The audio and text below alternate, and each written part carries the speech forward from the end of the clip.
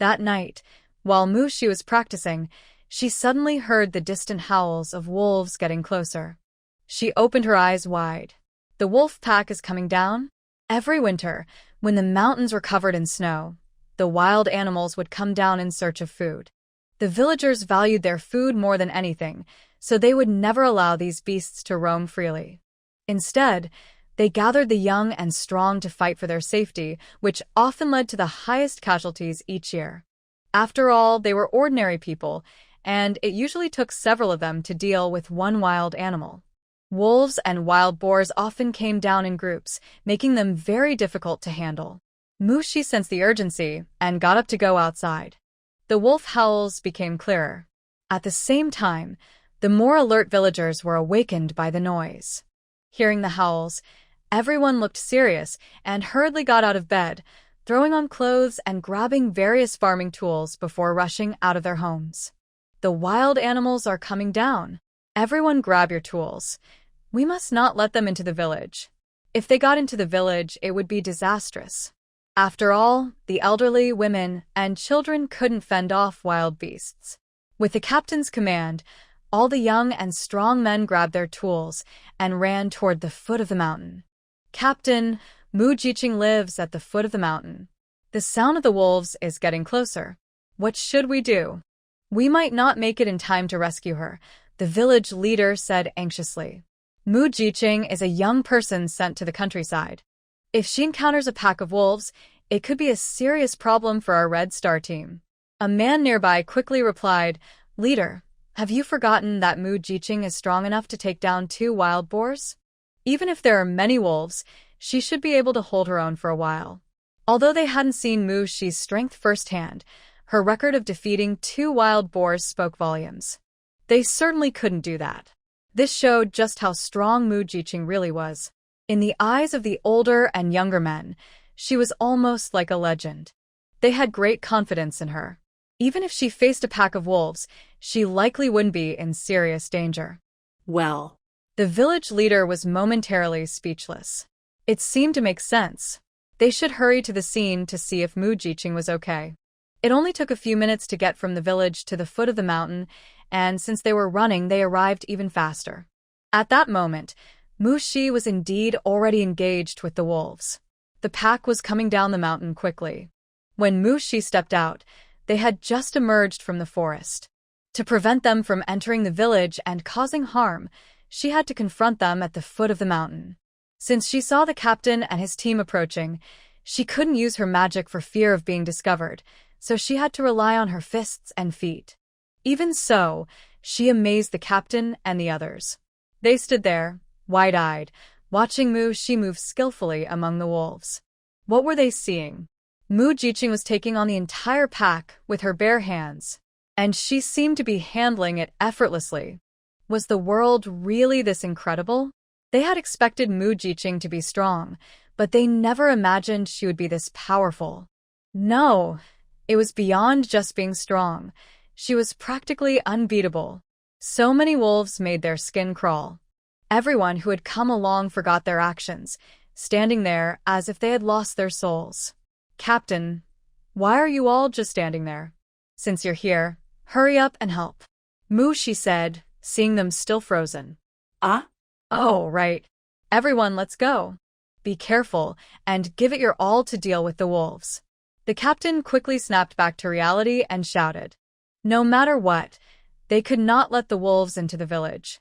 At the same time, the captain knew that if it weren't for Mu Jiqing, they wouldn't have made it in time, and the wolf pack would have already entered the village. Attack! Someone shouted, and all the young men rushed toward the wolves. Many had experience dealing with wild animals, so they acted in an organized manner. Those without experience followed behind, looking for opportunities to help.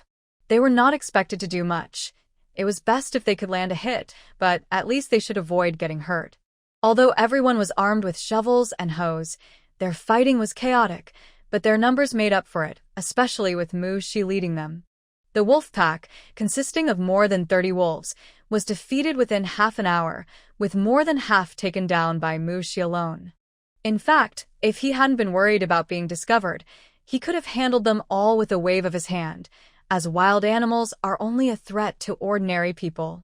After the battle, everyone looked at the ground covered in wolf carcasses with shining eyes. This was all meat. Even though wolf meat has a strong smell and is tough, it was still meat. In a time when many families struggled to have enough to eat, this meat could be life-saving.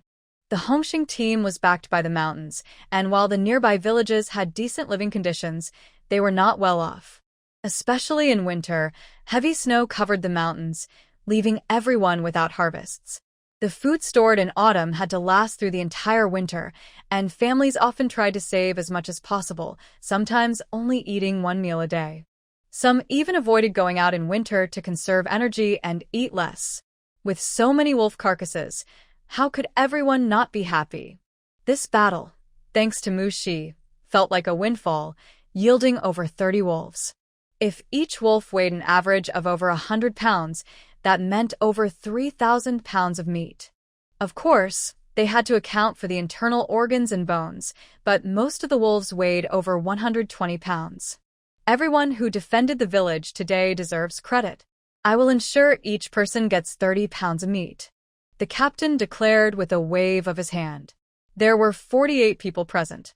30 pounds each meant a total of 1,440 pounds of meat. This distributed almost half of the meat, and since these people represented all the families in the Hongxing team, it was like sharing with everyone. Mu Jiqing contributed the most, and I believe everyone saw that. I will allocate 5 wolves to him. I hope there are no objections. The team leader spoke again.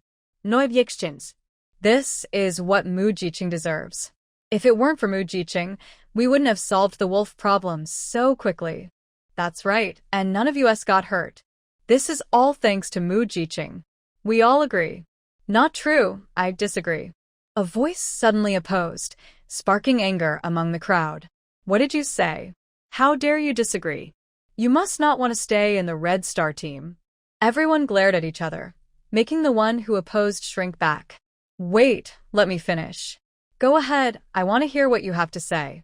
Yeah, speak up, but you better think carefully. The tone was threatening. I just want to say that Mu Jiqing deserves more. She took down most of the wolves by herself.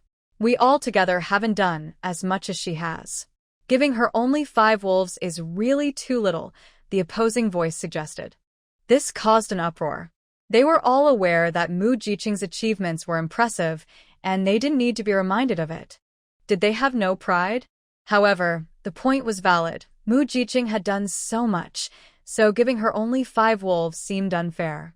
The team leader calculated in his mind, and was about to suggest more when Mushi said, "No need to give me any.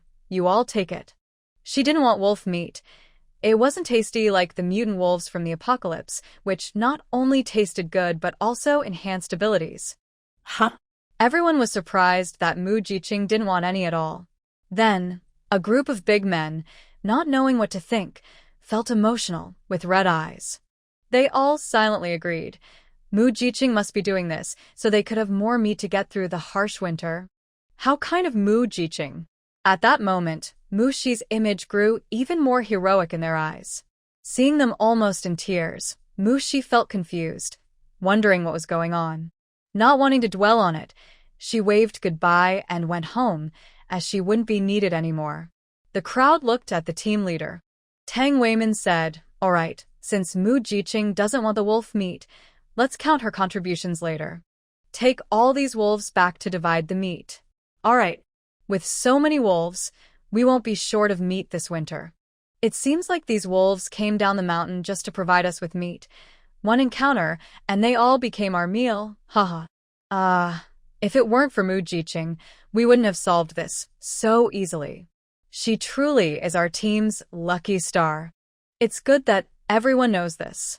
We should remember Mu Jiqing's kindness and be more observant in the future. If we can help, we should lend a hand.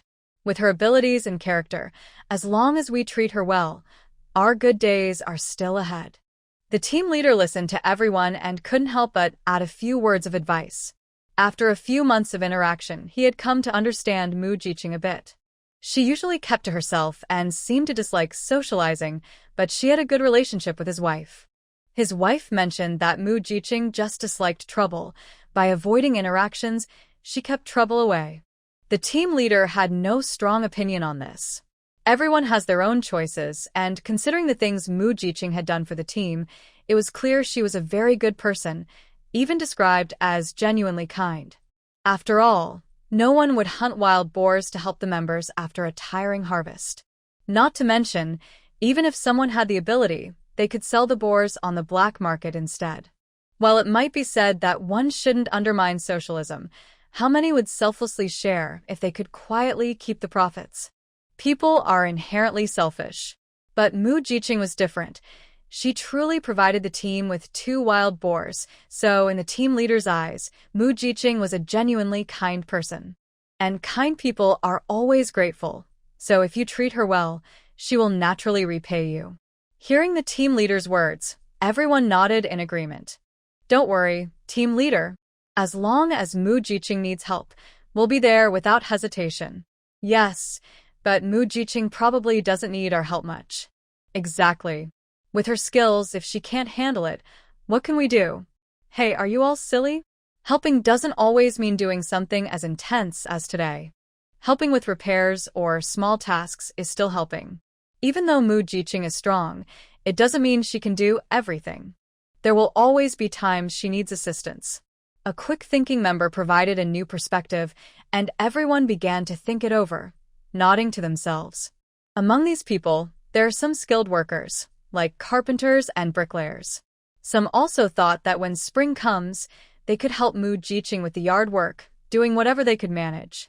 Mushi, who had gone back inside to continue her training, had no idea that after the team leader's suggestion, everyone seemed to have a sudden realization. By the time winter turned to spring, a group of people came to her looking for work. It was quite frustrating. At that moment, the usually quiet Hongxing Brigade was bustling in the middle of the night. Almost everyone, except for the elderly, women, and children, was active. The women who had been awakened were anxious for a long time, and when they heard that the wolf pack had been eliminated, they found it even harder to sleep. This led to the entire brigade getting up in the middle of the night to divide the meat. Since there was a lot of meat to share, everyone was as happy as if it were the new year. They were busy until dawn before finally finishing.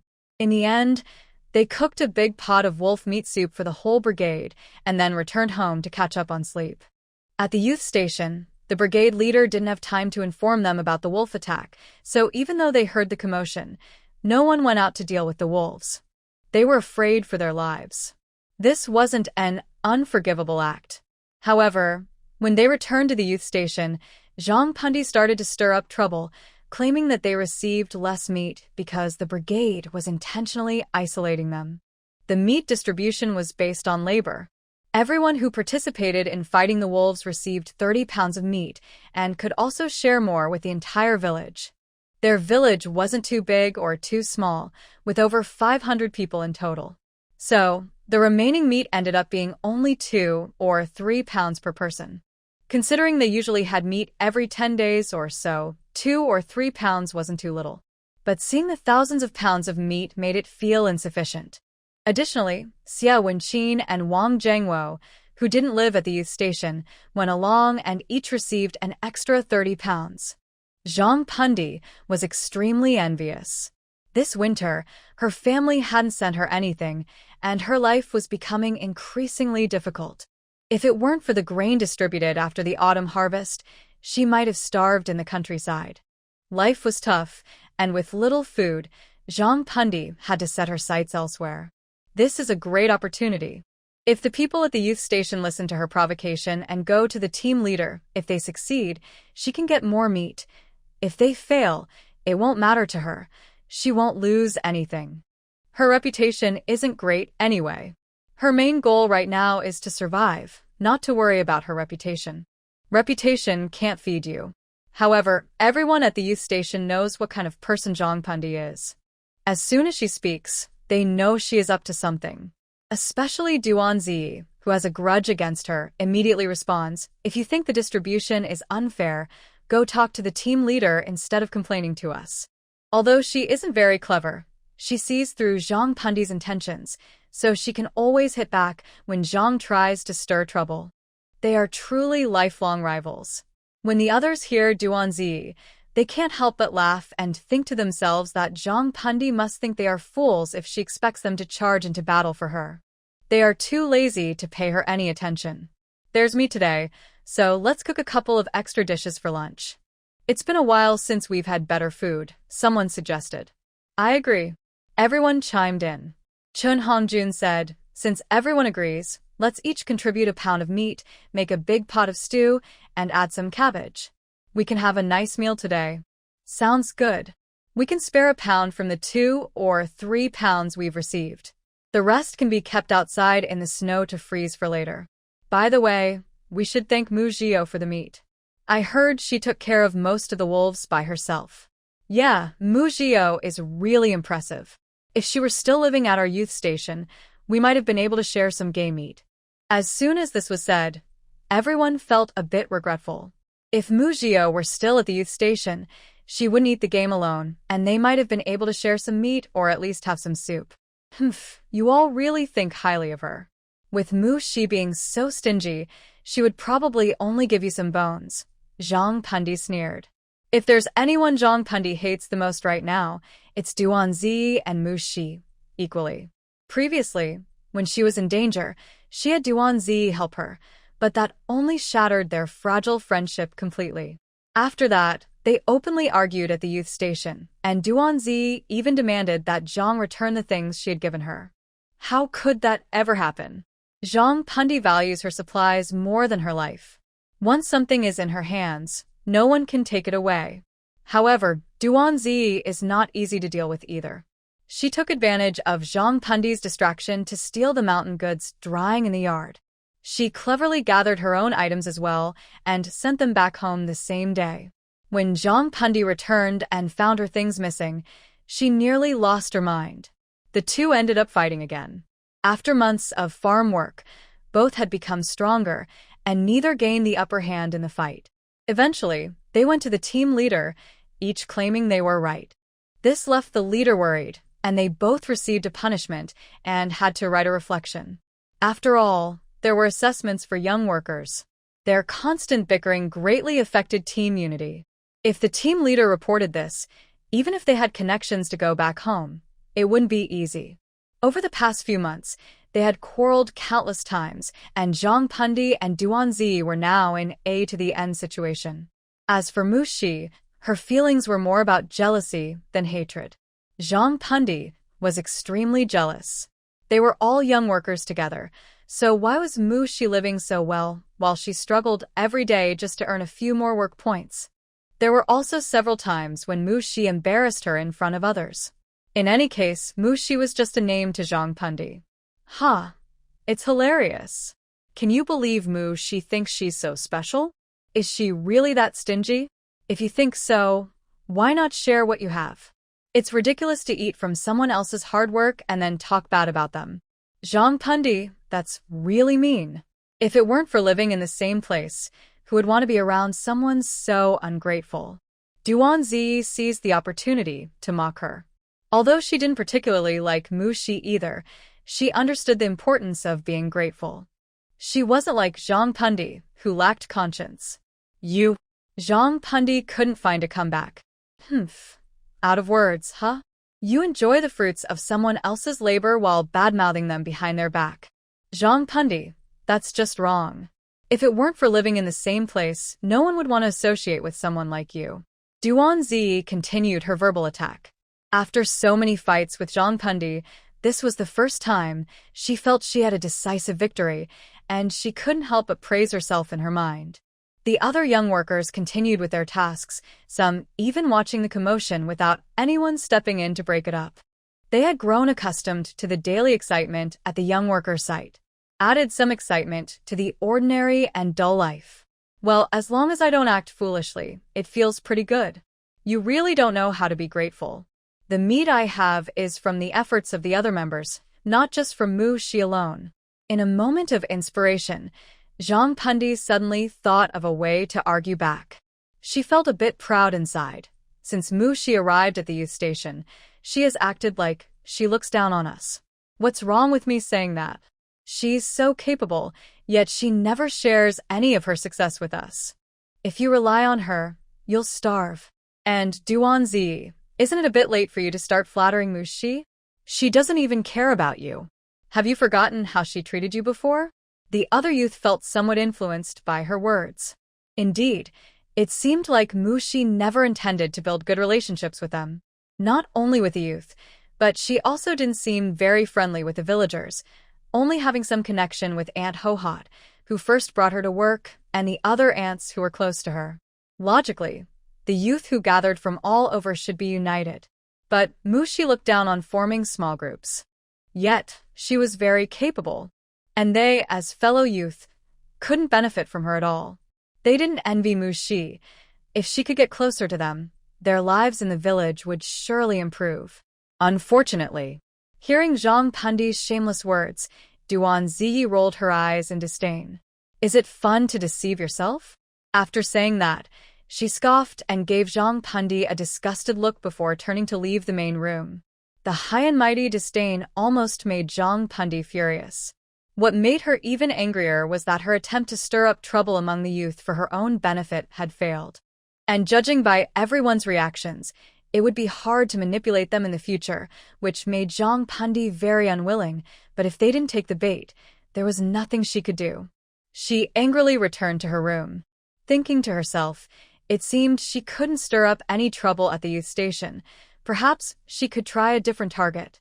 It's worth mentioning that the subplot involving Zhang Pandi and her admiration for the male lead has completely disappeared now. Due to Mushi's actions, Su Guanglin and Lin Weining were tied together on a boat.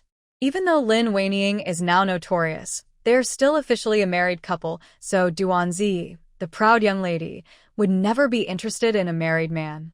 In the original story, Duanzi liked Su Guanglin because he was handsome and many women were attracted to him. As the saying goes, if someone is popular, they must be good. Now that Su Guanglin is tied to Lin Weining, the number of women around him has decreased significantly, which naturally makes him less appealing to Duanzi. As for Zhang Pandi, with fewer women interested in Su Guanglin, it means he has lost a steady supply of resources. Zhang Pandi is a practical person, so she wouldn't pursue him anymore. In the original story, Zhang Pandi was interested in Su Guanglin because of his resources, thinking she could benefit from being with him. It's worth noting that while other women brought resources to Su Guanglin, Zhang Pandi was the one trying to take resources from him. She was truly something else. As for where Su Guanglin's resources came from, Zhang Pandi didn't care as long as she could benefit. However, everything in the story was disrupted by Mushi. Although Mushi didn't pay much attention to it, she was aware of the situation, as her awareness allowed her to see everything happening in the village. For example, at this moment, there was a commotion at the youth station. While sitting at home, Mushi sensed it and noticed that Zhang Pandi's share of resources suddenly disappeared. When Zhang Pandi realized this, she would inevitably go crazy, but she couldn't fight against all the youths alone, so it would end without resolution. Mushi thought simply, if someone is ungrateful, then they shouldn't benefit. For Zhang Pandi, being scolded or hit was nothing compared to having her resources taken away, which would truly upset her. After giving her a punishment, Mushi put it out of her mind. She was now in the yard burying pears. With the heavy snow, she remembered the Northeast specialty, frozen pears. Given the current temperature, if they froze for 3 to 5 days until the skin turned black, they would be ready to eat. Mushi took dozens of pears and tossed them into the snow.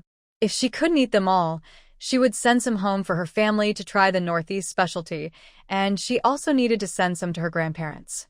Thinking this, Mushi tossed in a few more. She looked at the small holes in the snow and nodded in satisfaction. Just then, she suddenly heard hurried and chaotic footsteps approaching, prompting her to extend her awareness. Seeing the situation outside, she frowned and quickly went to open the gate. Just then, Dog Brother and the others arrived at the door. What happened? Mushi asked the person on the board. The person looked very unwell, as if they were on the verge of death. Of course, Mushi knew that the injuries weren't that serious, but in this temperature, even healthy people struggled, let alone someone injured. Big sister, Juzi went to deliver supplies to the cow shed in their village last night, but he was followed by a small gang from his village. They not only stole the supplies but also beat Juzi, Dog Brother reported, trying to suppress his anger. He would never let those bullies get away with it for picking on their people. Mushi's expression was calm as she replied, "Come inside." She led them and helped carry Juzi to the west room. Then, in front of them, she used her energy to heal Juzi's injuries. With her current strength, treating such minor injuries was quick and easy. This was also why Dog Brother and the others brought Juzi to her. They trusted her abilities more than going to a hospital or clinic. After a while, Mushi withdrew her hand. "All right, he will wake up soon. Sanfeng, come out for a moment." The two went to the main room, where Mushi poured 2 cups of tea. "Tell me about that gang." Dog Brother immediately shared everything he knew. It turned out that a few delinquents from Juzi's village formed a small gang that was quite notorious in their area. Their leader had connections with the black market in the county. The black market was a dangerous place. Only tough people operated there. Otherwise, they wouldn't dare commit crimes in such a strict environment. The gang's leader took advantage of this connection to bully others and steal. This time, they had targeted Juzi. "What is their leader's name?" Mushi suddenly looked at Dog Brother with a serious expression. Dog Brother was startled. It was the first time he had seen her like this, and it was quite frightening. His heart raced, but he managed to respond calmly. "His name is Zhang Chang, known as Changge." Hearing this familiar yet strange name, Mushi smirked. "I will handle this myself." Zhang Chang was the one responsible for the original character's troubles in the book. The book did not specify where he was from, only that he was the leader of a small gang and the female lead, Lin Weining, had met him in the black market. After being in the countryside for so long, Mushi was still thinking about how to find Brother Chang. She didn't expect it to happen so easily. "Ah? Oh, okay." Dog Brother was momentarily stunned before he reacted. He thought to himself, "This Brother Chang is finished." The big sister personally took action. He wondered if she would leave him in one piece. But he deserved it. If you dare to mess with the people of Shuguang, you must be ready to pay the price. You should remind your team to focus on their training. How can they let a few ordinary people beat them up when they have martial arts manuals? Don't you feel embarrassed? "I certainly do," Mushi said, regaining her composure and unable to hold back her criticism. Dog Brother, He also felt very embarrassed. Especially after the big sister's reminder, he felt not only embarrassed but also very ashamed. He had disappointed the big sister. Since the team members had only recently received their martial arts manuals, and some of them didn't have great talent, some had not even started training. Juzi was one of them. He practiced hard but couldn't seem to cultivate his inner strength. Right now, he only felt that his body was stronger, but he wasn't sure if it was just his imagination. Mushi understood that not everyone was suited for training. However, cultivating immortality requires spiritual roots, and she couldn't change that for now. For martial arts, she could prepare some medicinal baths to enhance their abilities. There were plenty of recipes in her space. Before long, Juzi woke up, realizing that the big sister had healed his injuries, and he hurried out to thank her repeatedly. "You all should go back. I will handle this matter personally. Anyone who dares to bully the people of Shuguang will definitely pay the price. This is my basic guarantee to you as the founder of Shuguang. Remember, as long as you are not the ones causing trouble, I will be your support. But if anyone tries to tarnish Shuguang's image, the punishment will be something you cannot bear. Sanfeng, make sure to pass this message down so every member remembers it." "Yes, big sister." Dog Brother replied seriously. The other members who came along with him, upon hearing Mushi's words, didn't care about the warning.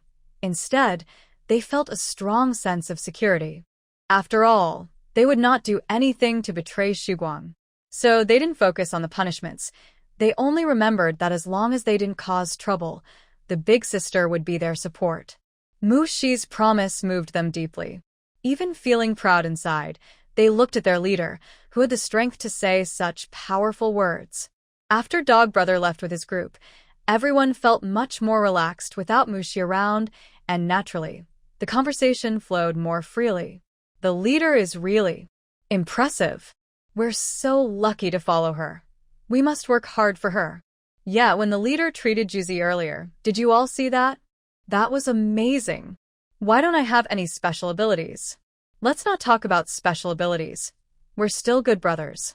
Seriously, it's not like anyone here has special abilities. Actually, I do, Dog Brother suddenly chimed in. His comments sparked frustration among the group. After all, during the last test for special abilities, only Dog Brother and Yang Yongfa had them, and today Yang Yongfa was absent. Bro, that's too much. Yeah, you're really rubbing it in. We already know you have special abilities. You don't need to say it. If you kept quiet, we'd still be good brothers. Since Dog Brother was down to earth, even though he was Mushi's top subordinate, everyone felt comfortable around him. He could joke with them and also command respect when needed. They all trusted him quite a bit. Well, since you don't want to hear the truth, I'll just keep quiet. Everyone. How rude can you be? That night, Mushi quietly arrived at the neighboring village under the cover of darkness. With a sweep of her senses, she noticed a group of young people gathered in a house, playing cards. Brother Chong, we really didn't waste our efforts this time. These supplies will last us brothers for several days. I didn't expect Juzi to have so many good things. I told you that guy was up to something, Brother Chong, you should give me credit for this. The young men, smoking and laughing, exchanged words filled with satisfaction about their haul. Good point, Brother Chong said, taking a puff of his cigarette. Your discovery led to this big gain. We'll remember your contribution. I'll make sure you get a bigger share this time. The other young men's expressions changed slightly, but no one spoke against it. They even nodded in agreement. Really? Thank you, Brother Chong. The young man accepted without hesitation and filled Brother Chong's cup with a flattering smile. Smart move. Chang'e gave him a knowing look, raised his glass, and drank it all in one go. Chang'e, where do you think Juzi got all those supplies? With their family situation, they definitely don't have enough money to buy them. That bag alone must weigh over 100 pounds, not to mention the baby formula and canned goods. It surely didn't come from legitimate sources, maybe. One of the younger guys hinted at Chang'e. Are you saying there's something behind Juzi? Chang'e understood immediately. I heard Juzi has been getting close to Dogge from next door lately. Li something? Chang'e scoffed, he's nothing. In our area, he probably wouldn't even make the list. That's true. Before meeting Mushi, Dogge was practically unknown. Chang'e only knew him because they were from neighboring villages and had known each other since childhood. Compared to many of his followers, Dogge, who only had Huang Mao with him back then, was not considered a force. However, recently he seemed to have developed some influence. But Chang'e didn't take him seriously. The younger guy agreed. Should we keep an eye on Juzi then? Just send someone to watch him. It won't delay anything. Chang'e replied casually. All right then. Keep going, no one leaves until we empty our pockets today. Just then, Mushi kicked open their door and walked in confidently. Who are you? What are you doing? Are you looking for trouble? The younger guy, startled and facing away from the door, shouted before he even turned around. Wow. Where did this fairy come from? Wow, this girl is stunning, and she just walked right in. Chang'e, you can't keep her all to yourself. After you're done, let the brothers have some fun too. The younger guys looked at Mushi, completely mesmerized, their eyes gleaming with interest as they took in her appearance from head to toe. In their minds, they rated her. Exceptional. She was far more stunning than any woman they had ever encountered.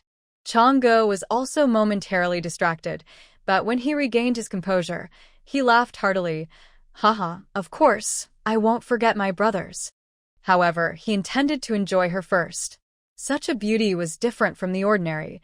Just taking her out would elevate his status, so he wouldn't easily share her with his followers. Perhaps. A glint of excitement flashed in Chang Ji's eyes. Little beauty, you came here uninvited. Are you looking for something from us brothers? The strong man stood up and walked towards Mushi, unable to resist reaching out to touch the beautiful girl's face. However, things did not go as he wished. Mushi kicked out, sending the strong man flying back, crashing into the wall across the room before falling to the ground. Cough. With that kick, the strong man was seriously injured. He lay on the ground, looking weak, as if he might pass away at any moment.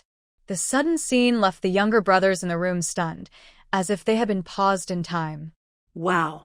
Strong brother. Once one of the younger brothers shouted in surprise, the others finally snapped back to reality and rushed towards their injured leader.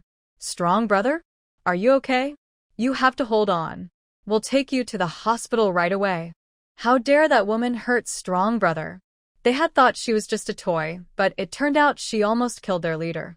The younger brothers were understandably furious. If they had reacted faster, they might have been able to help. What if strong brother woke up and blamed them? They trembled in fear, half from anger and half from fright. First, let's tie her up and put her aside. We need to get strong brother to the hospital. He absolutely cannot be in danger, or we'll be in trouble. One of the younger brothers said, clearly. The others nodded in agreement. Two of them stepped forward to approach Mushi, planning to tie her up first and deal with her later when strong brother woke up. However, they were also unsuccessful. With two loud thuds, the two younger brothers followed in strong brother's footsteps. The remaining younger brothers, still lifting strong brother, turned to look at Mushi, then back at each other, their faces showing clear confusion. It wasn't their fault. When strong brother was kicked away, they thought he had just been careless, considering she was just a woman and not a threat at all. In their minds, women were weaker than men. They had been 2 against 1 and never imagined they could lose. Now they were faced with a reality check. The remaining younger brothers exchanged glances, stood up, and faced Mushi, secretly preparing for a fight. Mushi acted as if she hadn't seen them, calmly walking into the room and approaching strong brother. She kicked him lightly and said, "Aren't you tough? Bullying me and stealing my supplies, you did a great job." Yes, she was here for revenge. Although this grudge is mostly based on hatred that hasn't happened yet, the incident with the pillar has given her some recognition. Brother Chong, who is usually more angry than calm, heard Mushi's words and widened his eyes with all his strength. Cough. You. It turns out that the trouble was caused by the pillar. If they had known there was such a person behind the pillar, they wouldn't have dared to touch him. At this moment, Brother Chong regretted his past decisions. But surely, he shouldn't be punished too harshly, right? You. Whatever you want, I will give it to you, just spare my life. Brother Chong said with great effort, looking at Mushi with pleading eyes. Nothing else mattered. Surviving was the only thing that allowed him to think about the future. If he lost his life, everything would be over. Those like Brother Chong understood this truth better than ordinary people. They often face losses to avoid disasters. While Brother Chong was desperately pleading, a few of Mushi's followers exchanged determined glances and grabbed chairs and tables to throw at her. They were all in the same line of work. Unlike the others who played small games, these people had secretly committed serious crimes. They saw Mushi as a threat and took action without hesitation. If they weren't enemies, Mushi would have praised their decisiveness. Looking at their followers, she realized her own needed more training. They were not even close in comparison. After reflecting on this, Mushi didn't turn around. The chairs and tables around her stopped just half a meter away and floated in the air. The shock of this scene was unparalleled. Her followers thought they had seen a ghost, their faces pale and eyes darting around, feeling increasingly crowded. After all, they had done many bad things. They say if you don't do anything wrong, you won't fear ghosts knocking at your door, but they were terrified. Seeing this unnatural phenomenon, their first reaction was not to suspect Mushi, but to think they had encountered a real ghost, showing just how guilty they felt.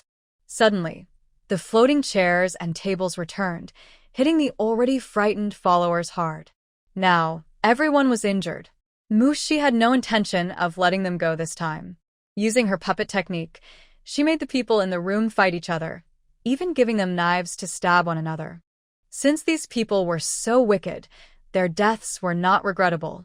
Once everyone had breathed their last, Mushi erased her traces and quietly left the scene, just as she had come without anyone noticing. Additionally, she had never interacted with Changge and his group, so it was impossible for them to find her involved. This incident could only be classified as a fatal brawl among a small group after drinking. Even if the police investigated thoroughly, it wouldn't concern her. Moreover, in this era, solving cases is very difficult. Many unresolved cases remain unsolved even in later years because many clues lack actual evidence, which is unavoidable. Unlike later times, where surveillance is everywhere, making it hard for criminals to hide. Investigating cases is already challenging, and Mushi had arranged everything in a reasonable and flawless way. Changge and his friends did drink, and they indeed harmed each other. The police could investigate, but it would lead nowhere. As for whether they could trace it back to Juzi, that's impossible. Changge and his group wouldn't rob in public. They would choose a deserted place and have someone keep watch before taking action. This means no one witnessed the robbery and no one knew about Juzi's feud with Changge, so it couldn't be traced back to him. After dealing with her enemies, Mushi felt a sense of emptiness, and her mind became clearer.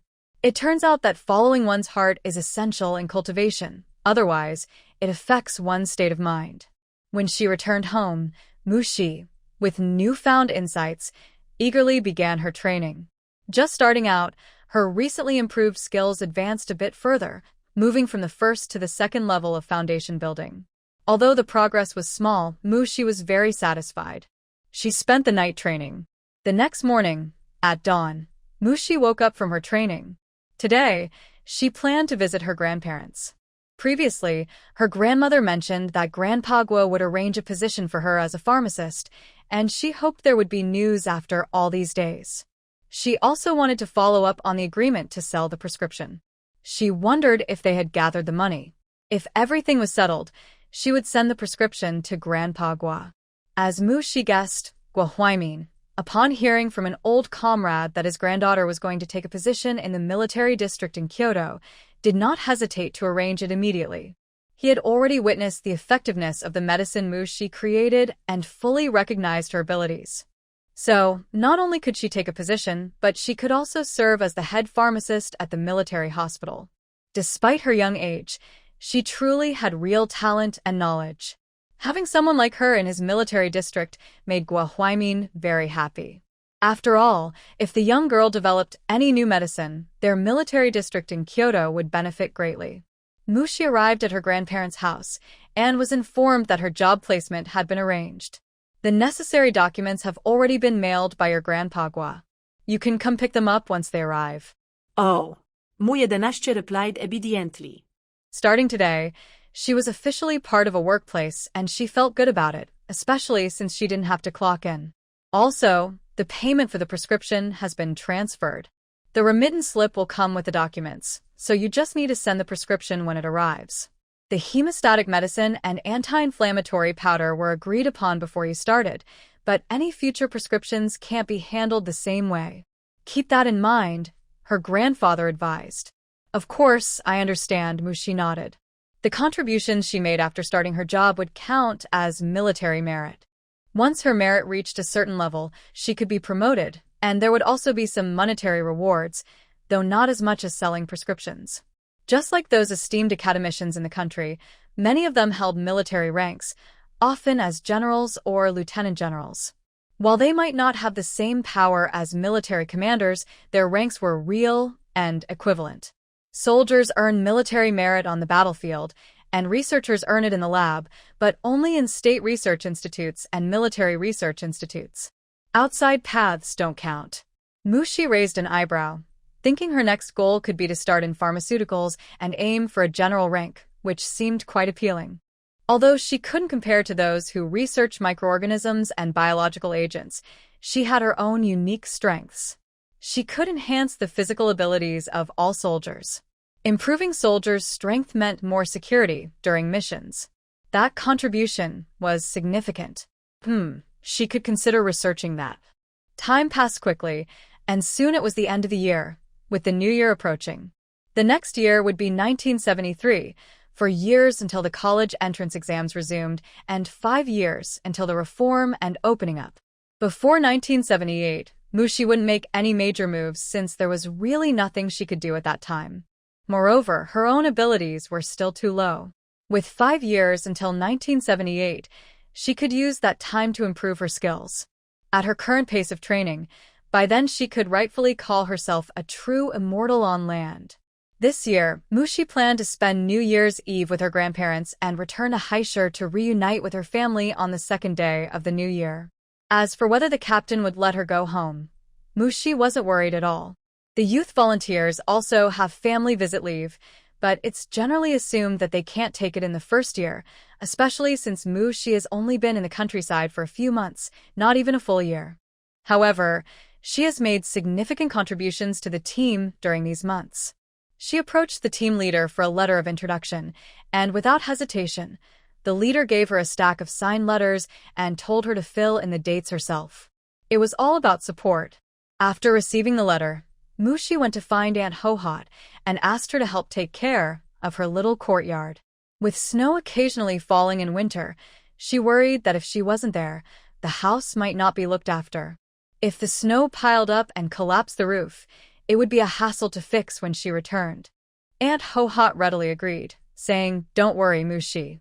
If it snows heavily, I'll send my 2 boys to shovel the snow for you.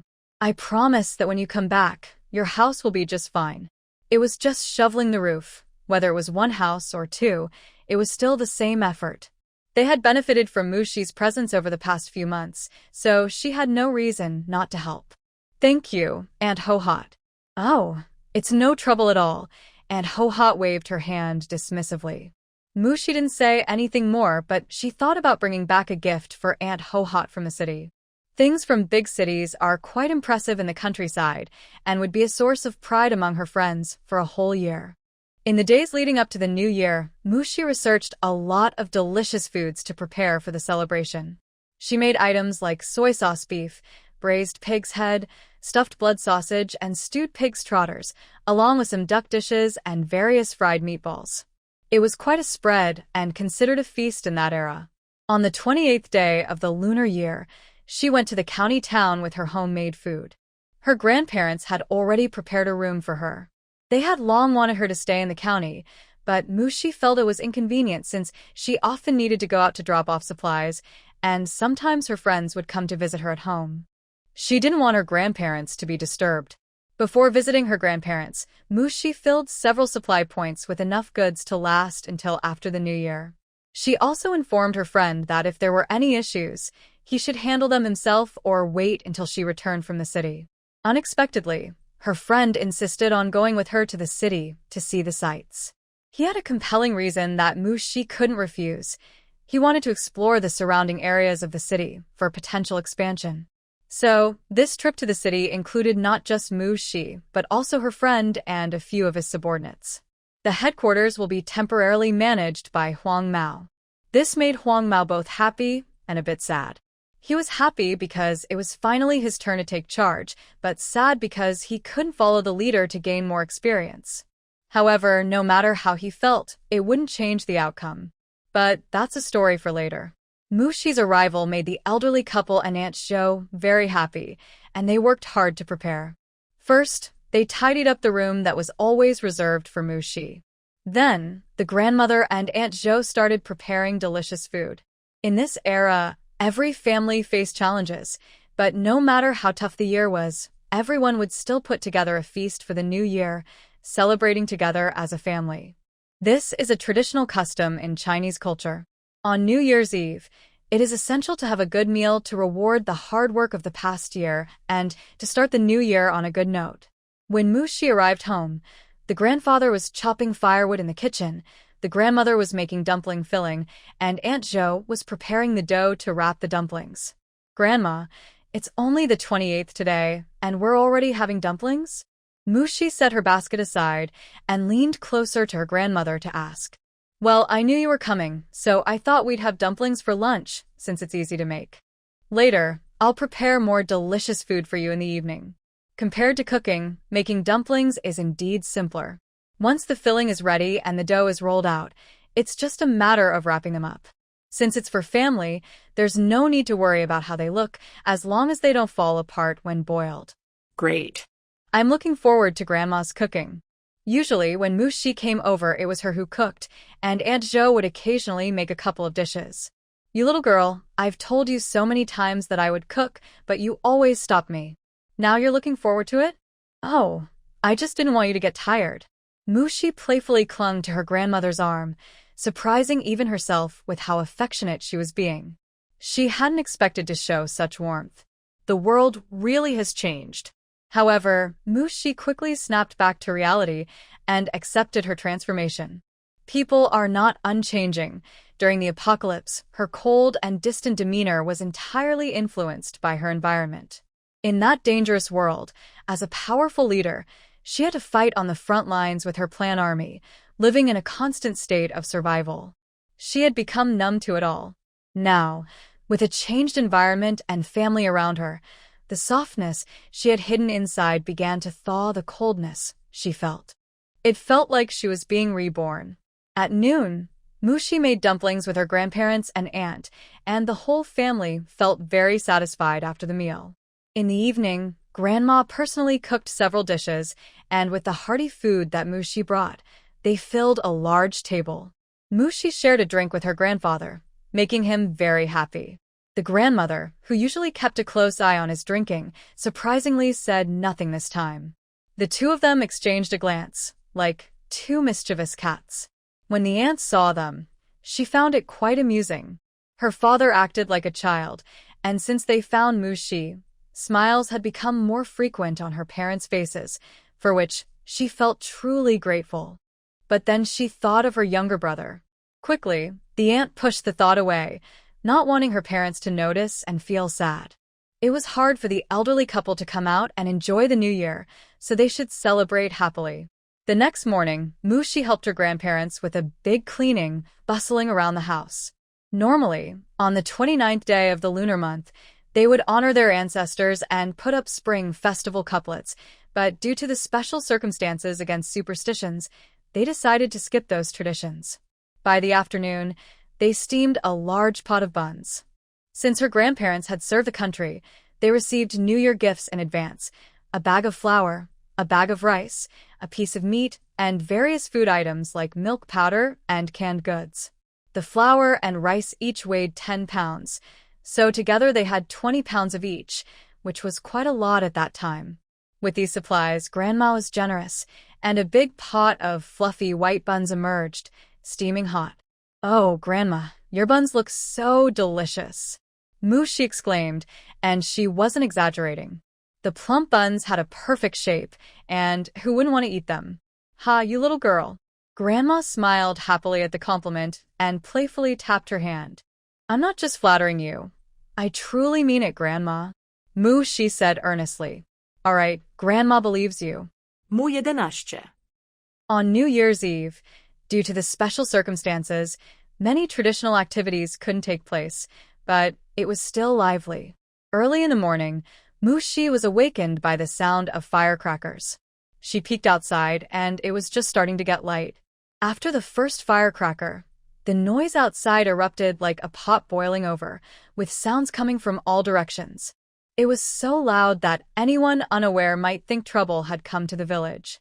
The loud explosions continued for about half an hour before finally settling down. At that moment, Mushi noticed her grandfather walking out of the house with a plate of firecrackers, a lit cigarette in his mouth. He rarely smoked, as he didn't have a habit for it. Mainly, it was because Grandma didn't allow him to smoke. According to her, drinking a little wine was fine since it was made from grains, but smoking was harmful to health. Seeing her grandfather go outside, Mushi quickly put on her thick coat and left her room. "Grandpa, do you need help?" she asked. Did the firecrackers wake you up?" he asked with a smile. "Yes," Mushi nodded. "The mornings during the new year can be noisy. Since you're practicing, why not block out some sound? That way, you won't be disturbed so early."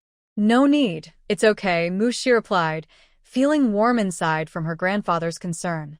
However, she practiced at night and blocking out sound wasn't an option. If her practice was interrupted, it could lead to injuries or worse. To avoid danger, she always kept a bit of her awareness outside to monitor her surroundings while practicing. "Grandpa, let me hang them," she offered. Her grandfather was getting ready to hang the firecrackers on a stick to set them off at the gate. Mushi took the firecrackers from him and followed his instructions to finish the task. "Grandpa, can you really light them?" she asked, worried the noise would be too loud, especially up close. Although her grandfather's health had improved, his age was still a concern. She didn't want him to have any issues with his heart. To her surprise, he said nothing and quickly lit the firecrackers before running away. Mushi thought. Well, her grandfather was a seasoned veteran who had faced many battles, so a few firecrackers were nothing to him. After they finished with the firecrackers, they returned inside, where Grandma and her aunt were already preparing breakfast. Soon, the sound of children chatting could be heard at the gate. "Those are the kids coming to pay their New Year's respects," Grandma said, swallowing a spoonful of porridge. "We've lived here for many years, and every year, many kids come to visit. We've given out quite a bit of money over the years. Shishi, you should work hard and give us some little ones soon to help us get back some of that money," her aunt said with a smile. As soon as she said that, both grandparents' eyes lit up. Mushi thought. Who raises children just to get back their New Year money? She found her aunt's logic amusing. Cough, cough, Aunt, what are you saying? "I don't even have a partner right now, so who would I have kids with?" Please don't joke about that. "If you don't have a partner, then you should find one. Shishi, you'll be 19 after the New Year, so it's time to start dating." Mushi twitched her lips slightly. "Well, if I meet someone I like, I will definitely date." "Don't worry, Aunt." She never expected that one day she would be urged to marry and have children. Mushi felt quite speechless about it. Fortunately, the children ran in laughing, saving her from the awkward situation. Listening to the little ones sweetly greeting their grandparents and aunt for the new year, Mushi brought out the snacks her grandmother had prepared in advance. There were peanuts, sunflower seeds, and candies. In this era, any food was precious, and it was rare to serve treats to guests. Even relatives visiting would usually bring their own food. But since it was the new year, which only comes once a year, the relationships with neighbors were much better than in later times when people hardly spoke to those living next door. At this time, unity was important. Neighbors might have small arguments, but when someone faced difficulties, they would genuinely help out. As the saying goes, a distant relative is not as helpful as a close neighbor, and that's the truth. Mushi entered the living room and placed the snacks on the small table. "Your sister she brought you treats. Hurry up and eat, kids," the elderly lady called out. In the past few months, Mushi had been visiting every couple of days. Even though she didn't go out much, her grandfather loved to show off his granddaughter. Every time Mushi visited, she brought something. This gave her grandfather something to brag about, and he was careful not to reveal too much. Even so, the neighbors all knew about Mushi. They knew the Zhou family had welcomed back their granddaughter, who was a very filial girl, always bringing gifts when she visited her grandparents. This made some of the old neighbors quite envious. Some even came to inquire about Mushi, hoping to introduce her to their own children, as everyone loves a respectful child. This left the elderly lady both amused and exasperated. However, she had a clear understanding. While she loved children and wanted a lively home, she had no intention of interfering in her granddaughter's marriage. They hadn't raised her for a day, and now she was all grown up. They felt they had no right to interfere. At most, they could help her screen potential partners. Cough, I digress. "Hello, Sister Shishi. Happy New Year, Sister Shishi." The children heard their grandmother's words and gathered around Mushi, politely greeting her. "Hello to you too. Come on over and take whatever you like," Mushi said with a smile. Children really can heal the heart, especially well-behaved and adorable ones. In this era, children are mostly raised freely. They are very resilient but also quite understanding, able to help adults at a young age. Since it was the new year, the children changed into new clothes. Although not many were brand new, they were much cleaner than usual and had fewer patches, which felt like new clothes to them. The children knew that new clothes were rare, so they ate carefully, afraid of getting their clothes dirty. Mushi felt very touched watching them. As the saying goes, children from poor families grow up fast, and most children in this era could prove this saying true. She couldn't help but think of those in later generations who are picky eaters and need to be fed. They truly do not know how fortunate they are. Thank you, Sister Shishi, the children said happily, looking at the big plate of delicious food, and then at Mushi. You're welcome. After playing for a while and eating a bit, the children planned to go to the next house. This was the happiest time for the children because they could eat many tasty treats. After going around, not only were their little bellies full, but their pockets were also stuffed. Some families with limited means prepared just a few snacks for the children. Others, who were more well off, would give each child a small red envelope with a penny inside to add some joy. Even the most struggling families would prepare something. There were also those who usually liked to take advantage, grumbling while preparing treats, which was quite amusing. At Mushi's home, the grandmother had long prepared red envelopes. The envelopes were made from red paper, about the size of a palm, each containing a penny. The grandmother had prepared dozens of them. Before the children left, each received one. That wasn't all. She then gave each of them a handful of snacks to put in their pockets. Thank you, Grandma Zhou. The children happily ran off to the next house. Mushi thought to herself, the children's world is so simple and pure. Mushi spent New Year's Eve and the first day of the new year with her grandparents and aunt. Thanks to Mushi's presence, this year was the most comfortable new year the elderly couple had experienced in decades. Mushi kept them company, prepared delicious food for them, and gave them the New Year gifts she had prepared. Of course, Mushi also received 3 big red envelopes filled with lucky money. Grandpa and Grandma each gave 500 yuan. Aunt gave 100 yuan. After a year, Mushi had a total of 1,100 yuan. In other families, this amount would be unimaginable. But in the Zhou family, the elderly couple had high salaries before retirement and saved a lot of money. After retiring, they still received a pension every month, and with government subsidies for daily expenses, they hardly spent much. Aunt lived with Grandpa and Grandma, so she didn't have to worry about food and drink. She saved most of her salary, making her a little wealthy. Now, with Mushi selling 2 prescriptions for 200,000, the whole family was well off. 2 days passed quickly, and on the second day of the new year, the Zhou family was busy early in the morning. Grandma and Aunt were preparing food for Mushi for the journey. Grandpa was counting the gifts for the Mu family. Since Mushi mentioned that the Mu family treated her well, they felt they should show their appreciation. Knowing there was another child in the Mu family, they prepared 2 sets of new clothes and 2 pairs of black shoes for boys, which Aunt bought from a friendship store in the city. Not knowing the size, she bought larger ones, thinking they could be worn later. Besides clothes, they also prepared some food, with a few boxes of imported chocolates being the most noticeable. Of course, they didn't forget Mushi's parents and brought them gifts as well. As everyone finished packing, it was time for Mushi to leave. Grandpa arranged for 2 sleeper tickets. Knowing someone would accompany her made the Zhou family feel more at ease. They couldn't help but worry about their child, who looked delicate, even though she was strong-willed. Anyone who tried to take advantage of her would be making a big mistake. Seeing the relieved expressions on Grandpa, Grandma, and Aunt, Mushi felt a mix of emotions. Did they really see her as a fragile flower? She just shook her head silently. After bidding farewell to Grandpa and Grandma, Mushi headed to the bus station alone.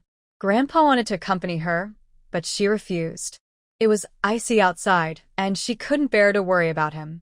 If something happened to him on the way back, she would be very anxious. The elderly couple and Aunt stood at the door, watching Mushi walk away. All right, let's go back.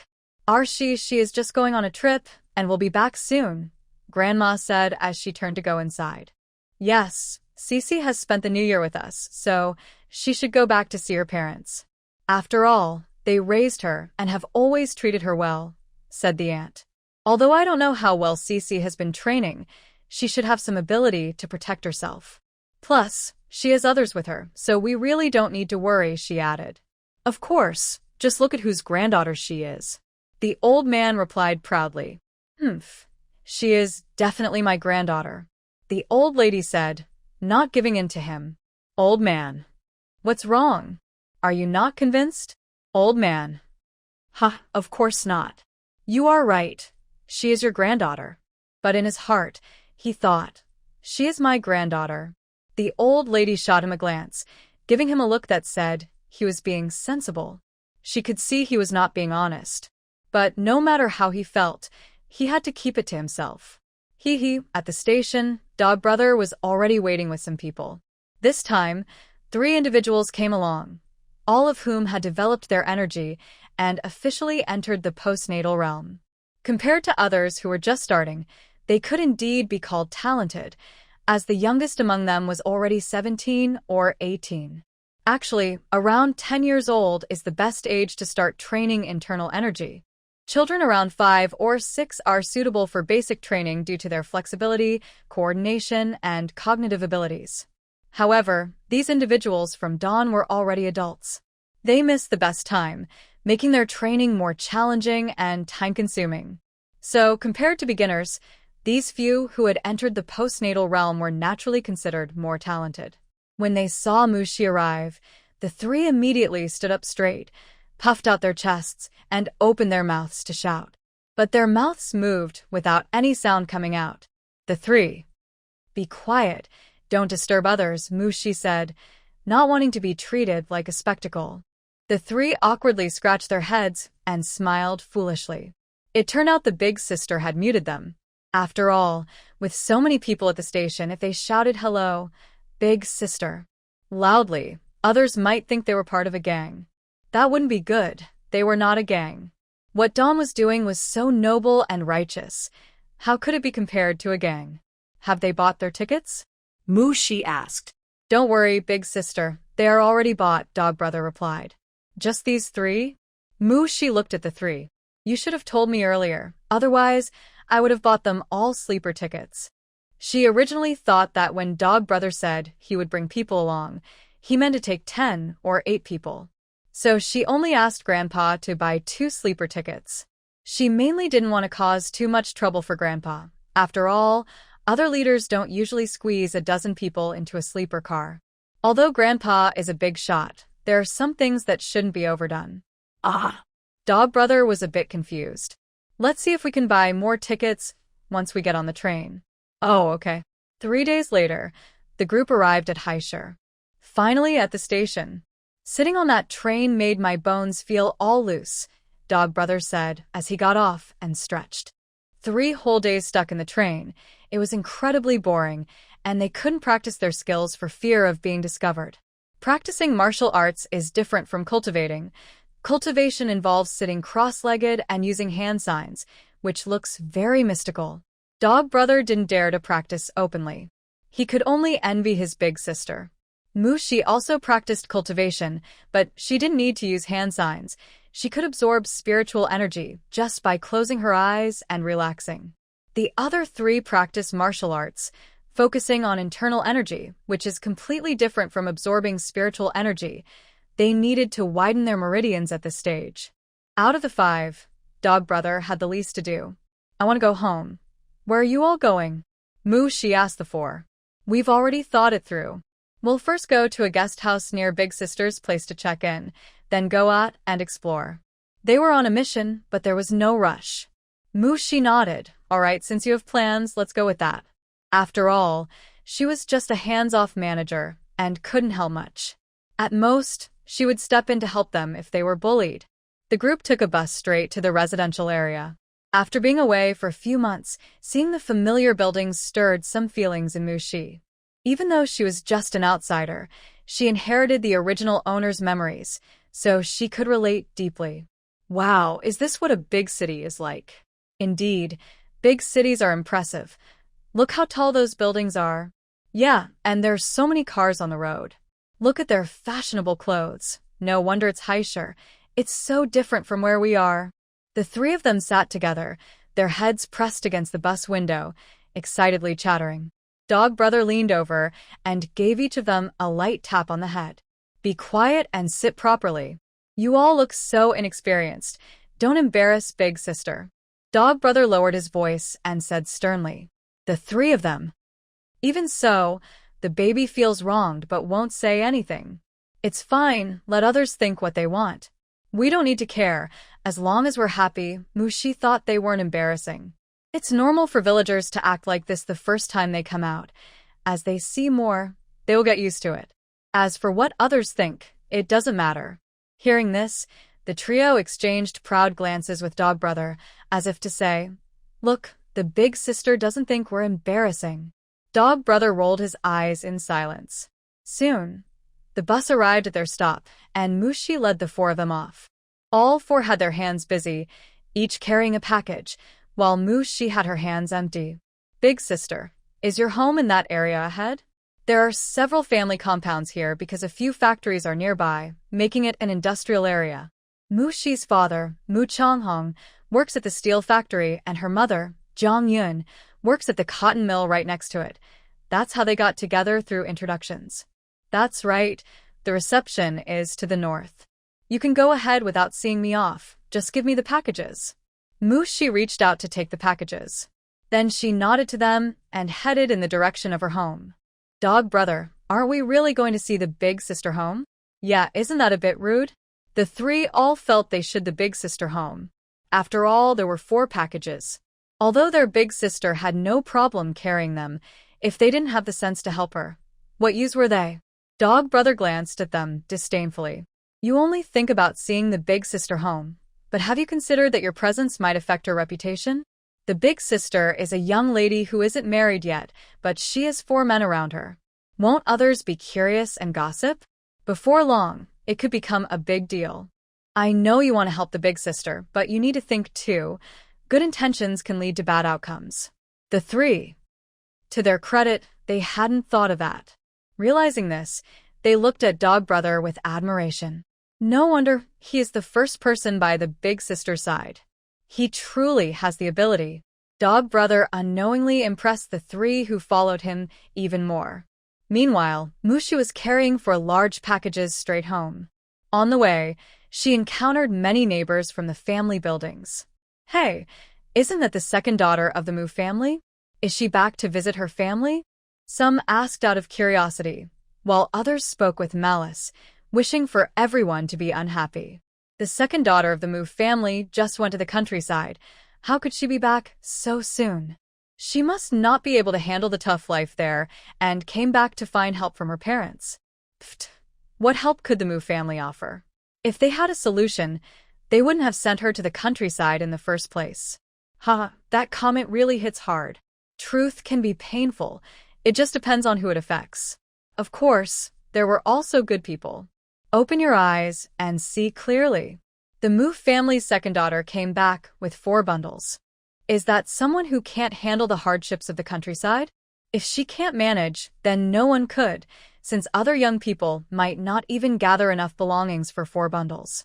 Exactly. Plus, look at her. After a few months in the countryside, she's still fair and beautiful. It's clear she's been doing well. I heard she went to the Northeast, where they only plant once a year. From mid to late October, they have free time until around March, which means they can rest for almost half the year. Besides the cold winter, everything else should be fine. Mushi listened to the discussions, but didn't plan to respond. Whether her life was good or bad, she knew herself, and what others said didn't affect her at all. Standing at the door, just as Mushi was about to knock, the door opened from the inside. "See? Jiang Yin exclaimed in surprise. She had heard the noise outside and planned to check what was happening. Little did she expect to see her second daughter, who had gone to the countryside, standing outside. "Mom," Mushi called out. Oh. Jiang Yun snapped back to reality, excitedly responding, and then pulled Mushi in. "Come in quickly." "Why didn't you tell us you were coming back? Your dad and I could have come to pick you up." "Mom, who's here?" Mu Changhong asked curiously from inside the house. "Old Mu, come out." She is back." Jiang Yun shouted inside. "What?" "My sister's back." "Where is she?" Mu Changhong's voice was drowned out by a child's voice, and then a small figure burst out from the room where Mushi used to stay, darting straight towards her. "Hey, you little rascal. Be careful. Don't bump into your sister. Don't you know how heavy you are?" Jiang Yun grabbed the back of Muyu's collar. Let go. I want my sister." Muyu flailed his little legs and reached out his chubby hands toward Mushi. If someone didn't know better, they might think his mother was scolding him. Mushi laughed and set down her things to rescue the little guy. He hugged his sister tightly, his face full of joy. Sis, you really keep your promises. You came back so quickly to see me and brought me so many treats. Did you save some for yourself? Don't go hungry, okay? You need to take care of yourself. The little guy sounded like a tiny adult, earnestly advising Mushi. Where did you hear all this? Mushi pinched his chubby cheek. He had indeed gained weight, it was obvious. Mom and Dad said it. I heard them, and I think they are right, Muyu said seriously. Yes, they are right. Your sister won't go hungry, and I have some of the treats I sent you too, so don't worry about it, Mushi reassured him. I'm not a little kid. I'm already a big kid. In half a semester, I'll be in elementary school, and then I'll be a big kid. Oh, but that's still half a semester away, so you're not a big kid yet, Mushi teased. Muyu's little face scrunched up in frustration. Ha ha ha. She is back. Why didn't you call ahead so I could pick you up at the station? Mu Chonghong came out at that moment. I wanted to surprise you. Besides, it wasn't too much trouble since I made it home safely, she replied. You carrying 4 big bags by yourself must have been tiring, Zhang Yun said with a hint of concern. By the way, you probably haven't had lunch yet. I'll go cook something for you. Their family usually had lunch around 10:30, and it was now past 11, just missing the meal time. Mom, no need to go to any trouble. Just heat up the leftovers from lunch. I'm not very hungry. I'll save room for dinner. These days, everyone eats what they have left from the last meal, especially during the new year when leftovers can last well into the next month. Though it might seem excessive, it was true. The Mu family wasn't that extreme, but since it was only the 4th day of the new year, they still had plenty of good food left. That's fine, I'll heat it up for you. Just have a light snack and get some good rest. You must be tired after sitting in the car for so long, Zhang Yun said without insisting too much. Okay. After a light meal, Mushi went back to her room to rest. Zhang Yun moved Muyu's bed back to their room, but the little guy protested, insisting he wanted to sleep with his sister. He was quickly silenced by a playful tap from his mother. When he woke up, it was already evening. In winter, it gets dark early. The only light in the house was from the kitchen, where Zhang Yun was busy. The light spilled into the living room, where Muyu was sitting on the sofa, looking at a picture book. Mom, when will sister wake up? The little guy asked, feeling bored. You've asked that 100 times, from dawn to dusk. If you're so bored, go find your dad and see if he can help you with something, Zhang Yun replied, a bit annoyed. Neither of the 2 men in the house seemed reliable, and she was growing increasingly frustrated with them. I don't want to. I want to wait for my sister to play with me. Play, play, play. That's all you think about. Muyu. The little one felt wronged, but kept quiet. What else could a 6-year-old do besides play? Just then, Mushi's room door opened. Yay, sister is awake. Muyu turned to look at Mushi's room. Are you waiting for me, Yu? Yes, yes, yes. Sister, come play games with me. Mu 11. You can play by yourself for a bit. I need to help Mom, and after dinner, I'll play with you, okay? Okay, I guess, Muyu replied reluctantly. He wanted to say no, but he was too scared. If his mom found out he dared to argue with his sister, she would probably scold him. Even though he was only 6, he understood the dynamics in the house. In this family, his status was probably only slightly better than his dad's. Sigh, the little one felt sad. In the evening, the family finished dinner. Mushi played with the little guy for a while, and when it was time for his usual bedtime, she gently coaxed him to sleep. Before entering the room, she made him promise that she would play with him again tomorrow, and he finally went to bed. Once Muyu was asleep, the 3 members of the Mu family began their serious conversation. How was your time in the countryside? Did you encounter any problems? You can't just share the good news. If something happened, you need to tell us so we can help you, okay? Zhang Yun said, holding Mushi's hand with a worried expression. Mom, I'm fine. I'm doing well in the countryside. I told you in my letters that I work half a day and earn enough to support myself. I don't have high demands, As long as I can take care of myself, I'm happy. It's nice to feel self-sufficient. In northeast China, there are many mountains. After the autumn harvest, everyone in our village goes up the mountains to gather wild goods, which is what I sent you. That was just a part of what I collected. I kept more for myself, so you don't need to worry about me. I'm doing really well. Yes, that's the truth. No one in the countryside is living better than me. After all, having a good foundation makes a difference. That's good to hear. As long as you're doing well, your dad and I can relax. I didn't expect you and your sister to have such different personalities. Your sister is tougher than you. We were worried you might struggle, but you adapted even faster than she did. Muyu has a strong personality, while Mushi is more introverted and quiet, appearing easy to bully. Jiangyun isn't worried about her older daughter being picked on because anyone who tries will face her retaliation. After a few times, they won't dare to target her again. People tend to bully the weak and respect the strong. The stronger you are, the less likely others are to bother you, while the weaker you are, the more they will take advantage. Jiangyun thought Mushi was on the weaker side, but it seems she misjudged. The three of them chatted for a while about Mushi's experiences in the countryside. As time passed, Mushi bit her lip and glanced at her father. Her hesitant expression caught Mu Changhong's attention. Is there something you want to ask me, she?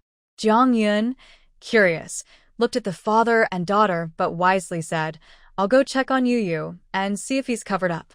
After all, as a stepmother, she felt it wasn't her place to interfere in their matters. Mom, it's okay, Mushi said, stopping her. She took a deep breath. Dad, do you know anything about my biological father? Her question stunned both Mu Changhong and Jiangyun. Mu Changhong opened his mouth, finally finding his voice, and asked, How do you know? This was a secret he had never shared with anyone. I found my grandparents, my biological ones, Mushi said calmly. Mu Changhong was shocked. Your biological grandparents? He frowned deeply. Dad, what really happened back then? How did my mom end up marrying you? Who is my real dad, and where is he now? Mu Changhong fell into deep thought and took a while to respond. I don't know who your biological father is. Your mother and I are from the same village. When my family split up, my parents didn't give me anything. Just when I was about to sleep on the streets, your mother found me. She said she hoped I would marry her and that she would help me find a job. Without thinking much, I agreed because at that time I had many problems with food, clothing, and shelter. A job could solve everything, so I had no reason to refuse. Before we got married, your mother told me she was pregnant and said that if I changed my mind, I could leave. As you know, I chose to marry her and accepted her child as my own. Your mother kept her promise and spent a lot of money to get me a job. After that, our lives improved, and I was very grateful to her, even if she only saw me as a way to protect her reputation. Thinking of that woman made Mu Changhong feel emotional. If it weren't for her, he didn't know what kind of difficult life he would be living now. After all, he had nothing when he left home, and it was clear that he wouldn't have been able to marry a good woman. Now, he had a harmonious family and a decent life, better than most people. Out of gratitude, he truly raised Mushi as his own daughter. Even though her mother had passed away many years ago, he never treated Mushi poorly because he knew he owed much of his current life to her mother. Ise, Mukisikhet. Did you ever hear my mom say anything about my real father? Mu Changhong thought for a moment and shook his head. No, but I believe your biological father must be wealthy. Your mother's family was just an ordinary village family, yet she was able to give me so much money for a job, which clearly didn't come from her family. And that was over 10 years ago. Mushi frowned. This information was almost useless. Well, since there were no leads, she would set it aside for now. Sooner or later, she would uncover the truth. By the way, I brought back 2 packages that are gifts from Grandma and Grandpa. Ah? Jiangyun looked confused. Jiangyun had just heard such shocking news and was still processing it when Mushi mentioned that Grandma and Grandpa had brought them gifts. Once again, she was surprised. They had never met before, yet they brought gifts? How could they accept that? Thinking this, Jiangyun said, What's wrong with accepting? You don't need to be polite. This is just a small gesture from my grandparents. After all, you raised me like your own daughter and have always treated me so well. My grandparents are very grateful to hear that. Hearing this, Jong-yun shyly waved her hand. It's nothing. Since I married your dad, taking care of you as my daughter is the right thing to do. She wouldn't treat her stepdaughter poorly just because she was a stepmother. She firmly believed that relationships are built over time. Before deciding to form a blended family, she knew there was another daughter involved, and she understood that being a stepmother is not easy. If she did well, people might not appreciate it. If she did poorly, rumors could ruin her. Over the years, she felt fortunate that Mushi was not an ungrateful child. Everything she did was worthwhile. Others secretly called her foolish for treating her stepdaughter like her own, fearing she might raise a thankless child. Jong-yun scoffed at this. What's wrong with having a stepdaughter? Who said a stepdaughter can't be close? She treated her like her own daughter, and when she grew old, she would have 2 daughters and a son, surrounded by grandchildren. She was confident her later years would be better than those who were overly concerned with gender, as daughters are the most caring. And she had 2. Jong-yun didn't want to be too proud. Even now, her 2 daughters worked hard in the countryside, but still thought of home, sending back the little food they had. If it weren't for her belief in not showing off wealth, she would have asked those gossipers if their children ever sent them anything. At least they didn't complain about being poor. This showed that her way of raising them was right. In a fair environment, the children had a close bond, and in the future, they would support each other. When the day came that she and their dad were gone, they would help each other instead of fighting like some families do due to favoritism. There were too many examples of that. Having seen so much, Jong-yun and Mu Chong-hong did their best to treat everyone equally. You are my daughter today, and you will always be my daughter, Mu Chong-hong, though not very good with words, said something touching. At least, facing Mushi made her feel emotional. Dad, I will always be your daughter. Mushi said earnestly. And Mom, there's no doubt Mu Chong-hong and Jong-yun are worth it. Through the memories of her past self and her time with them, she is very sure they are truly good people who genuinely treat her like their own daughter. So she will return that love wholeheartedly. As for her biological parents, who says a person can only have one set of parents, family ties are not just about blood. Some connections transcend all limits. Okay, you will always be my daughter, Jong-yun said happily, hugging Mushi and repeating her words. The 3 of them shared warm conversations for over half an hour. The awkwardness from months apart faded with their chatting. When Jong-yun noticed it was getting late, she let Mushi go back to her room to rest. Back in her room, Mushi sat on the iron bed, thinking about the news she'd just heard. She carefully extracted useful information from it. Her biological mother married her father while pregnant with her, but where was her biological father at that time? Her mother never mentioned her biological father in 10 years of marriage. What does that mean? Mushi wondered if her biological father might have met with an accident, which could explain why her mother urgently arranged a backup plan for herself and the child. Not mentioning him for 10 years suggests something happened to him? So her biological father might be in serious trouble. Reaching this conclusion made Mushi feel a bit sad. Actually, she wasn't in a hurry to find her father. It was mostly for her grandparents. They had been searching for their son for decades, and now there was still no news. If they were to learn that their son might be in danger, she wondered if they could handle it. Well, no news is good news. So it's better not to tell her grandparents about this for now. Putting that aside, Mushi began her training for the day. Meanwhile, in the next room, Mu Chong-hong and Jong-yun were having trouble sleeping. Old Mu, she. Jong-yun hesitated to continue. Mu Chong-hong glanced at her and patted her arm. Don't worry, she has already said she will always be our daughter. He knew exactly what she was thinking. In fact, he felt a bit anxious himself. After all, he had raised her for over 10 years, and now she had suddenly found her biological grandparents. Would she one day find her biological father too? What position would he, as her adoptive father, hold then? He didn't want to think about it, but he couldn't help it. Hey, don't overthink it. Haishi is a grateful child. She appreciates those who are good to her and wants to repay them many times over. Since she has said it, we should trust her. It's best to keep things as they are and not put pressure on the child.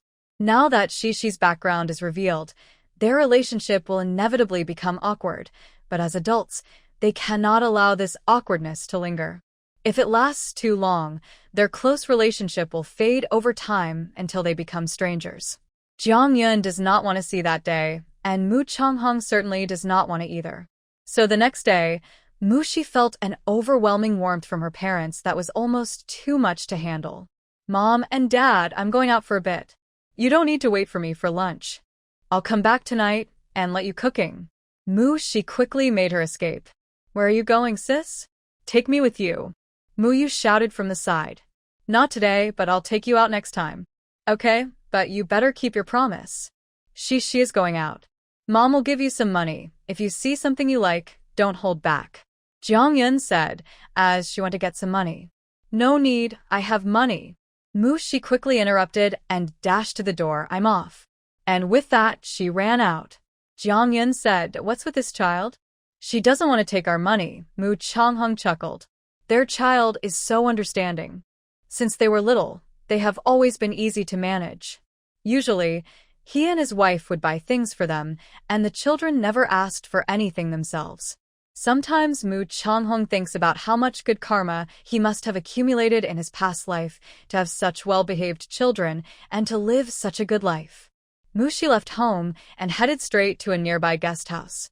Brother Dog and the others were waiting for her, as they had agreed earlier. It was inconvenient for them to come to the family compound to find her, so she had to go to them. "Big sister." Brother Dog opened the door and quickly let her in. "How have you all been resting?" "Pretty good." "Very good," the trio replied eagerly. "I can stay for 3 days during this visit home. If you have any plans, hurry up and make them." "Well, just say it." Brother Dog grinned. "Big sister, I heard that buying and selling can be very profitable. Since we've come all the way to Haishi, should we do some business? Are you all short on money?" Mushi thought it was strange. They receive salaries and benefits every month, so why would they be lacking funds? "No, we are not short on money. It's just that we haven't found a profitable way for our organization yet. The leader sends us so much salary and supplies every month. That must be coming from your personal funds, right? This isn't a long-term solution. An organization needs a solid foundation. Otherwise, we might be afraid." Afraid of what? Mushi already understood. They were worried about the organization falling apart. Well, Mushi could only say they were thinking a lot. But this also showed that they truly hoped for the organization to last. Regarding buying and selling, Mushi didn't actually oppose it. Although the current national policy restricts it and it's illegal, it's not as severe as other serious crimes. In fact, buying and selling can benefit the common people as long as prices aren't too high. These days, many places lack food and clothing, which is why there is a market for buying and selling. Those who dare to take risks, as long as they don't get caught, often become successful business owners after the reforms. They are like pigs standing in the wind. Many of these people, aside from those with wealthy backgrounds, started their businesses with money earned from buying and selling. Mushi once read a true story about the 1980s, where a village's idle youth returned after a few years wearing gold chains and driving cars, flaunting their success. The author of the article was a well-known good student in the village, who finished high school in the 1970s but couldn't go to college due to years of hard work on the farm. After the reforms, the author wanted to try something new but was stopped by family, as the previous decade's experiences were too ingrained in people's minds. Most didn't believe in the sudden changes and preferred to stick to farming. So, only a few took the leap, and those who were bold ended up living better lives. Meanwhile, the timid continued to toil in the fields. When the author reflected on this, the words were filled with sighs about the timing and fate. Every era has its opportunities, but few can seize them. You can do it if you want, but make sure to stay safe. Don't get caught, because if it's too far away, I won't be able to help you quickly. Mushi thought if her subordinates wanted to take action, they could go ahead. As long as it didn't interfere with her own plans, it was fine. Moreover, since the subordinates are eager to help her, Such a thoughtful gesture cannot be rejected. It would dampen their enthusiasm. Upon hearing her agreement, the group instantly lit up with joy. We will definitely be careful. How is your training in the spirit technique going? Mushi thought that since they were planning to trade, she should quickly distribute the storage bags. Having these bags would make things much easier for them. Upon hearing this, the 4 pairs of eyes from the group sparkled with excitement. It was so bright that Mushi found it dazzling. Big sister, I have already made progress. I can now see up to 50 meters around me. Dog brother quickly reported his status. Big sister, I can see 20 meters. Big sister, I can see 30 meters. Big sister, I can see 20 meters. The trio was not to be outdone. Although they couldn't match Dog Brother's distance, they had genuinely made progress, and they felt proud. Good. Since you have all made progress, I will give you the rewards I promised. The 4 of them began to breathe quickly. Storage equipment. Are they really going to have storage equipment? It felt like a dream, but thinking about their training, they quickly steadied themselves. This was not a dream. Following Big Sister, not only would they get storage equipment, but there would surely be more good things in the future. So they steadied themselves. This was just a small matter. Or was it? That was storage equipment. Mushi didn't make them wait long, and directly handed out 4 storage bags to them. Drop your blood to recognize ownership, then you can use your mind to access the contents, Mushi briefly instructed. The storage bags she provided each had a space of 50 cubic units. Not too big, not too small, it was just right for her subordinates. In her own space, she had bags of 10, 20, 30, and 40 cubic units as well. Of course, she also had larger ones, including 100, 200, several hundred, and even thousands of cubic units. Mushi chose the 50 cubic bags for her subordinates, deciding that in the future, all members of Dawn would standardly receive 50 cubic storage bags. As for those who made significant contributions, she would reward them with larger bags later to keep everyone motivated. When Dog Brother and the others received their storage bags and heard Big Sister's words, they quickly recognized ownership and then used their minds to explore the space inside. Wow. There really is space. Ha ha ha, I also have a hidden world now. The trio couldn't help but exclaim in excitement. Mushi thought, oh no, it seems I've made them too excited. Dog Brother was nearby, busy putting things away and taking them out again, having a great time. Mushi. Forget it, let them play. She didn't have anything to do anyway. Mushi left the guest house and walked outside alone. Although High City is in the south, it was still a bit cold in winter, so she tucked her hands into her sleeves. Months had passed, and High City hadn't changed much. As she walked, she arrived at the department store. Remembering she had some tickets and wanted to bring a gift to Aunt Ho-Hot, Mushi went inside. The department store, being the largest commercial center in High City, had a wide variety of products covering all aspects of daily life. The first floor had home appliances, with televisions being a hot item that required waiting in line for tickets to buy. If you arrived late, you wouldn't get one at all. That's High City. There has always been a wealth gap in every era. As one of the top cities in the country, High City had no shortage of wealthy people. While in other places, televisions were still a rarity, in High City, they were in high demand, though there were indeed supply issues. However, this didn't affect the city's prosperity. In addition to home appliances, there were clothing, textiles, daily necessities, snacks, candies, and more. Especially since the new year had just passed, the department store was even busier than usual, with people coming and going, carrying many items. Mushi browsed from the 1st to the 4th floor, spending all her tickets. She had to use them before they expired. In the countryside, tickets weren't very useful. Just having money and tickets didn't guarantee you could buy what you wanted. In reality, the countryside was lacking in supplies, and even with money and tickets, you might not find what you needed. Mushi had saved up a bunch of tickets from before, as well as those her grandparents had given her. This time, with the opportunity at hand, she didn't hold back and used almost all of them. As she exited the department store, looking at the bags in her hands, Mushi blinked, realizing she had a lot to carry. After all, what girl doesn't enjoy shopping? Mu 11. Just as she was about to head home, a surprised voice called out from behind her. Mushi turned around, puzzled, and saw a woman in a red coat with exquisite makeup. She looked somewhat familiar, but Mushi couldn't remember who she was after thinking for a while. Who are you? Since she couldn't recall, she decided to ask. After all, the woman had called her name. It really is you, Mushi. Didn't you go to the countryside? How come you're here? A refined woman frowned and walked up to Mushi, questioning her tone. Mu 11. What does it have to do with you? Who are you? Is she crazy? She doesn't even know who this person is, and they come up questioning her? Usually, she treats others with respect, but if someone is unreasonable, she won't hesitate to respond sharply. The woman didn't expect Mushi to be so direct. You, Mushi, you really don't know who I am?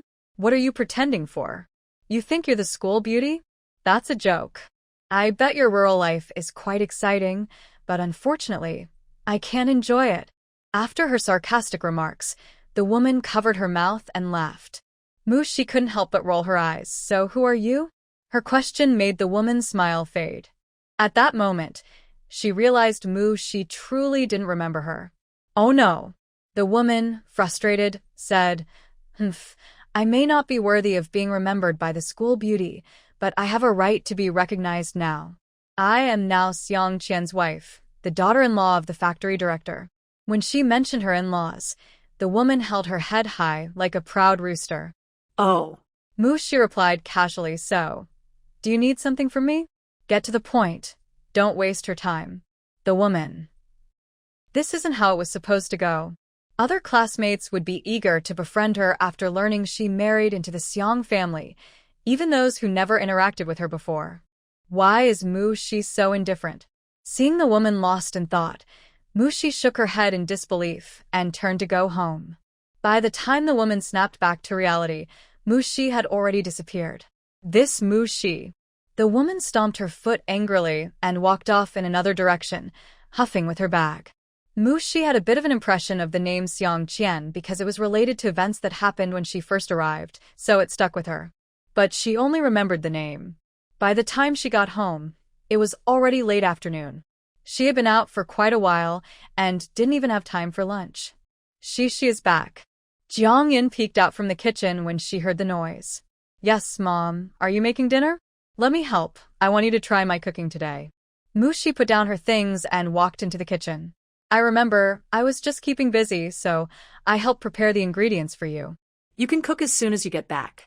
Mushi looked and saw chicken, rabbit, and pork. There were also some mushrooms and black fungus that had already been soaked in water.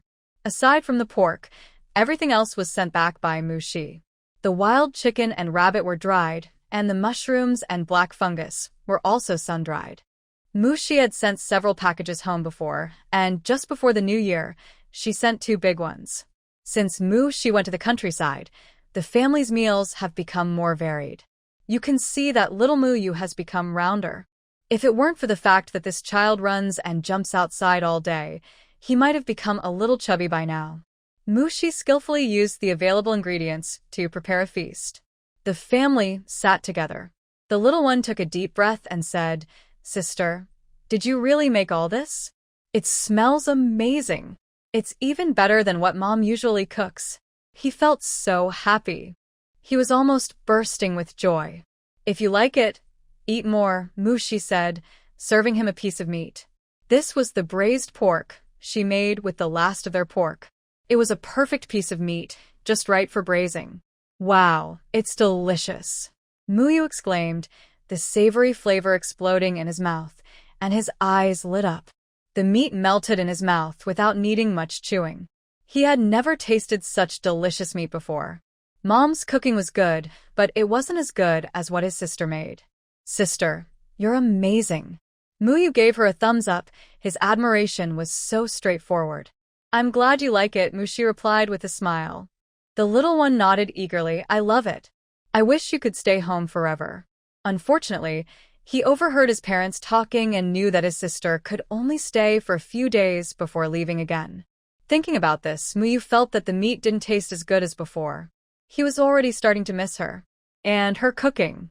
If only Mushi knew what was on his mind, she would surely want to give him a complete childhood. Everyone, young and old, enjoyed the meal until they were full. Where did you learn to cook like this, Shishi? You're really talented for someone from the countryside. Jiangyun was also surprised by Mushi's skills. She knew her own cooking was pretty good, at least in their community and workplace. She was among the best.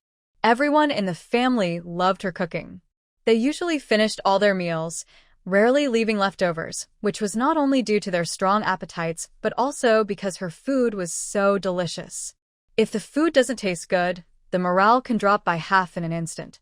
After all, the neighbors prefer to eat at the factory cafeteria rather than have a meal at home because the cooking is bad.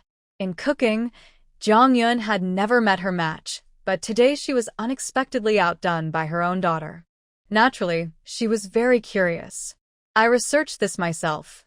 I might have a talent for cooking, Mushi said without any modesty. In the village, there aren't many talented cooks.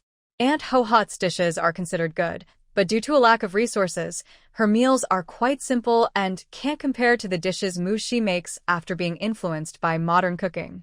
After all, she uses a lot of ingredients. Some dishes even have more ingredients than the main ones. It would be surprising if they didn't taste good. Jiangyun looked at her with sparkling eyes. I didn't expect your talent to be in cooking.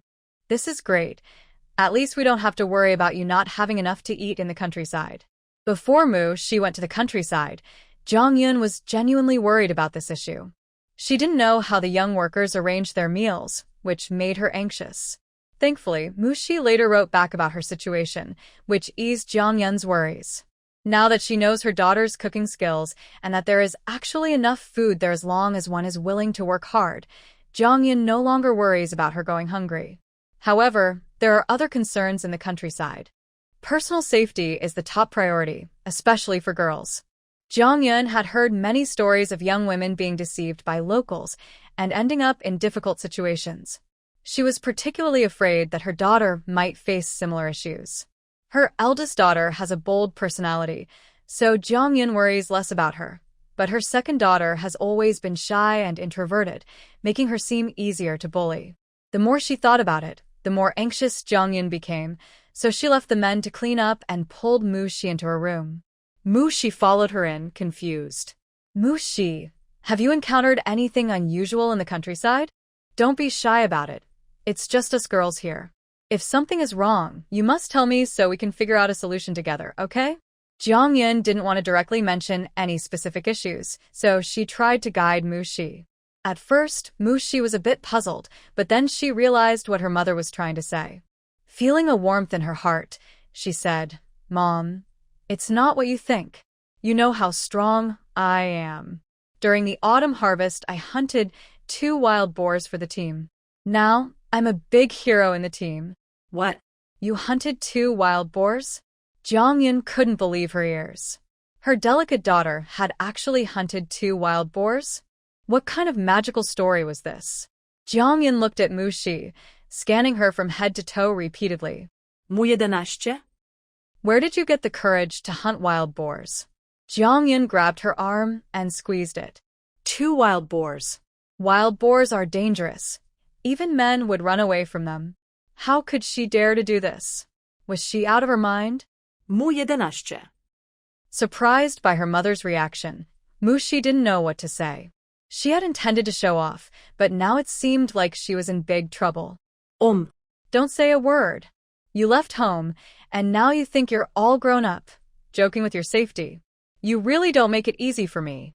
Jiangyun interrupted her with a stern face. Wait until I tell your dad.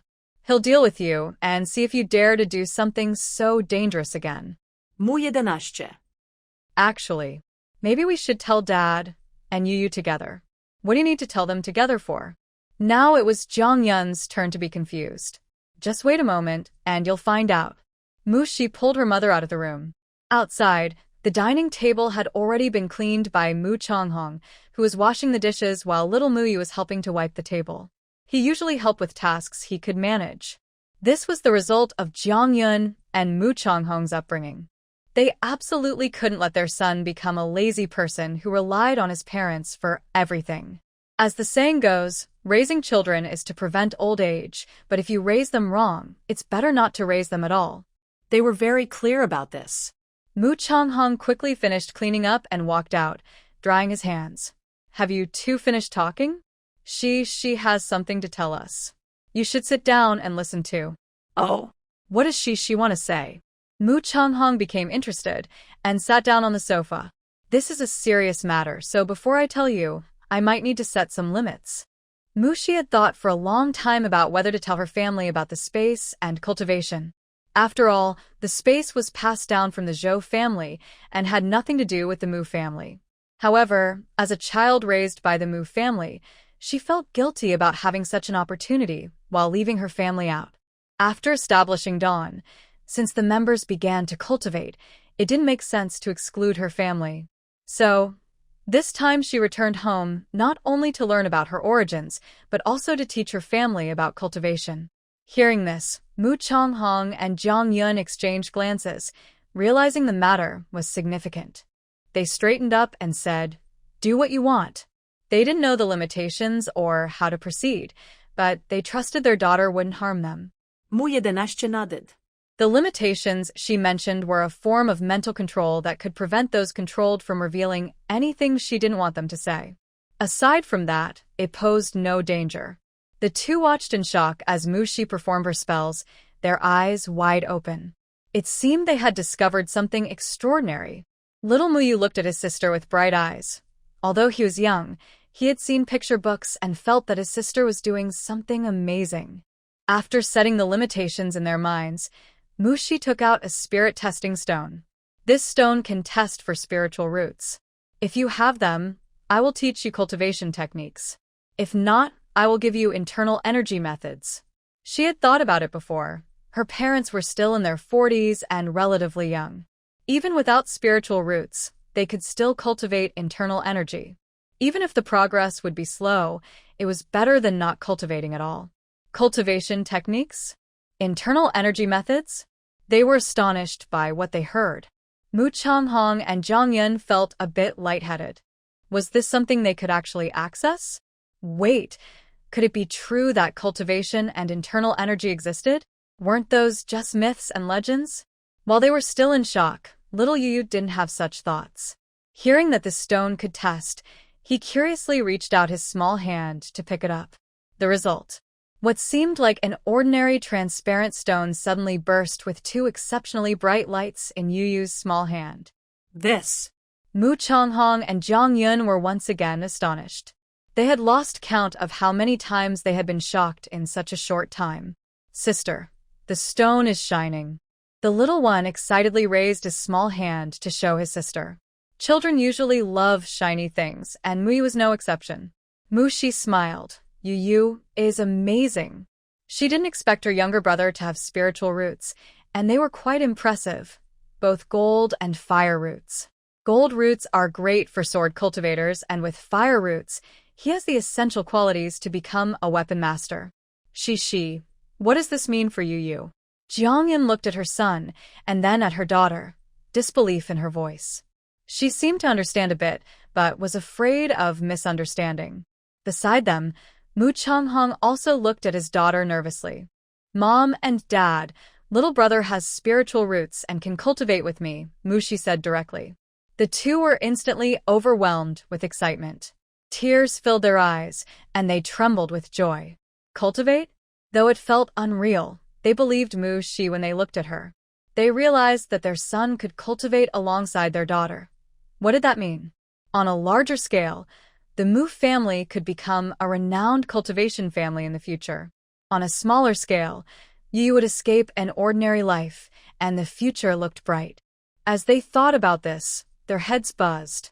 Mom and Dad, you should check your spiritual roots too, Mushi suggested. She knew they needed time to process, but wanted them to test their roots quickly. She wouldn't waste time waiting around. Oh, okay, they replied like puppets, doing whatever Mushi suggested.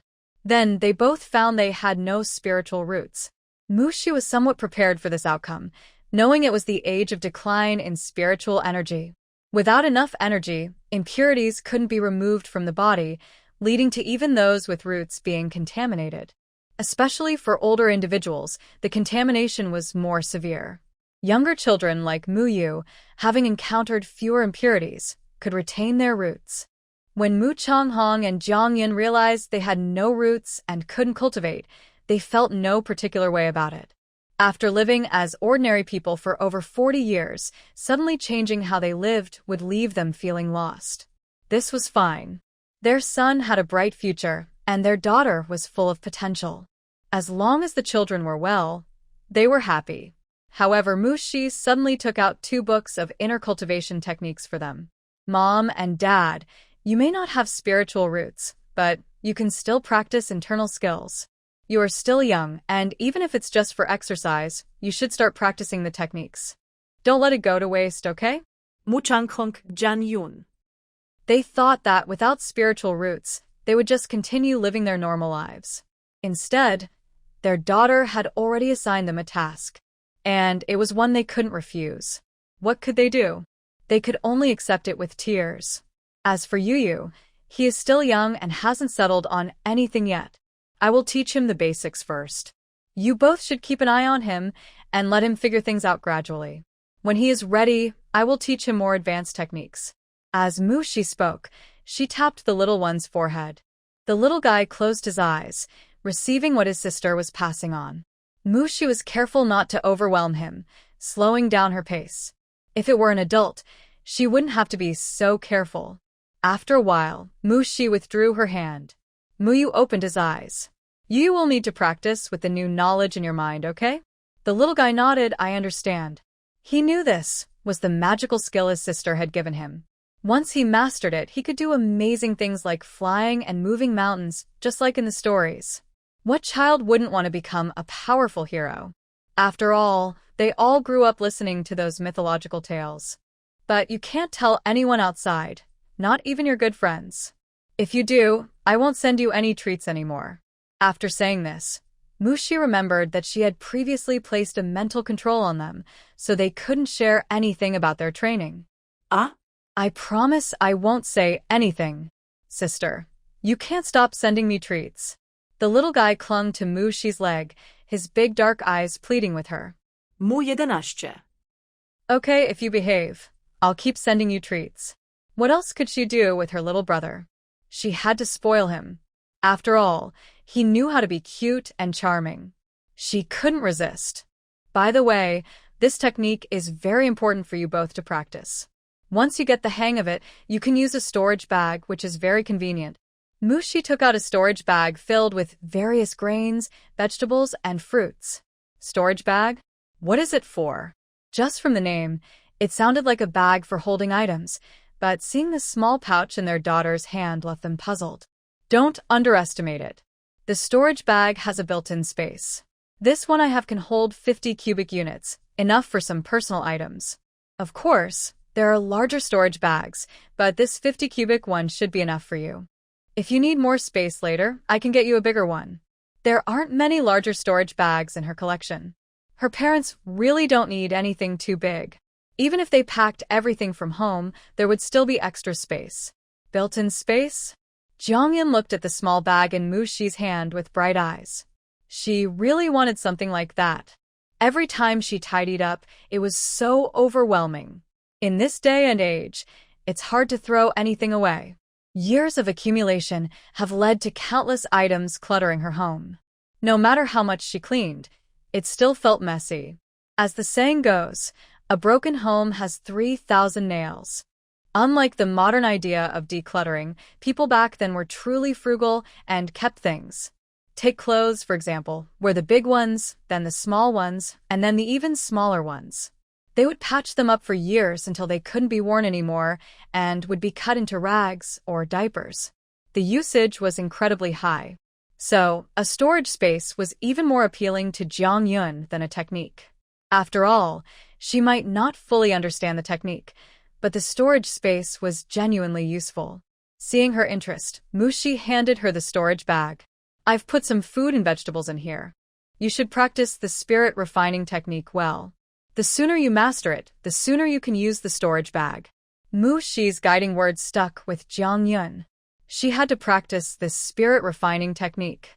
This led to her internal skills being practiced carelessly, but her awareness became exceptionally strong. Because of her determination and hard work, she entered the beginner stage in just 3 days. Mushi had to admit, impressive. Having belief makes a real difference. Mu Changhong was calm and steady. He kept up with his training but wasn't particularly focused on reaching any specific level, so his progress was minimal. After giving Jiang Yun the storage bag, her father also received a similar 50-cubic storage bag. However, this one contained some tea leaves and wine, all from the storage space. Then Mushi gave them some pills, mostly for strengthening the body. The younger brother received the enlightenment pill and the cleansing pill. Taking advantage of her being at home, that evening, she had the little one take the pills. The enlightenment pill gradually makes a person smarter. The cleansing pill, as the name suggests, cleanses the body. The little one didn't have many impurities in his body, so although taking the cleansing pill would hurt, it was still within his tolerance. Half an hour later, Mu Changhong brought out his freshly bathed son. Jiang Yun handed him new clothes. To be honest, if he weren't her biological son, she would have thrown him outside earlier. He smelled terrible, really terrible, worse than a sewage pit. Now that he was finally clean, Jiang Yun took a deep breath and sniffed again, feeling that the air in the house still carried a bad smell. Ag mu 11. She quickly waved her hand to cast a cleaning spell, purifying the air in the house.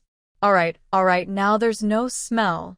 Don't start gagging again, it would be bad if you really threw up. The little one innocently sat on the sofa. He didn't mean to smell bad. Mushi turned to look at him. After the cleansing, he looked even cuter, his body free of impurities, shining like a flawless piece of jade. His chubby hands made little impressions when pressed. This child looked nothing like those raised in this era. He might attract attention if he went outside. Luckily, it was winter, so his thick clothes could cover him up a bit. Next, she planned to arrange exercise classes for him. By spring, he should lose some weight. Mu Yu, are you really my sister? Mu 11. He. Well, not really, ha ha ha.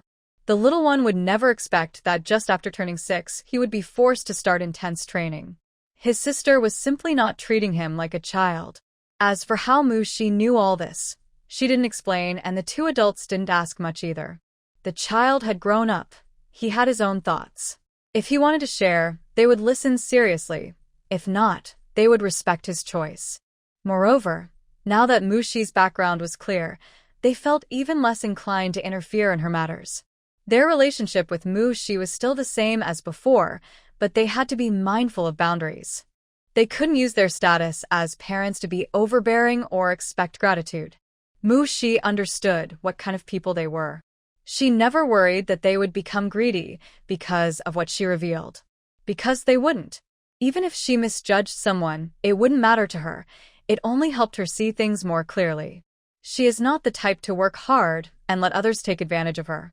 She willingly gives, and it doesn't hurt her to give as much as she can. But if someone demands something from her, she wouldn't even part with a piece of paper or a needle. Yes, she has double standards.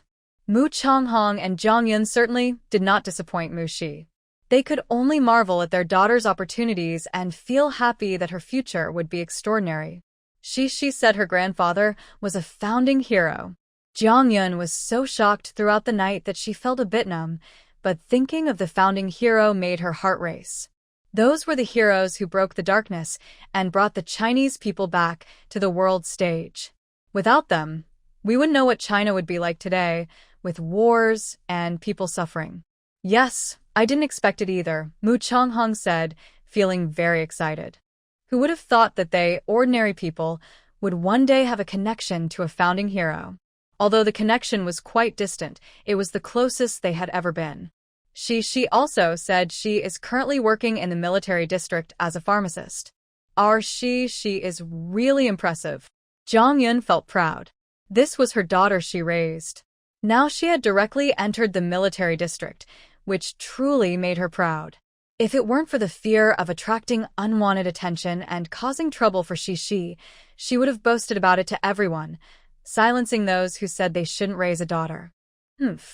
What's wrong with having a daughter? When she excels, it has nothing to do with having a son. Look at her. Her daughter is not any less capable than a son. 100, 1,000, or even 10,000 sons wouldn't compare to her. Jongyun was incredibly proud. Yes, our Shishi is the best, Mu Changhong agreed. But when Jongyun heard this, she felt it was very dismissive and shot him a disapproving glance. Mu Changhong, kropka. Mushi stayed at home for 3 days. Occasionally, she guided her family members in their training, especially little Muyu, who was much younger and didn't understand many things. Mushi patiently taught him. The little guy showed some talent. He remembered everything Mushi taught him and even had some of his own insights. In just 3 days, he was training quite well. Although he was mischievous, he never shied away from training. He was like a natural-born talent for cultivation. Mushi nodded in approval, very satisfied with her little brother's attitude. He was indeed teachable. This is also why she can patiently teach. When students are eager to learn, teachers feel a sense of accomplishment. As for her parents, Mushi hasn't really interfered. After all, she doesn't practice inner strength herself. Although spiritual power and inner strength lead to the same goal, the methods are quite different, so she can't teach carelessly. However, she does have a say in the art of refining the spirit. Jongyun is very interested in the art of refining the spirit, so she can use the storage bag soon, and she keeps asking Mushi questions. She actually managed to master it.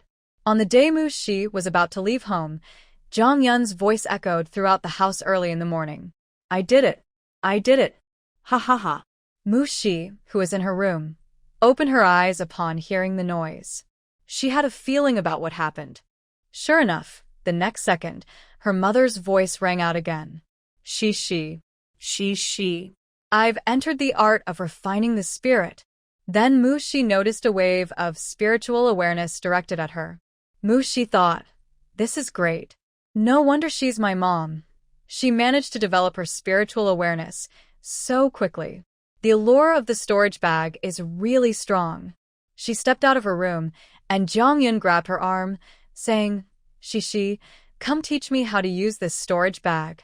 Mushi could feel her mother's eagerness. She didn't hesitate and quickly explained the method. Jongyun took out her storage bag, recognized it with her blood, and immediately saw piles of food and vegetables inside. She widened her eyes in surprise. Shishi, how did you fit so much in here? We can't eat all of this. You should take it back. You need it more than we do in the countryside. Wow, when had she ever seen such a scene? Food and vegetables piled up like a small mountain? She couldn't even dare to imagine it. She never dreamed of something so outrageous. No need for that, this is all for you. Just eat it without worry. I've kept some for myself too, Mushi reassured her, waving her hand. This. Jongyun really wanted to ask where she got so much food. After all, it couldn't just appear out of nowhere. But she held back her question. Since she was so straightforward in giving it to them, she must trust them and didn't want to hide anything. So, where it came from wasn't important. She just needed to know this was her daughter's kind gesture and shouldn't pry. Sometimes, it's good to be a little confused. Mushi hadn't thought about how to explain where the food came from because there was no need to explain. After all, she was cultivating. What's wrong with getting some food?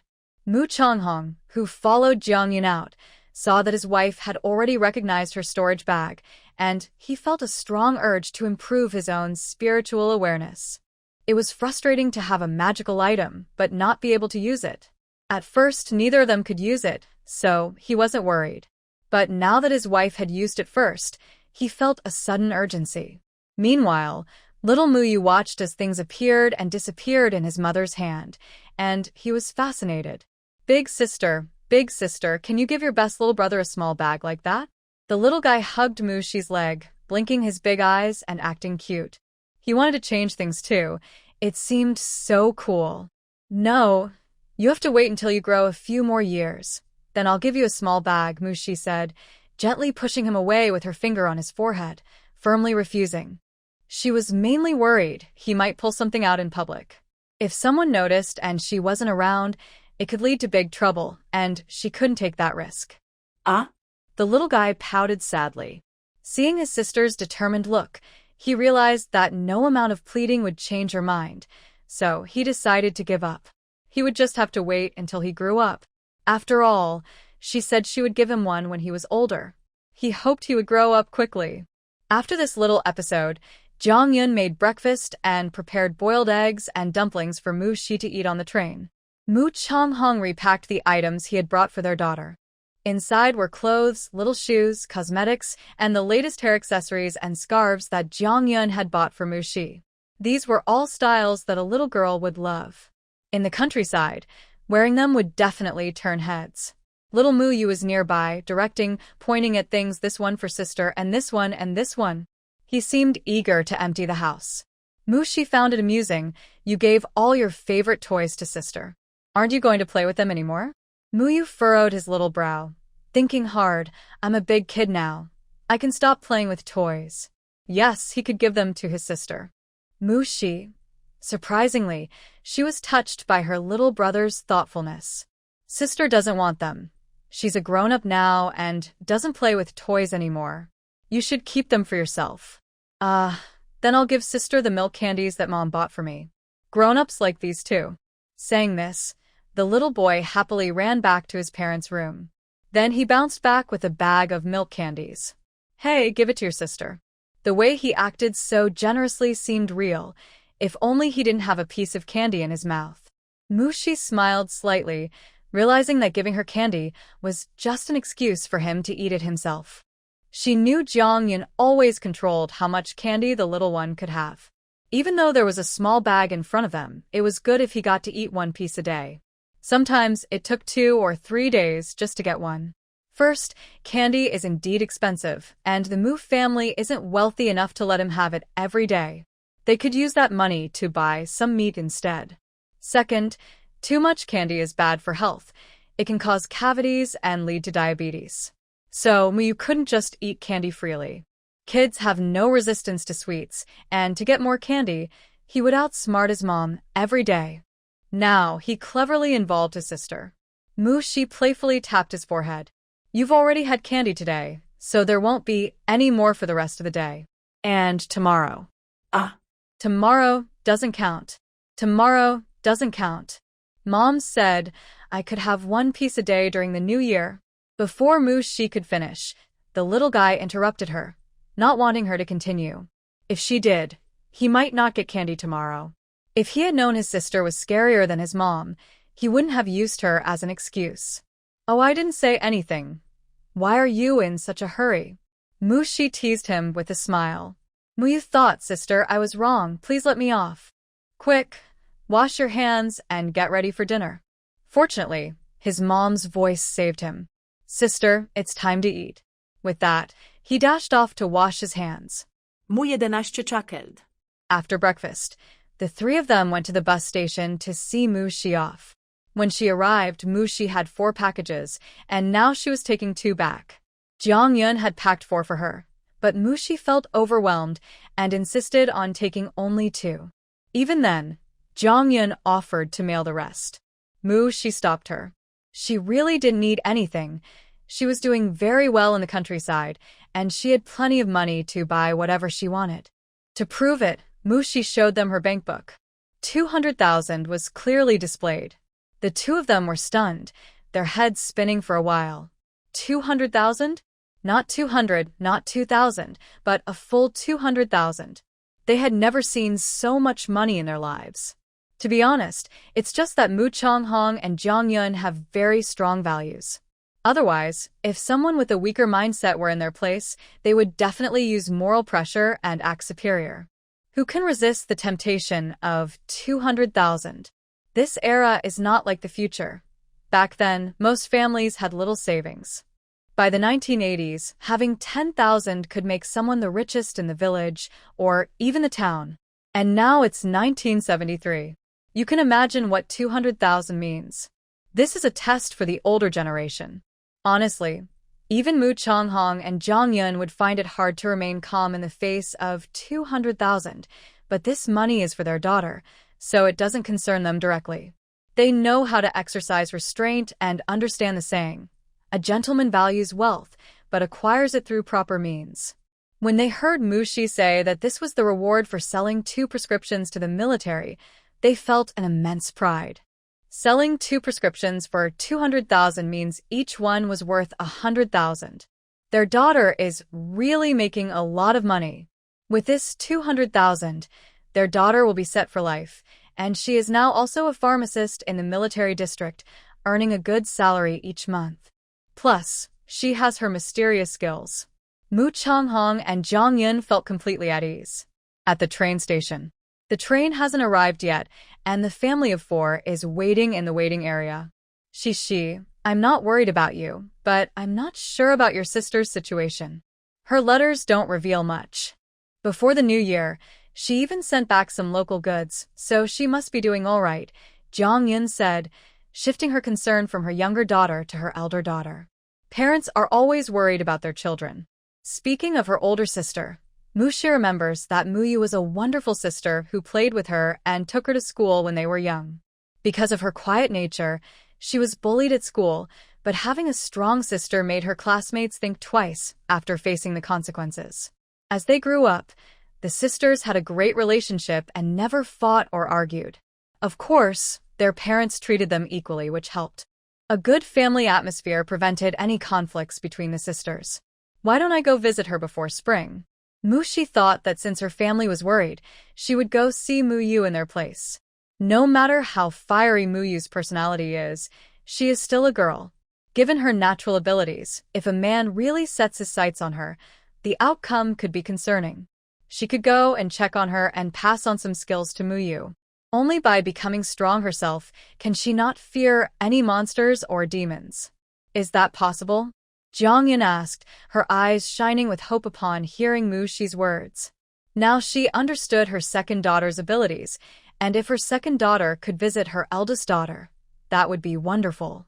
Of course, I received a stack of introduction letters from the captain this time, and I can fill in the dates myself. Visiting Muyu is no problem at all. She didn't even need to return to Ling City. She could head straight to the black market. And you don't have to worry too much. I previously sent her something that included a strength-enhancing pill. As long as she takes it, even if she doesn't know any techniques, her strength alone will deter anyone from bothering her. Mushi looked around and set up a soundproof barrier before telling them about the strength pill. There's such a thing? Then it seems Muyu should be just fine. Haishi, you don't need to make this trip. Upon hearing this, Zhang Yun immediately stopped Mushi from going.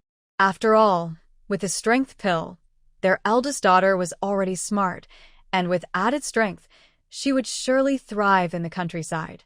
Huh? It's fine, I'm just free anyway, and it's a good chance to visit Muyu. Right now, in the northeast, no one was working. Everyone was staying home for the winter. There was still over a month until spring started. During this time, she could do whatever she wanted and go wherever she pleased, which was the privilege of the little lucky star of the Red Star Brigade. As long as she returned before work started, it was all good. Zhang Yun. She had never seen such a free-spirited youth. All right then, do as you wish. Just then, the train arrived. Hurry up, her dad. Help Haishi with her things. Mu Changhong immediately grabbed 2 bags and boarded the train. This time, the ticket was for a sleeper. Mushi had called her grandfather to book it for her. Honestly, ever since having grandparents, she no longer had to worry about getting a sleeper ticket when traveling. Mushi and Mu Changhong found their seats, and Mu Changhong helped her tuck the bags under the bed. Be careful on the way, and remember to call home when you arrive. If anything happens, don't be too stubborn. Things are just material possessions. Your life is the most important. Keep that in mind, okay? Mu Changhong ernestireminde ter. He wasn't very good at expressing himself. He preferred to take action instead of talk. He was a typical Chinese father, the silent pillar of the family. Usually, he rarely speaks, but when something happens at home, the usually silent father will support you. Okay, I understand. All right, I'm getting off the train now. It will be leaving soon. Mu Changhong said a few more words before turning to exit. Mushi leaned against the car window, watching outside as Zhang Yun advised Muyu with glistening eyes. It sounded like a lot of chatter, but Mushi took it seriously. Until a sound of "who" was heard. Go back now. I will visit you again when I have time. You need to work hard and exercise, okay? Next time, I'll bring you some treats. With so many people around, she couldn't mention training, so she used exercise instead. The little one should understand what she meant. Sure enough, upon hearing about treats, the little one nodded eagerly. I will work hard. Jiangyun waved. I will make sure he does, don't worry, Shishi. Mushi smiled and nodded. The train started moving, and gradually the figures outside became smaller until she could no longer see them, at which point she turned back. Once again leaving home, her emotions were a bit unsettled, but not too much. Every farewell is for a better reunion next time. The future will get better and better. This time, she was returning alone. Dog Brother and the others were still in Haishi gathering supplies. She even heard there were good goods in Guangshi and planned to check it out. For their business, Mushi invested 2,000 yuan. This 2,000 yuan was not a gift. They would need to pay it back once they made money, mainly because they didn't have enough funds to do anything. It was hard to make a trip, and they couldn't just bring back goods worth 300 to 500 yuan. That wouldn't earn any money, and it wouldn't even cover travel expenses. They had no choice but to borrow from Mushi. This trip was a trial run, so whether they made a profit or a loss, it would count for all four of them. If they could earn money, then the next step would be the Dawn business project. They would need to discuss the specific plans internally, then. Mushi had no objections. If they wanted to make money, she would let them. However, they must not reveal the name of Dawn during their buying and selling. She didn't want to be called to the police station one day for questioning. What Mushi didn't know was that her trip home caused a big stir in another family, Xiang Qian's family. The cause was a classmate of Mushi's, whom she couldn't quite remember, who mentioned Mushi to her husband, Xiang Qian, after returning home. She then noticed her husband's unusual expression. The woman kept a close eye on him. Turning her head, she happened to overhear her mother-in-law and sister-in-law discussing the time they invited a matchmaker to look at the Mu family's son. Wow! She bragged for a long time about her husband, but it turns out he was rejected by Mushi. If Mushi had chosen to marry, what would it matter to her? This is outrageous. For the past 3 days, Xiang Qian has been making her life difficult. He asks her 800 times a day if he still likes Mushi. Xiang Qian is speechless. That was all in the past. Since he chose to marry her, he intends to build a good life with her. As for Mushi, she was just a youthful crush, but she clearly rejected him. He wouldn't cling to someone who didn't want him, especially since his father is the factory director and he has many admirers. If he can't have her, so be it. There's no need to be obsessed or make a big deal out of it. Plus, Mushi has already gone to the countryside. He certainly wouldn't follow her to the countryside for love. Although he likes her, he isn't foolish enough to leave a good life to suffer in the countryside. That would be incredibly silly. To avoid going to the countryside, his family arranged for him to meet someone new, and that's how he ended up with his current wife. Since they are married, he is definitely prepared to spend his life with her. But these past 2 days, he has truly been annoyed by all the questions. Early one morning, the two of them had a big argument that startled the entire Xiang family. As Mushi's train started, a major upheaval was happening in the Xiang family. Although it was caused by Mushi, it had nothing to do with her. If Mushi knew, she would just feel speechless. For the entire morning, Mushi rested on the upper bunk, and it wasn't until lunchtime that she climbed down. She was the only one in her train compartment, which was quite peaceful. Mushi took out the food her stepmother prepared. The dumplings had gotten cold, so she decided to get some hot water to warm them up. To get to the hot water, she had to cross through a hard seat compartment. After the new year, there weren't many people on the train, but most seats were filled. As she scanned the area, her gaze suddenly paused. Bai? She discreetly expanded her awareness and scanned the entire compartment. Sure enough, she noticed something unusual. 2 ordinary-looking men were sitting diagonally across from Bai. They seemed like regular people, but their eyes occasionally revealed a fierce intensity that was not typical. A thought crossed Mushi's mind. Spies. There was a high possibility they were spies. As she speculated, her awareness spread further, and she raised her eyebrows. This train really was hiding some interesting characters. Qi Shengbai did not come on his own. The two agents had a contact in the car. Their main task was to pass on important information. They needed to place the information in a designated spot, and the other agents would collect it. Mushi noticed that there were no people from Qi Shengbai nearby the other agents. So it could be concluded that they did not know who the contact was. Were they just waiting for something to happen? Mushi's mind was racing. In the end, she followed her previous plan to get hot water. As soon as she stepped into the hard seat carriage, it felt like all the radars activated at once. Everyone's gaze subtly landed on her. Mu 11. At the same time, Qi Shengbai naturally saw her. He was momentarily surprised but quickly returned to normal, even slightly turning his face away, as if afraid Mushi would come over to say hello. Seeing this through her awareness, Mushi thought. She wasn't foolish. She could tell he was on a mission. Since she realized that there was no way she would greet him. Who knew who his target was? What if she got involved? From an ordinary person's perspective, anyone with a bit of sense wouldn't approach him. However, Mushi was not an ordinary person. She even figured out things that Qi Shengbai and the others hadn't. She had initially wanted to give him a heads up. But then, Mushi scoffed internally, thinking that Qi Shengbai wouldn't be able to handle this situation. She would take care of it herself. Just then, the contact agent was in the other carriage by the hot water. Qi Shengbai watched her cross the carriage to the other end. Just as he was about to breathe a sigh of relief, he suddenly heard a voice beside him. Team Qi, it's time to act. That's right. Mushi had sent him a message through her awareness. Qi Shengbai's expression tightened. He felt the voice was in his head, and indeed, no one else around him or his teammates heard it. This was quite strange. How did she do that? And if he heard correctly, it was Mushi. He remembered her voice clearly, but she was already at the other end of the carriage. At that moment, chaos erupted at the other end of the carriage. Qi Shengbai reacted instantly, rushing toward the two agents they were tracking. He shouted to his teammates, "Move." Several teammates followed Qi Shengbai without hesitation.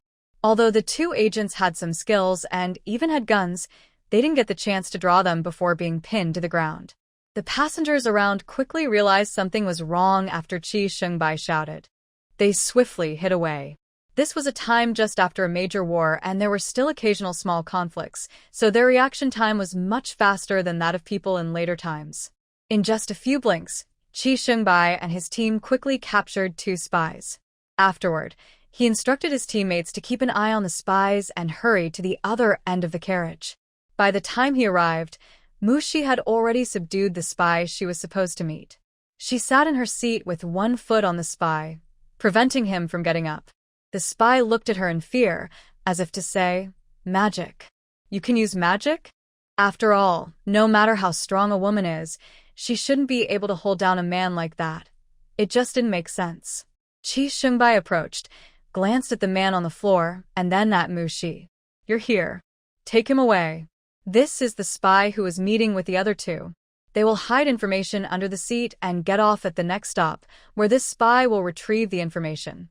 Oh, and by the way, the other side already knows you are watching, so they will try to lure you off the train at the next stop. There are many people waiting outside. Mushi shared everything she had just heard with Qi Shengbai. Hearing what Mushi said, Qi Shengbai's expression grew serious. He had no doubt about the truth of her words. The situation was clear. She was helping them. However, he was very curious about how she knew this information that their team had not uncovered but she seemed to know effortlessly. It seemed a bit unrealistic. Mushi thought, "Don't ask. Just know I have my ways. The benefits of my abilities are beyond your imagination. As long as it's within my range, unless someone is stronger than me, nothing escapes my notice. And there aren't many people in this world who are stronger than me, mostly just ancient masters who rarely show themselves." Qi Shengbai was extremely curious, but knew it wasn't the time for questions. He followed Mushi's instructions and sent someone to search under the seats of the two spies. Sure enough, they found an envelope tightly stuck under one of the seats. If they hadn't looked closely, they might have missed it. It was easy to overlook if you weren't thinking along those lines. Then, Chi Shengbai ordered his teammates to take all 3 spies into custody. He went to call his superiors to report the current situation and inform them that there were spies waiting at the next stop, so they could prepare and see if they could catch them all. By the time everything was arranged, it was already afternoon. They naturally chose not to get off the vehicle. Knowing there was an ambush and that there were definitely more people than their small team, getting off was not an option. It would be foolish to walk into danger unless one was strong enough to be unafraid. Right now, they had 3 spies in their custody. If a fight broke out, they would have to worry about the captives. They were already at a disadvantage in numbers and couldn't unleash their full strength. No, they couldn't do this. Chi Shengbai decided to pass the problem to his superiors. After all, they had plenty of soldiers. Captain, does this count as completing the mission? Deputy Yan Huan asked as he approached his captain after the report was finished. The mission was to capture the contact spy and intercept information, ensuring it didn't get passed on. Of course, we successfully intercepted the information and captured all the spies. Our mission is complete, Chi Shengbai confirmed with a nod. As for the spies ambushing outside the station, that was a task for the leaders. After years of missions, he never expected they would have a day to assign tasks to their leaders. It felt pretty good. By the way, what about that female officer? Chi Shengbai recalled the earlier events and had many questions. She went back to rest, Yan Huan replied, knowing exactly who he meant. The way that female officer had stepped on the spy was impressive, and she had helped them capture the contact spy. The team was quite curious about Mushi. I'll go check on her. Wait. Yan Huan was taken aback. Ignoring him, Chi Shengbai walked outside, suddenly realizing he didn't know where Mushi was. Luckily, the train staff knew. After all, she was the one who had confronted the spy. Chi Shengbai asked and quickly found the sleeper carriage where Mushi was. When he arrived, Mushi was resting on the upper bunk. In the afternoon, her carriage had a middle-aged man on the lower bunk, and opposite them was a young couple. Fortunately, everyone was quite quiet. Occasionally, he could hear the couple whispering to each other. It was just the kind of sweet talk between young lovers that Mushi didn't want to hear, but her hearing was too sharp, and she could hear everything clearly, so she had to block it out. This meant that when Chi Shengbai came in to call her, she didn't hear him at all, making him worry that something was wrong. He stepped closer to check on her. Then Mushi suddenly grabbed his hand with such strength that it almost hurt. This isn't all. The moment Mushi looked over, even Chi Shengbai, a man who had been on countless battlefields, felt a tightness in his chest. In an instant, Mushi recognized him, relaxed her expression, and tossed his hand away. Chi Shengbai thought, this is the first time I've felt so clearly disliked. Captain Chi, what brings you here? Mushi asked casually, as if nothing had happened. I have some questions for Comrade Mu. Do you have time? No time. She certainly knew what he wanted to ask. Chi Shengbai. Seeing the man at a loss for words, Mushi smiled. Chi Shengbai, confused. He really couldn't find anything funny about the situation. Comrade Mu, regarding what just happened, I need your cooperation for the investigation. Mushi thought. Here come the tactics. All right, ask away. Chi Shengbai glanced at the others in the room. Please come with me, Comrade Mu. Mushi pouted, thinking it was a hassle, but her body obediently got off the upper bunk. Chi Shengbai went out to request a private room from the attendant. Once they were seated, he said, I want to know if it was you who reminded me to close the net earlier. What? The voice that suddenly appeared in my head. I'm sure it was yours. How did you do that? I don't understand what you're saying. Mushi replied with an innocent, confused look. Chi Shengbai insisted, Comrade Mu, please cooperate and answer my question directly. Don't avoid it. I'm not avoiding it. I just don't understand. Mushi smiled sincerely, her eyes bright. Chi Shengbai suddenly leaned in, close enough that their noses almost touched. Comrade Mu, I know that was your voice. He gazed deeply into her eyes. To be honest, his sudden closeness made Mushi's heart race unexpectedly. Her heart was pounding uncontrollably. Mushi's expression darkened. Whether it was fear or a rush of hormones, she felt challenged. Not one to back down, she lifted her chin defiantly. Their lips seemed almost to touch. Mushi shot back with a challenging look. So what if it was Captain Shi? What if it was her voice? She never intended to hide it. If she wanted to keep it a secret, she wouldn't have sent him a message. From her family's inherited knowledge, this world is not an ordinary one. Since her family is a legacy, surely other families of equal status must have passed down their traditions too. Therefore, Mushi is completely sure that there are other cultivators in this world. If cultivators exist, then the leaders of the country must know about them. Otherwise, they would be quite incompetent. This is evident from the fact that when her grandfather gave the leaders a special medicine, they didn't ask many questions. One reason is the trust between old comrades. Another reason is that the leaders must be aware of the existence of cultivators to accept the medicine so readily. Otherwise, if someone suddenly came up to you and said they had a medicine that could extend your life, would you believe them? Based on these speculations, Mushi did not plan to hide her identity as a cultivator, at least not from the military. She came from a post-apocalyptic world, and although she has become numb to the harsh conditions, her patriotism remains strong. Otherwise, she wouldn't have sacrificed herself to protect the base from the zombie king. In this new world, the people are so vibrant that she cannot view them as mere characters on a page. The land of China is the same as in her past life, but in this life, there are no zombies, no extreme natural disasters, and no various viruses. Currently, the country is facing various pressures and monopolies from Western powers in technology, military, and people's livelihoods. China is struggling to develop amidst difficulties, with the entire nation in need of revival, surrounded by strong enemies and internal troubles. If she didn't know the history, Mushi wouldn't dare to imagine that such a besieged China could still rise to greatness. Now she has the chance to experience this period firsthand, and she wants to do something about it. For example, she could pass on cultivation techniques to the military. Technology blockade? Huh? Have you heard that the end of science is metaphysics?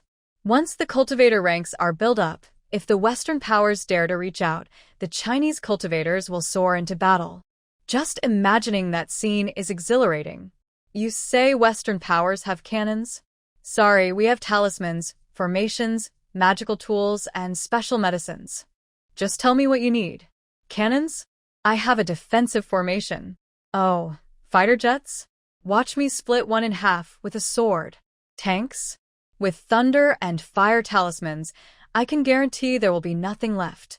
Thinking about all this makes Mushi's blood boil with excitement. As long as the warriors have spiritual roots, she can cultivate a national defense army for Huaxia, and at that time, no one will dare to provoke them. It wouldn't be a waste for her to come to this world. Because of this, Mushi used some unconventional methods in front of Qi Qingbai. Although they hadn't met in months, their correspondence made them quite familiar, and it helped him complete his task. When Mushi almost kissed Qi Qingbai, he was startled and tried to pull back but saw her challenging gaze. He froze. The desire to win exists in both men and women, especially since Qi Qingbai is a top soldier, unbeatable in the military. His sudden competitive spirit, though unexpected, pushed him to face her head-on without retreating. At the same time, Mushi was confident he would back down, so she smiled like a winner.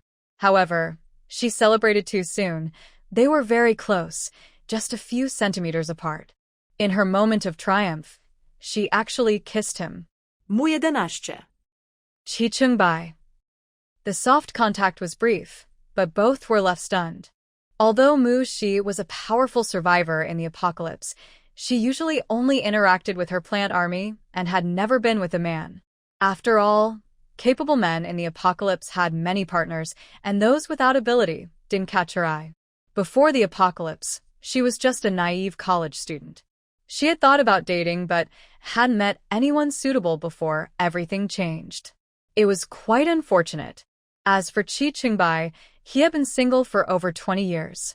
He joined the military as a teenager and worked hard to become a special forces captain, leading a very monotonous life focused on training and missions.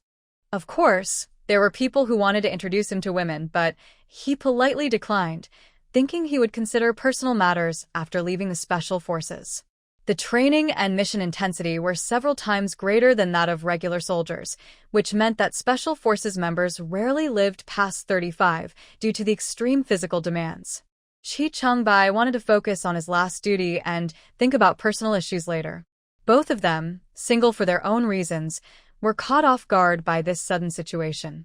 I didn't mean to, Mushi said, coming back to her senses, feeling awkward.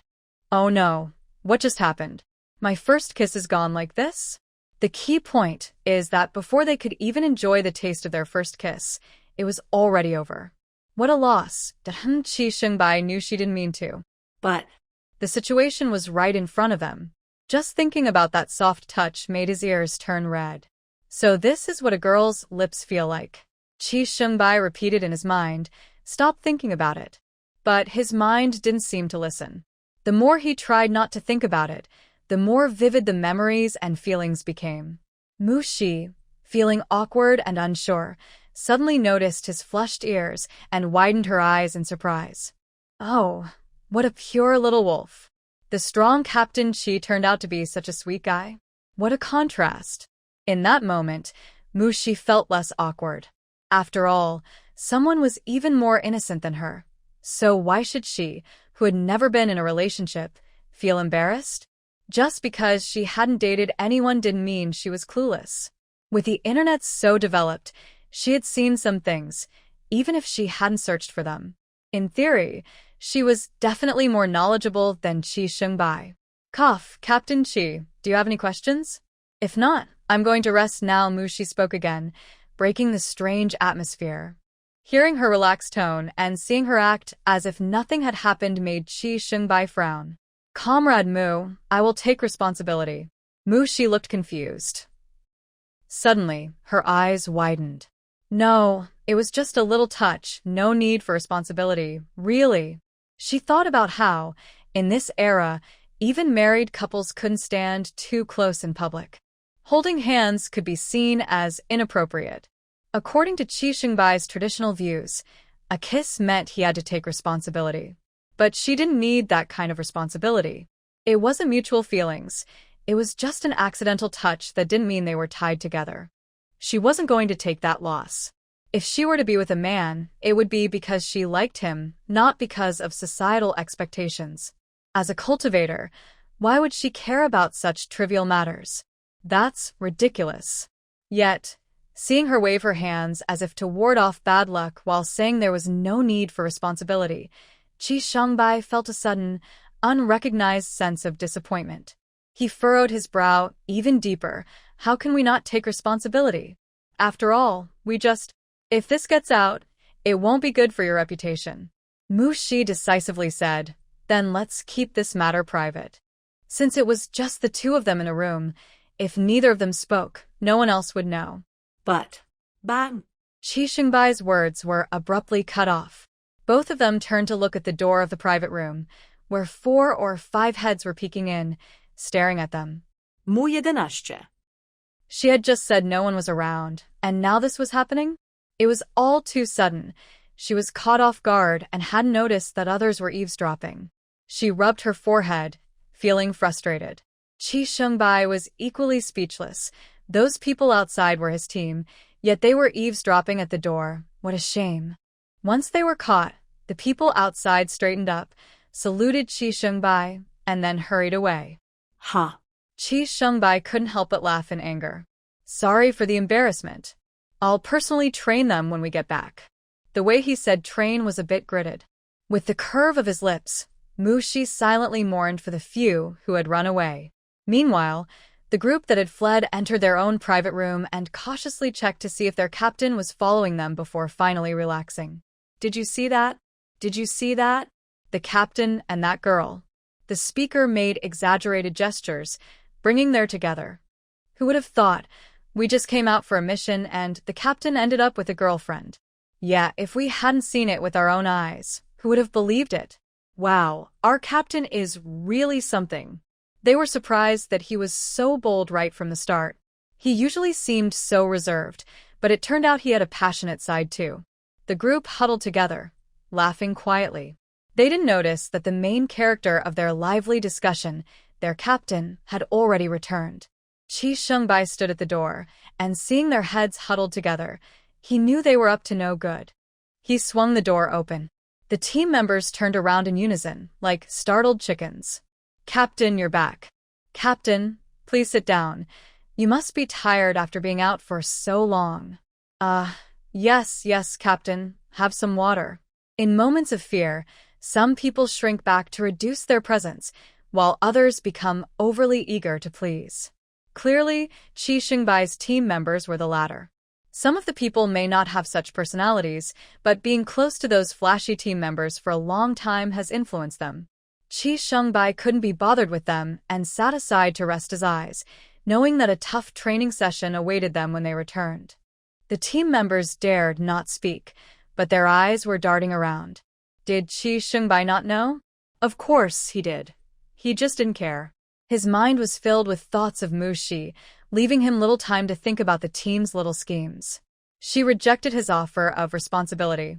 She said that for two people without a foundation of feelings to be together just out of a sense of duty was a burden for her, even if it seemed responsible to him. She hoped that two people would be together because they liked each other, not out of fear of societal judgment. She wasn't afraid of gossip. In fact, she didn't want to compromise so easily. Hearing what Mushi said shocked Qi Xingbai. He knew that most women valued their purity above all else. He didn't expect Mushi to be so carefree. After the shock, he felt a deep respect for her. Mushi's way of thinking went against the current trends, but she dared to challenge outdated values, which he admired. So, in the end, he didn't mention responsibility again. Unknowingly, he began to keep Mushi in his heart, though he hadn't realized it yet. The next day, Qi Xingbai found Mushi to say goodbye early in the morning. They were about to get off the train. "Safe travels," Mushi wished him well. "You too, take care," Qi Xingbai said, looking at her deeply. Why did he suddenly feel a bit reluctant? He shook his head, pushing that small feeling down, and took one last glance at Mushi before getting off the train with his team and the agents. Mushi watched them disappear from sight. The rest of her journey was uneventful.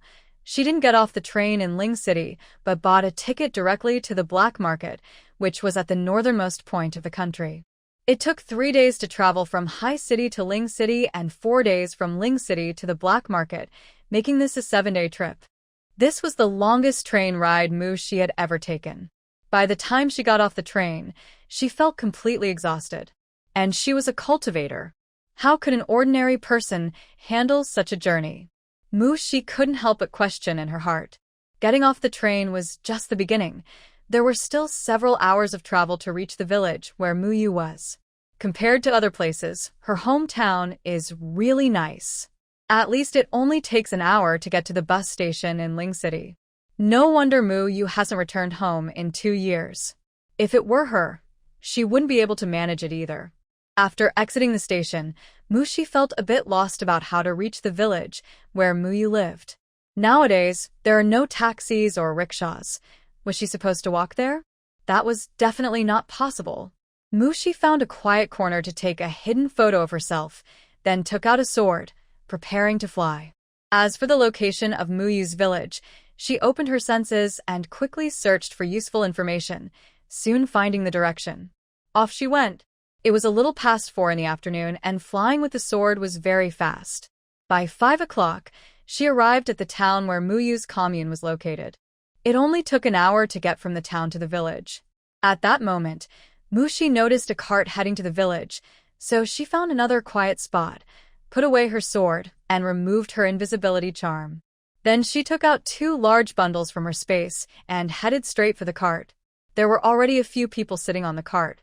As they saw Mushi approaching, the women looked at her with curiosity. "Hey, this girl looks unfamiliar," one of the women said as Mushi got closer. "Yeah, she doesn't seem like one of us. Is she a new youth from the city? She looks like a city kid. It's very possible." "Oh, what a pity. What can these city kids do on the farm? They talk about supporting development, but they just add to our troubles." Sure. "You shouldn't say that." The women wished they could silence the one who spoke. It's one thing to think it, but saying it out loud could lead to trouble if someone overheard. If someone were unhappy with the country's policies, it could lead to serious consequences. Aunties, I'm here to visit family. I'm Muyu, a youth from the Yeoman Brigade under the Daho Commune. Do you know her? Mushi had a gentle smile on her face, looking like a well-behaved girl with fair skin, a delicate face, bright eyes, and clothes that were quite different from what they usually saw in the countryside. It was clear that she came from a good family to be such a lovely girl. Upon hearing her mention Muyu, the women thought of her achievements and were momentarily speechless. Young lady, what is your relation to Muyu? One of the women asked curiously. Muyu is my sister. She hasn't been home for 2 years and our family is worried, so I came to check on her. Mushi didn't hold back. Ah? Your sister? The woman looked Mushi up and down. This little girl didn't seem like the sister of that fierce Muyu. Are you really Muyu's sister? The woman couldn't help but ask again. Mushi felt the looks were a bit strange, but replied, yes. Then come on up. We are all from Yeoman Brigade. The ox cart will head back to the brigade soon, so you can come with us. Thank you, ma'am, Mushi said with a smile. Then she used both hands to lift 2 large bundles onto the cart. The women exchanged glances.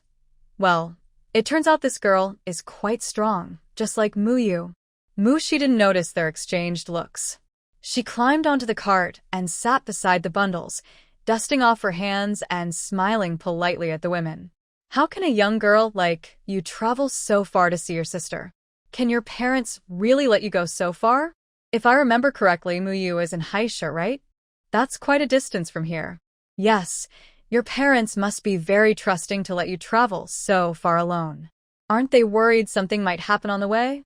The women looked at Mushi, who seemed quite young, and began to scold her parents one after another. Mushi thought, oh no. Ma'am, I'm in Jishing for work, and since we don't have to work in winter, I came to see my sister. She quickly tried to redirect the conversation to stop them from criticizing her parents. Ah? How old are you? Why are you in the countryside? How many children are in your family?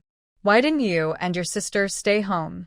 The woman looked at Mushi with pity, thinking, poor child, she looks too delicate for farm work. I have a younger brother at home, Mushi replied. This made the women feel even more sympathy for her. But no one said anything more. Soon, the man driving the ox cart cracked his whip and the big yellow ox started moving. By the time they returned to Yeoman Brigade, it was already dark. With the women's guidance and her own awareness, Mushi headed straight for the youth station at Yeoman Brigade. At this time, the youth station had already finished dinner. In winter, it gets dark early, and to save money, families usually eat early, whether using electricity or kerosene lamps, which all cost money. As soon as it got dark, everyone basically went to bed, diving into their blankets. It was really cold, and also to save energy, they could eat less. When Mushi arrived, the youth station was quiet, with only occasional voices coming from the rooms. The whole yard was pitch black, without a hint of light. She blinked and thought to herself, if I suddenly shout, will I scare the youth? But she didn't do that. Mushi went straight to the door of Muyu's room and said, Muyu, come out for a moment. Hearing someone call her name, Muyu poked her head out from under the covers. After confirming she wasn't mistaken, she was puzzled. Who could be looking for her at this late hour? Who is it? She asked. She put on her warm coat and stepped out of her cozy bed, opening the door. Who is it? Why are you looking for me so late? She yawned as she spoke, still half asleep. It was already past 6, and she was ready for bed. In those days, there weren't many ways to entertain oneself. At most, a few people would chat, but they shared a room and talked every day, so there wasn't much left to discuss. They had to go to bed early and rise early. Hey, I came to see you, Mushi said, smiling at Muyu's sleepy face. Muyu was yawning when she heard the familiar yet slightly strange voice. Her eyes slowly opened wider. See? Seeing her sister in front of her, Muyu's eyes widened in surprise. Could she be dreaming? How could she see her little sister? She closed her eyes and opened them again. Huh? She was still there, so it really was her sister Shishi visiting her. You, how did you get here? Muyu exclaimed, grabbing Mushi's hand, her eyes sparkling with excitement. She hadn't seen her family in 2 years. This sudden visit made her emotions surge. She was both happy and excited. Mushi watched as she shed a few tears. Hey, why are you crying? Mushi asked, concerned. Muyu wiped her face. I'm not crying. It's just dust in my eyes. Komain. How did you arrive at this time? You must be tired from the journey. You should have told me you were coming. She pulled Mushi inside, waking up the others in the room. When they realized Muyu's sister was visiting, everyone got up, rolled up their bedding, and warmly welcomed Mushi into the room. There were 4 people living in this room, including Muyu. It's just right, not too crowded, and there's some space between each bed. Actually, if needed, 6 or 7 people could stay without a problem. However, the youth dormitory in Yongin has 2 rooms for each gender. There are fewer female youths than male youths, and one of the female rooms has 5 people. The 2 male rooms each have 6 people. Their rooms are a bit larger than the female rooms, so it's still manageable, but with so many rough men, the cleanliness of the rooms is easy to imagine. A couple of them who are a bit cleaner have complained several times, but it didn't help. Cough, I got off track. Mushi put her 2 large bags aside and turned to see several female youths setting up for a tea party with some snacks. She thought, sister, weren't you all going to sleep? She considered suggesting they rest early and talk tomorrow instead, so as not to disturb others. Don't worry about them. They're only sleeping early because they're bored. Now that you're here, they won't be able to sleep. Their conversation had run dry, and with a newcomer, they would surely chat more. Muyu felt a bit sorry for her sister for a moment, not knowing how much gossip these women would dig up. Mushi. Mushi was speechless. It seemed she had to be the one to keep them company. Things were indeed going as Muyu had imagined, but she didn't expect it to involve her. Oh, you don't know, she. Your sister is so fierce. From the first day in the countryside, she battled with the village aunties like crazy. Right? The aunties were all kneeling. Wow, that was something else. City girls don't have that kind of advantage in a shouting match, but your sister. The 3 women spoke in turns, filled with admiration. They really respected her. If it were them, they would have lost in 1 round. And after that first day, no one in the village dared to mess with her. The aunties would avoid her, afraid she would bite them. Haha. Mushi chuckled and gave Muyu a thumbs up. She truly was her sister. Incredible. The stepmother was right not to worry about Muyu. On her first day in the countryside, she had already taught the village aunties a lesson. What was there to worry about? Muyu, why are we even talking about this? It sounds like she's some kind of troublemaker, but she just wanted things to go smoothly in the countryside, so she showed a little bit of her strength on the first day. Being a bit tough for a moment brought her years of stability. She's really smart, you know.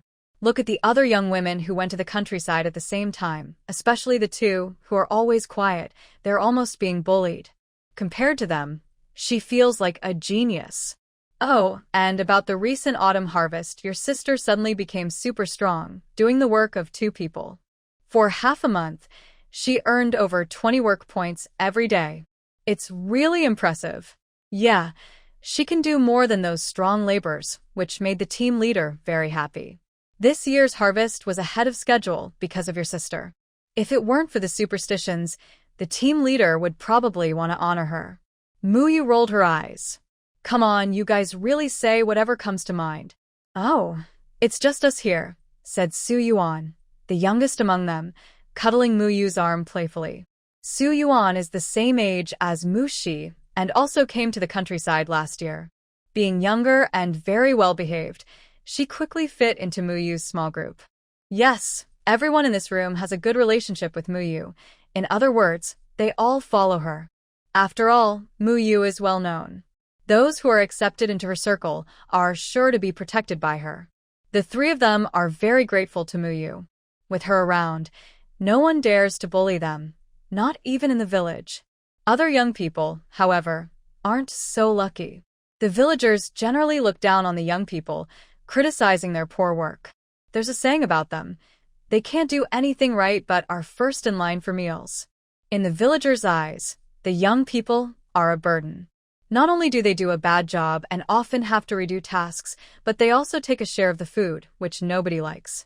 And the young people, thinking of themselves as intellectuals, look down on the villagers. Even though they have to do farm work now, they see themselves as superior because they have knowledge. Many young people think this way. This leads to frequent conflicts between the villagers and the young people, and when conflicts arise, arguments happen, which can escalate to fights. And when it comes to fighting, the young people always end up at a disadvantage. After all, this is their main base.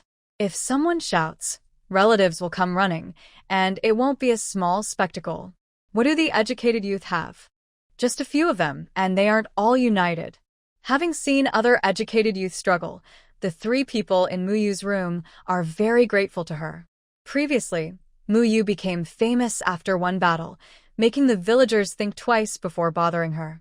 Now, after the harvest, Muyu is seen as the war god of the village and everyone feels proud of her. She can do the work of two people, even better than the strongest laborers in the village. The key point is she is a girl. That's quite impressive. With the harvest over, Muyu's reputation has improved. She is no longer seen as a loudmouth, but as a capable and exemplary youth. Indeed, the farmers appreciate hardworking kids. Now, in their eyes, what loudmouth? That's just Mu, the capable youth. Look, even among the educated youth, Mu can scold without using bad words, while others can't. In short, if you want to praise someone, even their flaws can become strengths. Other educated youth, but are really grateful. The next morning, when Mushi woke up, everyone else was already awake. How did you sleep?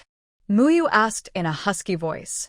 They had chatted until midnight, and then she spread a blanket for Mushi to sleep beside her.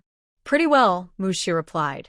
She hadn't practiced last night, and actually got a good night's sleep. Then you can lie down a bit longer. I'll check if breakfast is ready and bring you something to eat. Muyu got up and started putting on her clothes. Winter in the Northeast is really cold, especially when going outside. You need to wear several layers to step out. Yujia, breakfast is ready over there. I took care of the food for my sister. At that moment, Suyuan came in, lifting the door curtain while rubbing her hands together. She is a few months older than Mushi, so she started calling her sister from last night. There's no choice. She is the youngest among the educated youth, and at home, she is also the youngest. But she enjoys being an older sister, and now she can finally indulge in that role. As for why the youngest in her family came to the countryside, it's because her second brother had a mishap at birth, causing him to be slow to respond and unable to refuse tasks. A family like that wouldn't send him to the countryside, right? If she goes to the countryside and her family is not around, she would surely be bullied. They would make her do all the dirty and hard work. They would trick her out of everything she has. Just thinking about it makes her family worry. Shi Yuan didn't want her second brother to go to the countryside and be mistreated, so she secretly signed up for him. She knew that while their parents cared for her brother, they treated her well too. If they had to choose, it would be painful for them. So, she decided to make the choice for them. Muyu said, Xiao Yuan did well. I will return the food you provided later. Ah? Sister Yu, you don't need to. It was just one breakfast. You've helped me so much already. Shi Yuan quickly shook her head. Sister Yu had helped her a lot, and because of her, Shi Yuan could live peacefully in the countryside. It wouldn't be fair to ask Sister Yu to repay her for just one meal. If she had more money, she would have covered all of her sister's meals. That's not the point. I can afford to cover Cece's food. You shouldn't have to pay for it, Muyu insisted, waving her hand. Before Shi Yuan could say anything else, Muyu had already taken Mushi out of the room. All right, stop delaying. Come out and eat. Didn't I say the food is ready? Muyu's voice called out, and Shi Yuan smiled helplessly as she followed her to the main room. The young people at the Yeoman Brigade all shared meals, and Muyu was no exception, always eating with everyone. She would have liked to cook for herself, but she didn't know how. At home, Zhang Yun took care of everything, and neither Muyu nor Mushi had ever cooked. After going to the countryside, Muyu had tried cooking a few times, but after gentle suggestions from the others, she lost the right to cook. It was really a disaster. They were afraid she would mess it up and ruin the meal, especially since they all shared the same pot. No one minded that she didn't cook. They were mostly intimidated by her strong personality. However, Muyu wasn't just sitting around like a princess waiting to be served. She helped with chopping wood, fetching water, and assisting others. Before her sister sent her energy pills, she usually helped with tasks and chopping wood.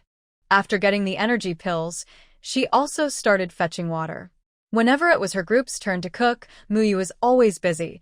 Today was the first time she woke up a bit late because she had stayed up too late last night. When she arrived in the main room, most of the young people were already there. Each person had a bowl or a lunchbox filled with thin porridge. On the table, there were 2 dishes. One was braised cabbage with meat and vermicelli, and the other was a bowl of pickled radish. "Everyone is up early," Muyu said as she entered. "We heard your sister is coming, so we were all curious to see her," someone replied. "Yeah, I heard the noise last night, but it was too warm in bed to get up. I was just waiting to meet your sister today," another added. "This must be your sister. Wow, she really is as beautiful as you." "Yes, yes." As soon as Muyu brought her sister in, the group of young people put on professional smiles, being polite to Muyu and showering compliments on Mushi. Mushi thought to herself, "Wow, Muyu really has a strong presence." The meal was finished quickly. While Mushi stirred the thin porridge, she listened to their conversation and occasionally picked up some vegetables with her chopsticks. While eating, she thought about how glad she was that she was eating separately from the group. If she had to eat this bland food every day, she wouldn't be able to handle it. Even during the tough times, it wasn't this hard. After all, she had the ability to grow food from seeds, so she never went hungry. As Mushi was feeling grateful, Muyu took her outside the youth center, and they walked slowly toward a small hill behind the village. "Tell me, why did you suddenly come here?" Muyu asked, stopping and looking at Mushi. "I was worried about you, so I came to check on you," Mushi replied honestly. Muyu said, "Worried about me? What could I possibly do to make someone worried? You should be the one I'm worried about." Muyu had a clear understanding of herself and her sister. It was true. When she received the letter confirming that her sister would also go to the countryside, she had worried for several days without sleeping well. On the same day she got the letter, she called home, asking them to find a way to assign her sister to her location so she could look after her. Unfortunately, by the time she received the letter and called back, it was too late, and Mushi's assignment had already been decided. There was nothing she could do but think of sending her sister supplies to help her have a better time in the countryside.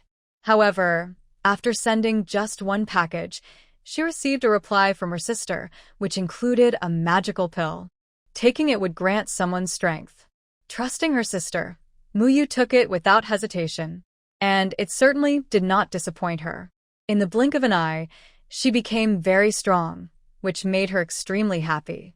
Although she had made quite an impression on her first day in the countryside, she was still a woman, and her strength could not compare to that of men.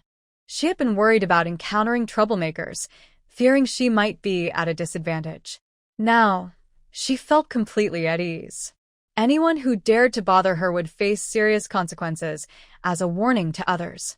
At the same time, Muyu was no longer worried about her little sister, especially since she had received such a powerful medicine. She believed her sister would take good care of herself.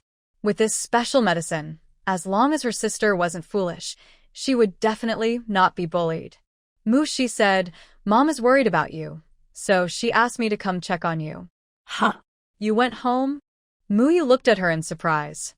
She hadn't heard anything about this. "Yeah, you should go home and visit too. Mom and Dad miss you a lot." "Oh, and there's Yuyu. If you don't go back soon, he might forget what you look like." Muyu replied, "He wouldn't dare forget me?" Mushi thought, "Is that really the main point here?" The two sisters chatted as they walked. Even after a long time apart, there was no awkwardness between them. Mushi was surprised, as she was not the original person.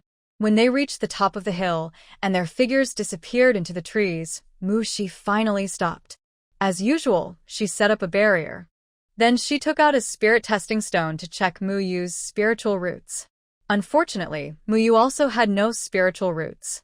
Mushi sighed inwardly. People with spiritual roots were truly rare in this world. Fortunately, she didn't have a task to develop a cultivation force. When Muyu heard about cultivation, she was stunned. It took her a while to regain her composure, simply following Mushi's instructions. I'm sorry, you don't have spiritual roots. Upon hearing this, Muyu finally reacted, no spiritual roots? So I can't cultivate? Nothing is more frustrating than having a great opportunity right in front of you, only for it to slip away quietly. Clearly, she had a chance, but she missed it. Muyu felt as if she had been struck by lightning, her expression filled with disappointment and unwillingness. Given her age and experience, it was impossible for her to accept this situation as calmly as Mu Changhong and Jiang Yun would. Mushi understood her feelings very well. If it were her, she would probably feel just as bad. However, she didn't offer comfort. Instead, she encouraged Muyu to come to terms with it herself. That would truly help her let go. Muyu didn't make her wait long. She calmed her emotions in just under 10 minutes. Having no spiritual roots is fine. If it's meant to be, it will happen. If not, there's no need to force it. This is my fate, and I accept it. What can she do if she doesn't accept it? Fate is like this, and she is not someone who can defy it. She is just an ordinary person who must accept the unfairness of fate. Realizing her own smallness can help her grow stronger. Mushi smiled. Even though I missed one opportunity due to not having spiritual roots, who says I only have this one chance? Upon hearing this, Muyu blinked. Then her face lit up with joy. So, little sister, what other opportunities do you have for me? Oh my, is this really her little sister? How can her sister be so wonderful, coming all this way to see her and bringing such a life-changing opportunity? She was so moved that she could cry. Muyu felt overwhelmed with emotion, but she couldn't let her sister see her cry. It would ruin her strong image. Since you can't cultivate immortality, let's practice martial arts instead. I have a few martial arts manuals for you to look at. Choose the one you like and practice it. If you reach a high level, you can become a martial arts expert, and even a master is possible if you excel. Martial arts? Like the stories where people can run on rooftops and shake the mountains? Muyu's eyes widened in excitement. Something like that. If you work hard, you can achieve it one day, Mushi said, not wanting to discourage her. Running on rooftops is one thing. Developing inner strength can make it possible. As for shaking the mountains? Well, good luck with that. It might take a lot of practice. Wow, I want to learn. No one can stop me, Muyu exclaimed, excitedly looking at the manuals and picking one that caught her eye. The manuals Mushi brought were all suitable for women, so any choice would be fine, and Mushi didn't interfere. Even though Muyu kept asking Mushi to help her choose, Mushi felt that destiny would guide her to the right choice. Since you've chosen to practice martial arts, you need to work hard. You're not in the best age for training, so if you don't put in the effort, you might not achieve much. But don't worry too much. I will provide you with some herbs to improve your physique to help you train better. By the way, you should quickly start practicing this spirit refining technique. Once you get the hang of it, you can use your blood to recognize the master of this storage bag. I've put some things inside for you to look at later. Storage bag? A pocket universe? Muyu exclaimed. She couldn't help but be shocked. This was truly amazing. Her little sister was impressive to have created something like this, and it seemed there was more than one. After all, it couldn't be that their parents just gave it to her. Thinking this, Muyu didn't hesitate. She held the small pouch, which looked like a coin purse, and thought it was incredible that such a tiny item could hold so much. Who would know its secret if it were just lying on the street? It was only the size of her palm, and aside from holding a bit of pocket money, it seemed useless. In a time when every penny counted, who would carry money openly on their waist? If someone had a little cash, they would hide it in their underwear for safety. So, this pouch seemed rather pointless. But it was a storage bag. According to her sister, as long as she used her blood to recognize it, only she could open it. To do so, she needed spiritual awareness, which meant she had to practice the spirit refining technique. Otherwise, it would just be an ordinary pouch in her hands. Just like it was for her now. She couldn't feel the space inside all. However, Mui was not discouraged. It was just the spirit-refining technique, after all. She was determined to master it, even if it meant putting her martial arts training on hold for a while. It was clear that the love for storage bags ran in the family. In the military district of Kyoto, Chi Shengbai had just returned from reporting his work and completing all handovers. He finally had a moment to rest. But as soon as he lay down, images of Mushi and that gentle kiss replayed in his mind. Every time he thought of that kiss, he felt a tingling sensation all over. Chi Shengbai helplessly closed his eyes, but he couldn't shake the person occupying his thoughts. Finally, unable to control himself, he jumped up and headed to the military training ground. Then, something that would shock the soldiers for 100 years happened. What's going on with Captain Chi? Is he trying to push himself to the limit? Oh my, how many laps is that? Is he trying to wear himself out? That's 30 laps. I'm counting. Wow. Indeed, our military district has some outstanding individuals, but does anyone know what happened to Captain Chi? Why is he suddenly pushing himself so hard? Who knows? The military training ground has specialized facilities, with various training programs included. If each program is considered a small level, there are more than 10 levels in total. Completing all levels counts as one round. The soldiers usually complete 5 rounds every day. This is the basic training that must be done unless they're on a mission. 5 rounds are manageable for everyone, and if it comes to competition, there are certainly many who can finish 10 rounds. But 30 rounds? That's a bit extreme. The problem is he is still going. Members of Captain Chi Shengbai's team were called over by familiar comrades. They looked at their seemingly crazed captain, exchanging glances. Even silent communication began. Vice Captain Yan Huan, do you know what's going on with the captain? Team member Liu Daong, no idea, but something must be up. Team member Tao Bing, you don't need to say that. If there wasn't something going on, the captain wouldn't suddenly come out to push himself like this. Team member Fong Hui, I think it probably has something to do with Comrade Mu. Team member Zhang Chaohua, how do you know that? Team member Fong Hui, it's just a feeling. Team member Zhao Jifeng, don't bring up your feelings. I ask you 10 times, and is one of them ever right? The others rolled their eyes at Fong Hui. As teammates, they had given so much and had no idea how many times they had been misled by this unreliable guy. This time, they wouldn't trust his so-called intuition. Trusting him was like believing a pig could climb a tree. However, what they didn't know was that the usually unreliable Fong Hui was actually right this time. Their captain really did start this self-punishing journey because of Comrade Mu. After finishing 50 rounds in one go, Chi Shengbai wiped the sweat from his forehead and finally stopped, leaving the training ground with a blank expression. Yan Huan and the others quickly followed him. Captain, what's going on? Yan Huan, as the vice captain, was very concerned about his captain's mental state, and a few team members were also curious. They all wanted to know what was happening with their captain. The few of them had been in the same small team, fighting side by side for several years. Even the newest member had been with them for 2 years. Their bond was stronger than any other relationship, one they could trust with their backs. Although their captain usually trained hard, he had never acted as crazily as he did today. They couldn't help but worry. However, Chi Shengbai couldn't tell them, there's a girl running around in my mind all day, so that was definitely not an option. Nothing, let's go eat, he said, striding toward the cafeteria. His face showed no expression, but the emotions in his eyes were clear. Luckily, he kept his head down so the team members couldn't see. Although Chi Shengbai had never been in a relationship, he wasn't completely inexperienced. He might not have realized what was happening at that moment, or perhaps he just didn't think in that direction. But as the captain of the Special Forces team, Chi Shengbai was certainly smart.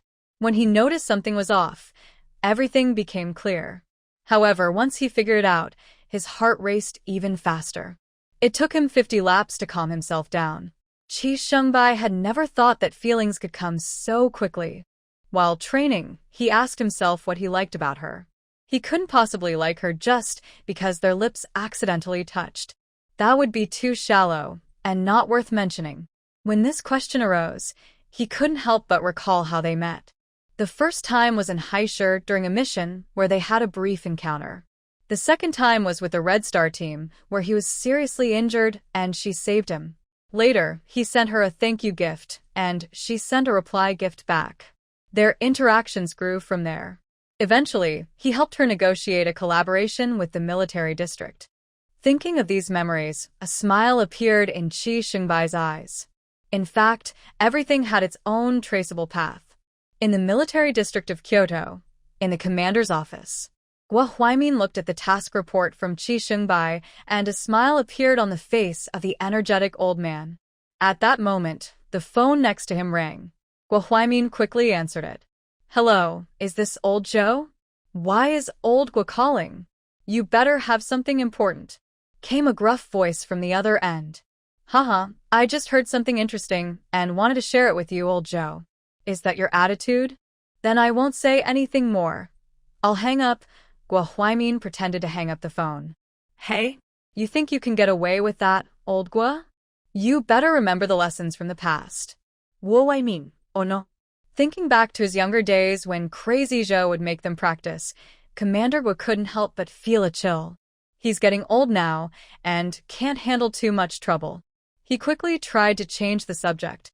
"Old Zhou, is your granddaughter not at home?" The old man squinted his eyes and asked, "Why are you suddenly mentioning my granddaughter? What you want to say is related to Cece." The old man quickly connected the dots. "Hurry up and tell me.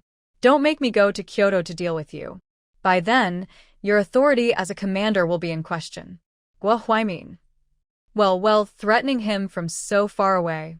But he was indeed a bit scared. Among their old comrades, if anyone was the most reckless and wild, it had to be old Zhou. Out there, he left no enemies standing. Inside, no old comrade had escaped his training sessions.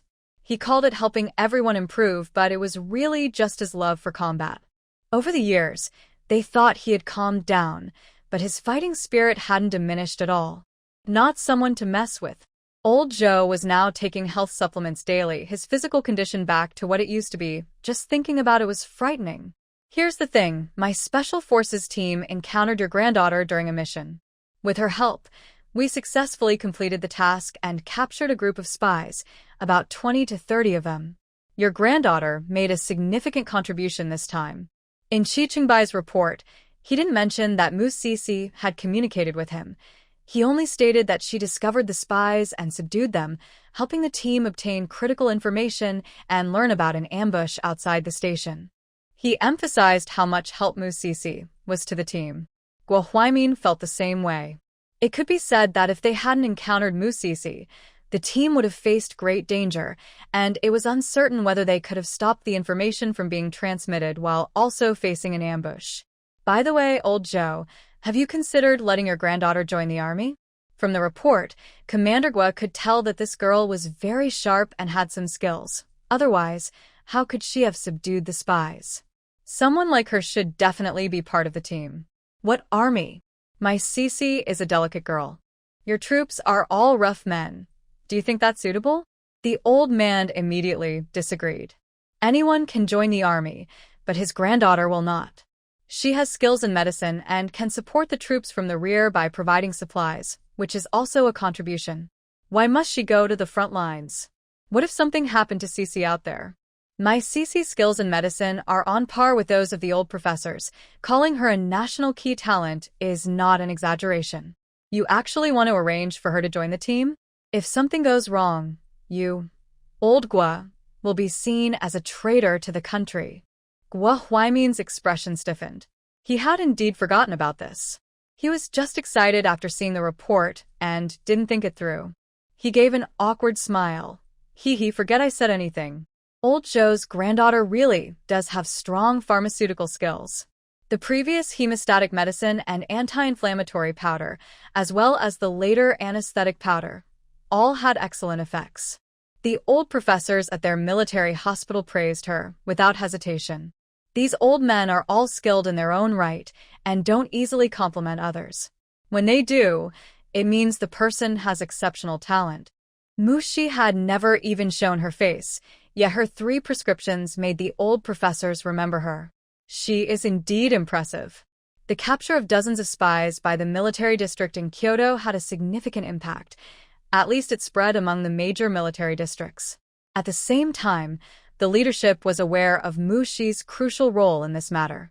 Her name circulated among the military districts, along with her identity as a pharmacist and the 3 prescriptions she provided.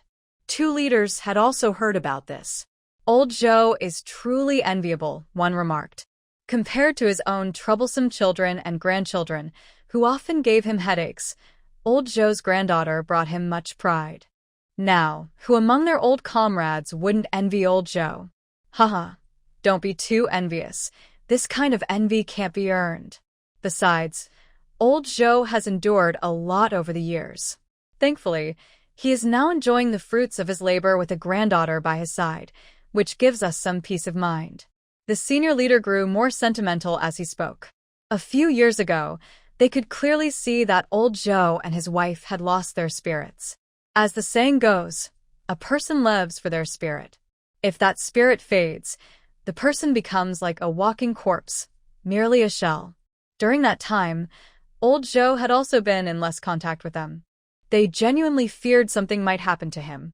But everyone was busy and couldn't visit him in person.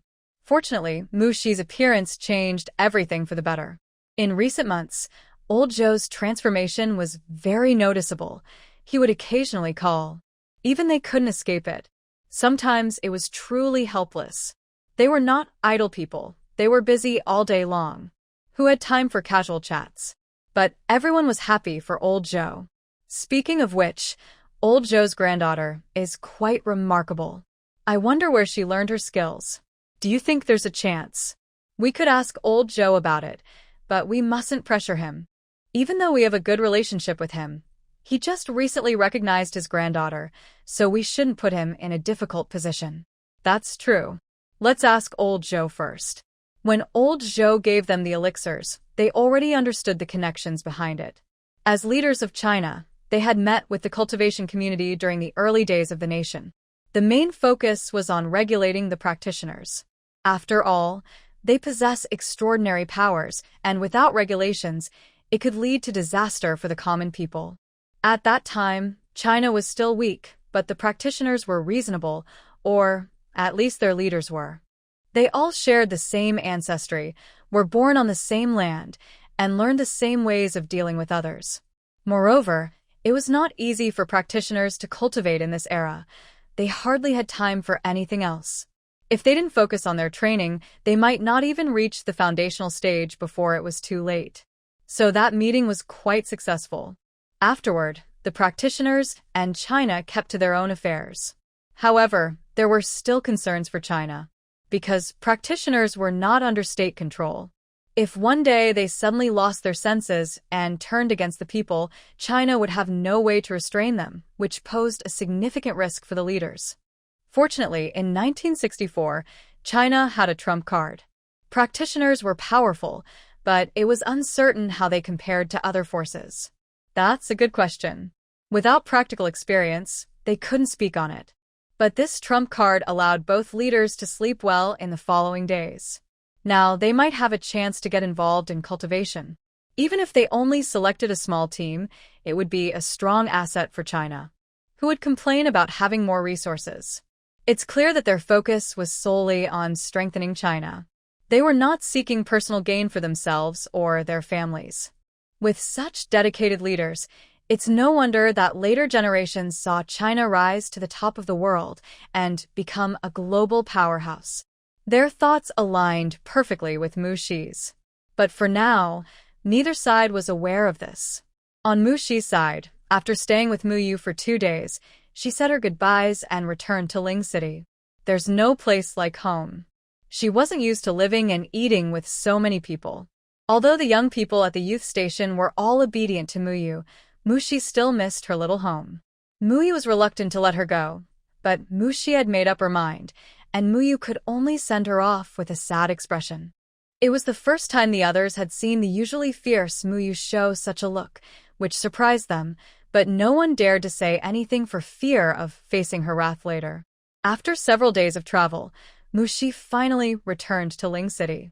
She first stayed at her grandparents' house for 2 days, spending time with the elderly couple and sharing the gifts she brought back from High City. The two old folks and her aunt were so happy that they couldn't stop smiling. Their joy came not from how much money she spent, but from the thought that she remembered them while away and brought them gifts. It was the sentiment that touched them. During those 2 days, Mushi enjoyed being pampered. Her grandmother made her all sorts of delicious food, and her aunt brought home rare treats every day.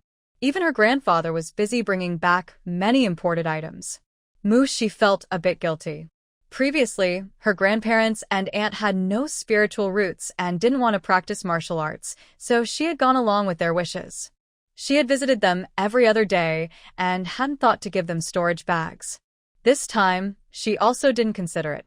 Now, she felt a sense of guilt for not doing more for them. It wasn't that she didn't want to give. She had provided for the Mu family and their subordinates, so how could she not do the same for her blood relatives? But now, the situation made it hard for her to find the right words. Her silence caught the attention of the three of them. Shishi, what's wrong? Why are you lost in thought? The grandmother gently asked, holding Mushi's hand. Her grandfather and aunt also looked at her. Mushi pressed her lips together. During this visit, I gave my parents in the Mu family martial arts manuals, and my brother Yu has spiritual roots. I plan to take him to train and focus on developing his skills. That's a good thing. The Mu family raised you, and you owe them a great debt. Since their child has spiritual roots, we should nurture him well as a way to repay their kindness to you. Although things aren't always so simple, helping them will ease your grandfather's and my minds. Plus, with mutual support, our families will grow closer. The grandmother smiled and patted Mushi's hand. Your grandmother is right. This is a good thing. Shishi, you mentioned that in this era very few people have spiritual roots. It's wonderful that you found one in your own family. In the future, you and your brother will work together and surely achieve great things. The old man nodded in agreement, feeling quite happy inside. Those without spiritual roots were destined to not accompany Cece for long. Once they were gone, how lonely would she be? Now there was a little one who could stay with her. The old man felt very comforted by this.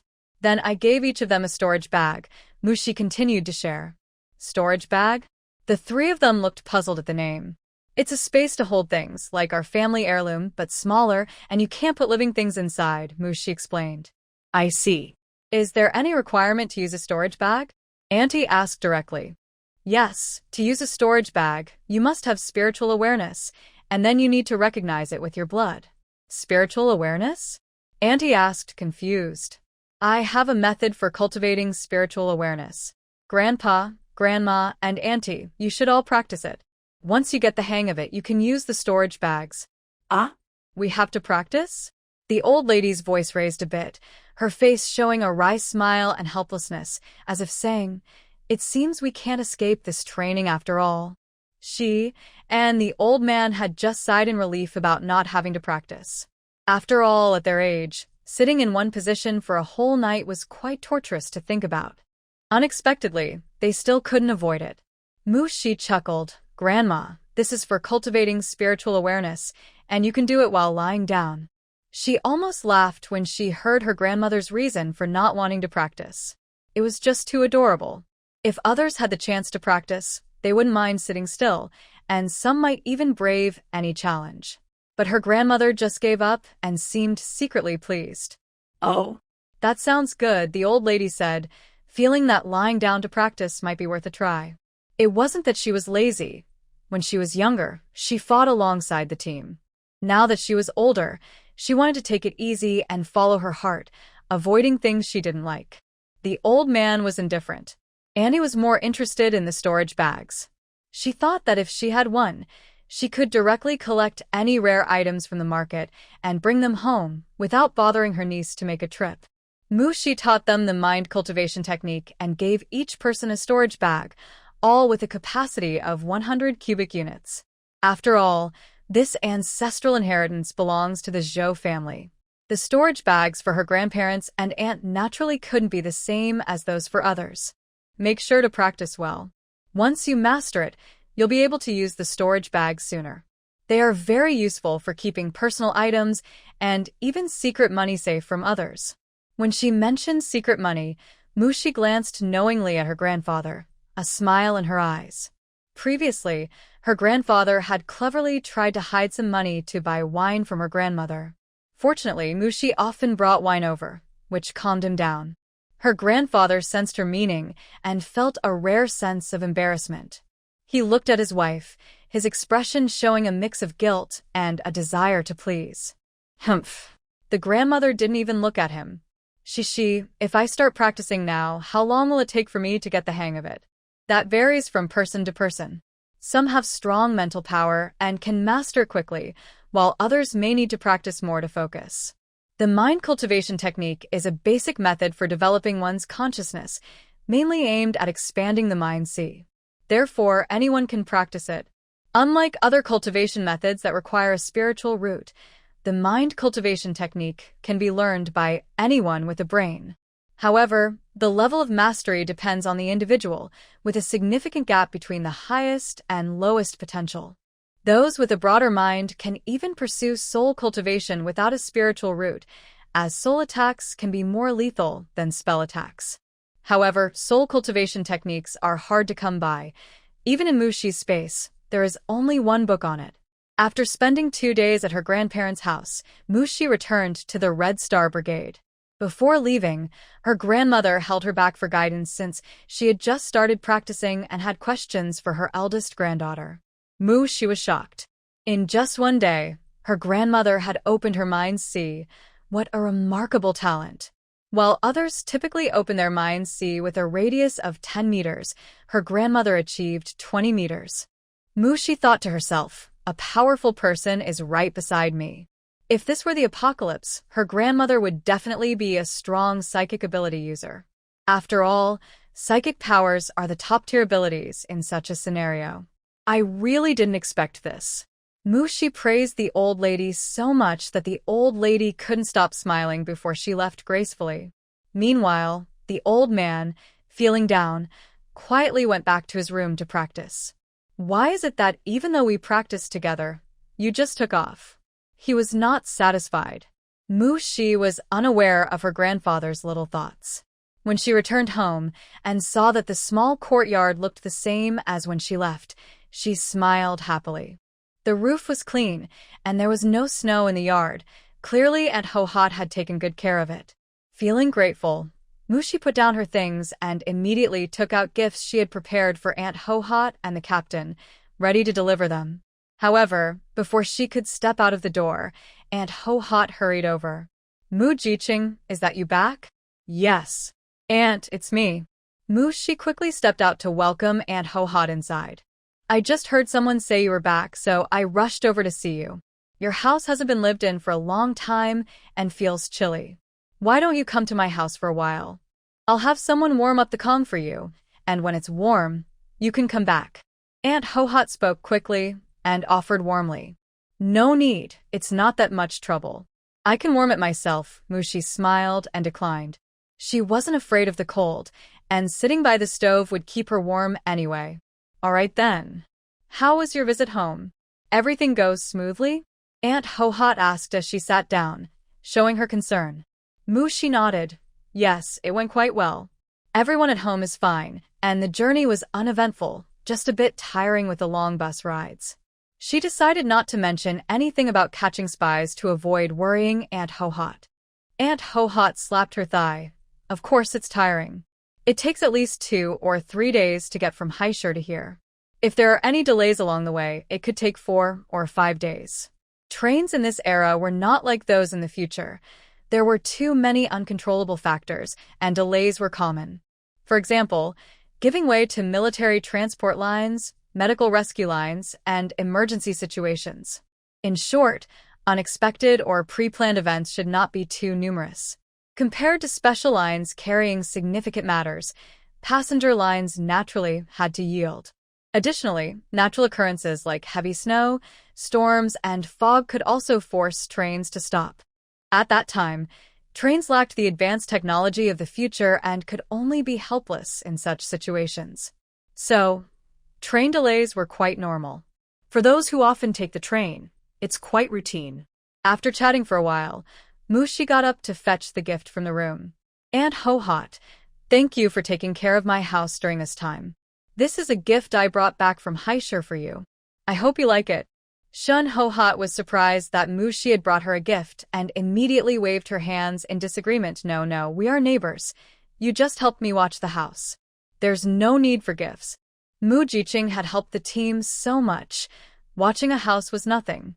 She couldn't accept this gift. "Oh, and Ho-Hot, I specially picked this for you.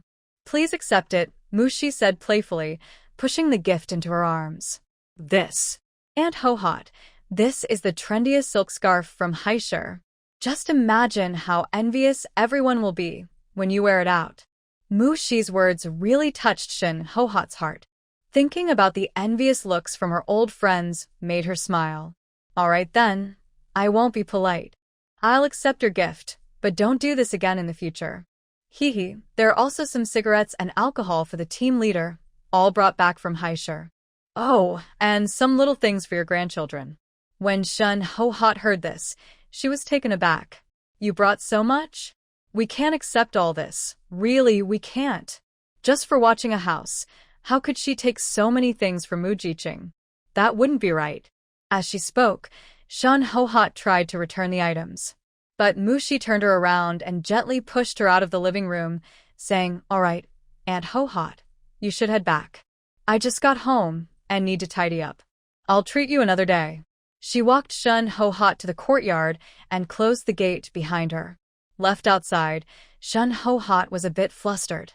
Back inside, Mushi added 2 more pieces of firewood to the stove, then moved back and forth between the east and west rooms, the kitchen and the bathroom, cleaning thoroughly before she was satisfied and started packing her luggage.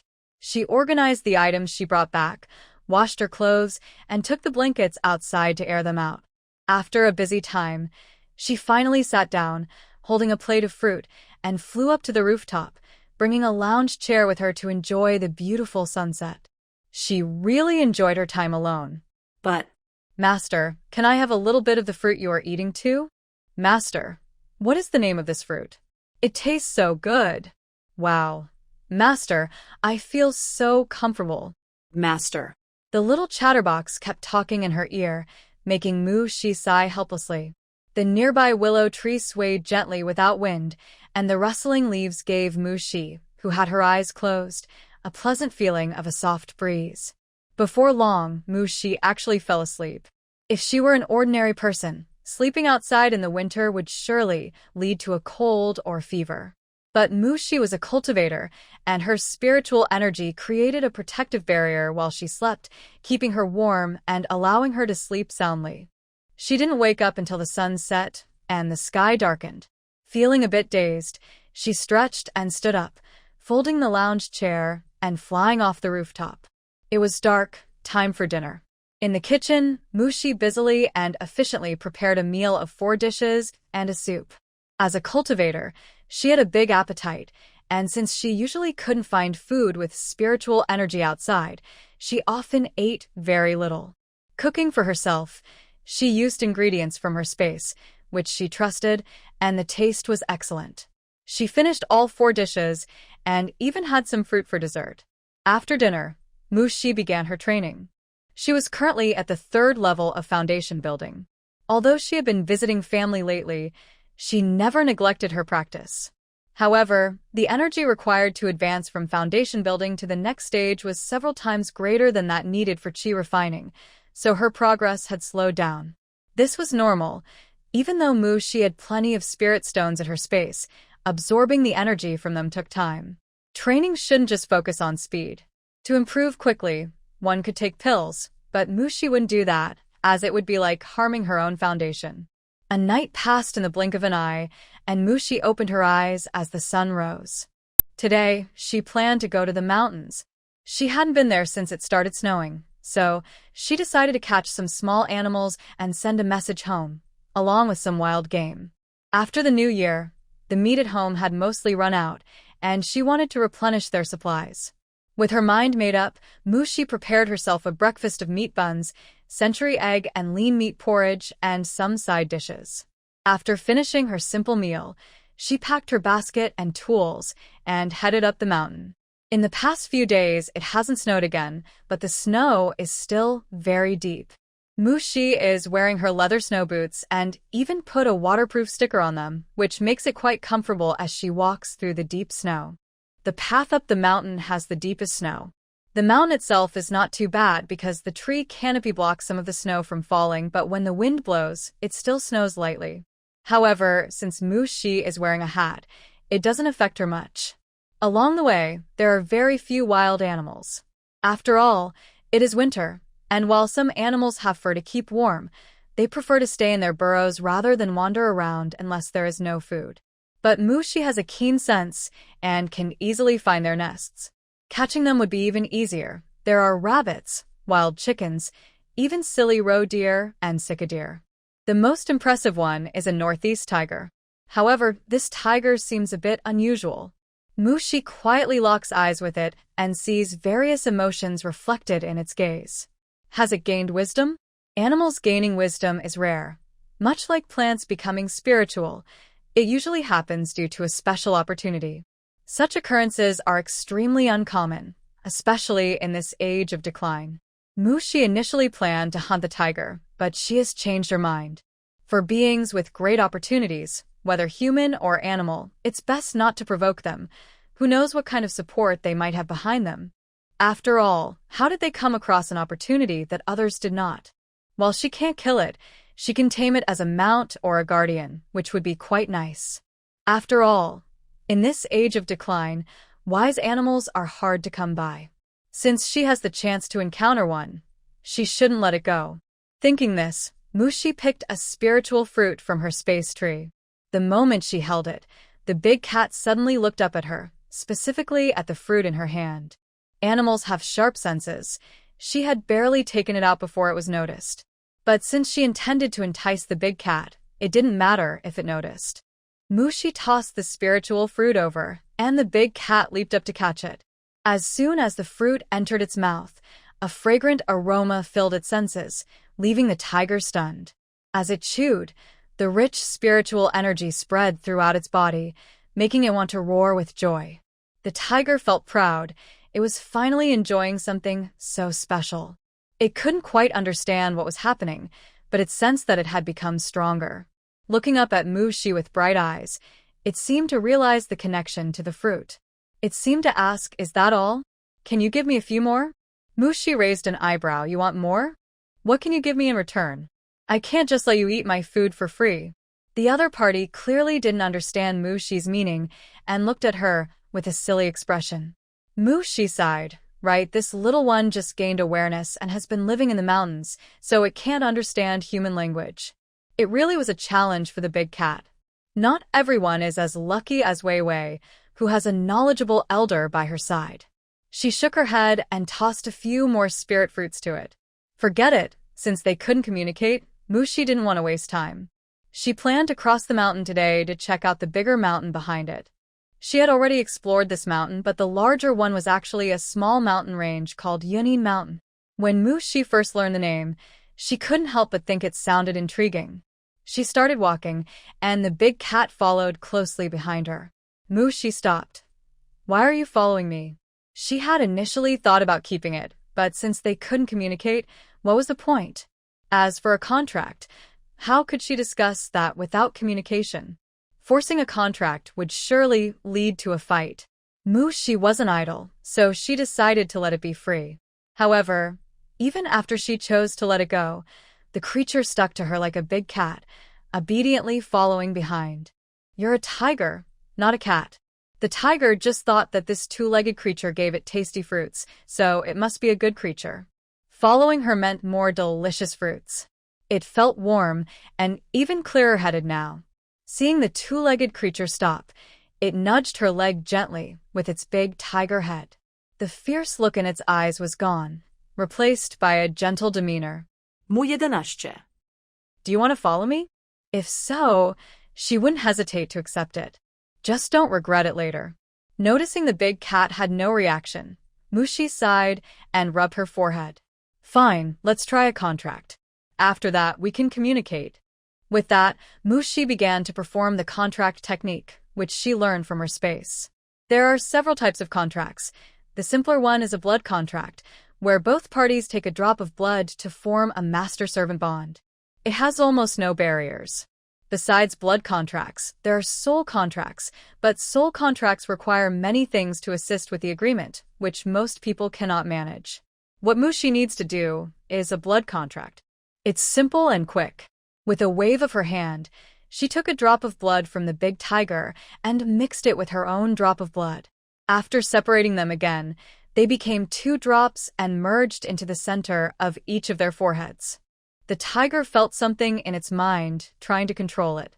It instantly transformed from a gentle cat into the king of the forest, ready to pounce.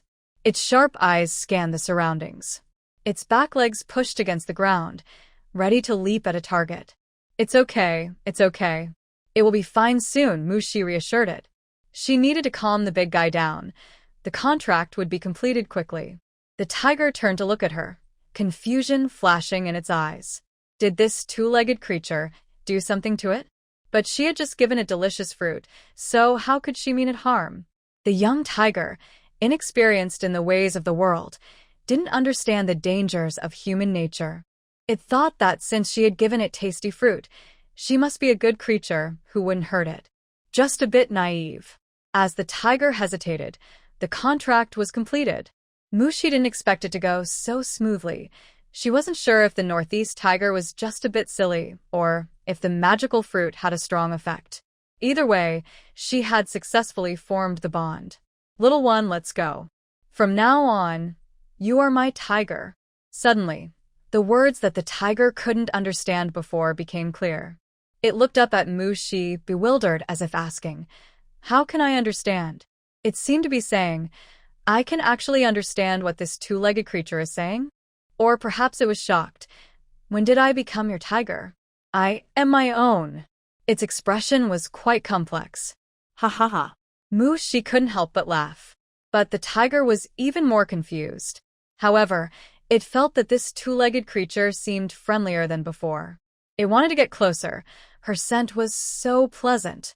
The tiger slowly moved closer, resting its entire body against Mushi's leg. What bad intentions could it have? It was just the influence of the contract's power. Yes, it was definitely not because it was drawn to the 2-legged creature's scent. Mushi reached out to pet its soft fur. She had to admit this little guy was well taken care of. Even in winter, its coat was shiny and smooth. Let's go. We're off to find treasure. Find treasure. A young boy's voice echoed in Mushi's mind. The voice was very youthful. It also matched Mushi's guess that this northeast tiger was a juvenile. Although it looked large and similar to an adult tiger, Mushi could tell from its eyes that it was still young, lacking the fierce aura of an adult.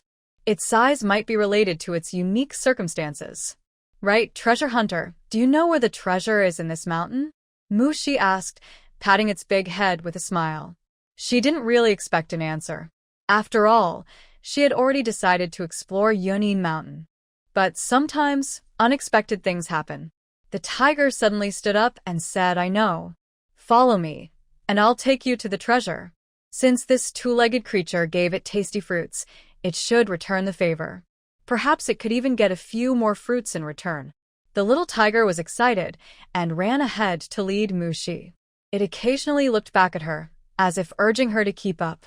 What could Mushi do? Of course, she followed.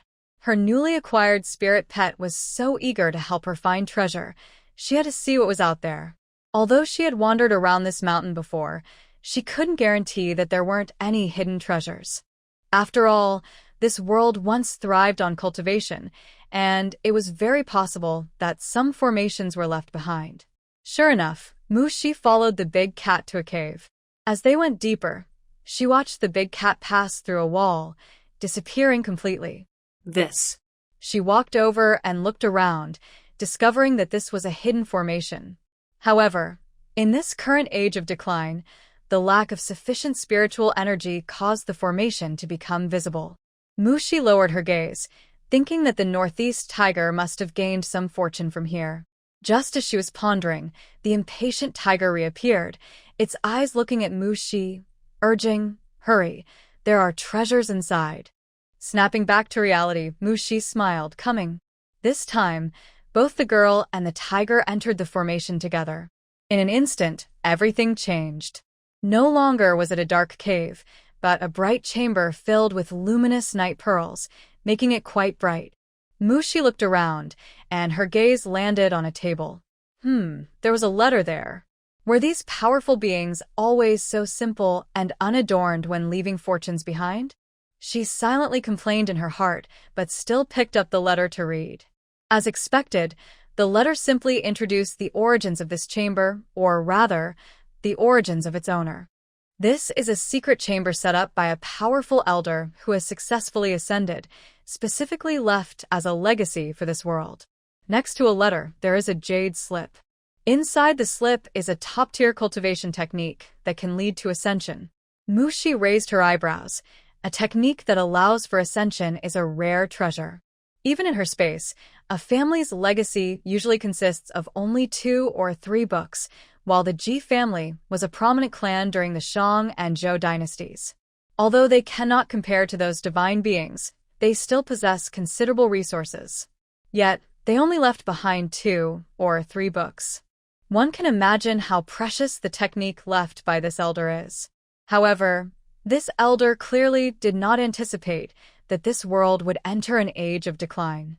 In the current environment, having such a top-tier technique is useless, without the resources to support cultivation. Fortunately, she has an ancestral space filled with countless spirit stones. But she already has a cultivation technique which is also top-tier, so there is no need to switch. Moreover, the elder's technique is of the metal element, which is not suitable for her wood element spirit root, so she can only store it for now. She put the technique into her space and turned to see a large cat in the corner, sneaking around. Mushi quietly approached and found it was drinking from a small puddle. But how could there be a puddle in the secret chamber? Mushi was puzzled. Then she noticed that the water in the puddle contained spiritual energy. Although the concentration was low, it was indeed spirit water. It seems that this northeast tiger must have gained intelligence by drinking the spirit water. But how much spirit water did it need? After all, the concentration of spiritual energy in this water is quite low. The appearance of a puddle in the secret chamber is indeed a bit unusual. Mushi expanded her senses and examined the entire chamber, not missing any corners. Finally, she discovered that the stone wall above the puddle was somewhat damp. Just as she was staring up, a drop of water fell into the puddle. Now, it makes sense. This secret chamber has likely existed for a long time. The saying dripping water wears away stone holds true. After countless years, it is normal for a puddle to form below. As Mushi looked up, her eyes brightened. She had seen this situation in her travel notes in her space. The notes mention that rare spirit stone veins deep within can produce spirit liquid and spirit marrow, both of which are treasures that would cause a stir even during the height of cultivation. The production of spirit liquid and spirit marrow is extremely difficult. When the concentration of spiritual energy is excessive and vaporizes, it forms spirit liquid. As the spirit liquid flows down, the spirit stones it passes through over the years will transform into spirit marrow. The veins that form spiritual liquid and marrow are all top-quality spirit stone mines. Only the best mines have hidden abilities. Most people cannot discover them, allowing time and space for the spiritual liquid and marrow to grow. If they were found immediately, they would be destroyed, and there would be no spiritual liquid or marrow left. These naturally formed treasures are opportunities given to the world by the heavens, so they are protected in some way. If it weren't for Mushi's carefulness and her knowledge, she would never have discovered this great opportunity. However, the opportunity is not in the secret chamber, but in the mountain range that the chamber belongs to. As mentioned earlier, top-quality mines hide themselves, which is why Mushi didn't realize there was a spirit stone mine in this mountain. It concealed itself completely, without revealing any spiritual energy. To form spiritual liquid and marrow, The internal energy consumption is not enough, so it cannot be detected by outsiders. If others found out about the rich spiritual energy here, it would defeat the purpose of hiding. Even the willow trees that have lived in this mountain for 1,000 years didn't notice, let alone Mushi. But finding this treasure still depends on luck. By chance, Mushi managed to collect it. In the secret chamber, Mushi broke through the stone wall above. Although there was a formation, its energy was nearly depleted, making it easy to break. However, her sudden action startled who was drinking fragrant water nearby, putting him in a battle-ready state. Then, he realized nothing was wrong. The noise was just caused by her. Hu looked at Mushi with confusion. "What are you doing?" "You scared me." Mushi blinked. "Oh, I forgot to give you a heads up." She didn't expect the big cat to be so easily startled. But considering it was still a young tiger, she could understand. "I'm going up to check the situation. You stay here and don't run around, okay?" Mushi instructed. After all, he was her tiger, and she had to be responsible. "Okay, you go ahead. I won't run around. I'll just stay here and drink my fragrant water," Hu replied obediently. Mushi was delighted. Who would have thought such a fierce tiger could be so well-behaved? It was quite a contrast. "No wonder you're my tiger," she exclaimed, giving him a gentle pat on the head before flying towards the hole she had made. As soon as she emerged, Mushi was so excited, she almost shouted. Spirit stones. They were everywhere. She was surrounded by spirit stones. What caught her eye was mostly high-quality spirit stones. There were even quite a few top-quality spirit stones mixed in. What a magical mine this is. It's dazzling. Even Mushi, who has a spirit stone mine in her space, couldn't contain her excitement. After all, who wouldn't want more of such valuable resources for cultivation? She has some, but she wouldn't mind having even more. Top-quality spirit stone mines can produce precious spirit liquid and essence, and they represent a huge output. It's important to note that during the peak of cultivation, only the top families or sects could own such mines. Second-tier families and sects could only share one top-quality spirit stone mine among several forces. Otherwise, a single force wouldn't be able to protect it and could face deadly consequences. No one would dare to take such risks.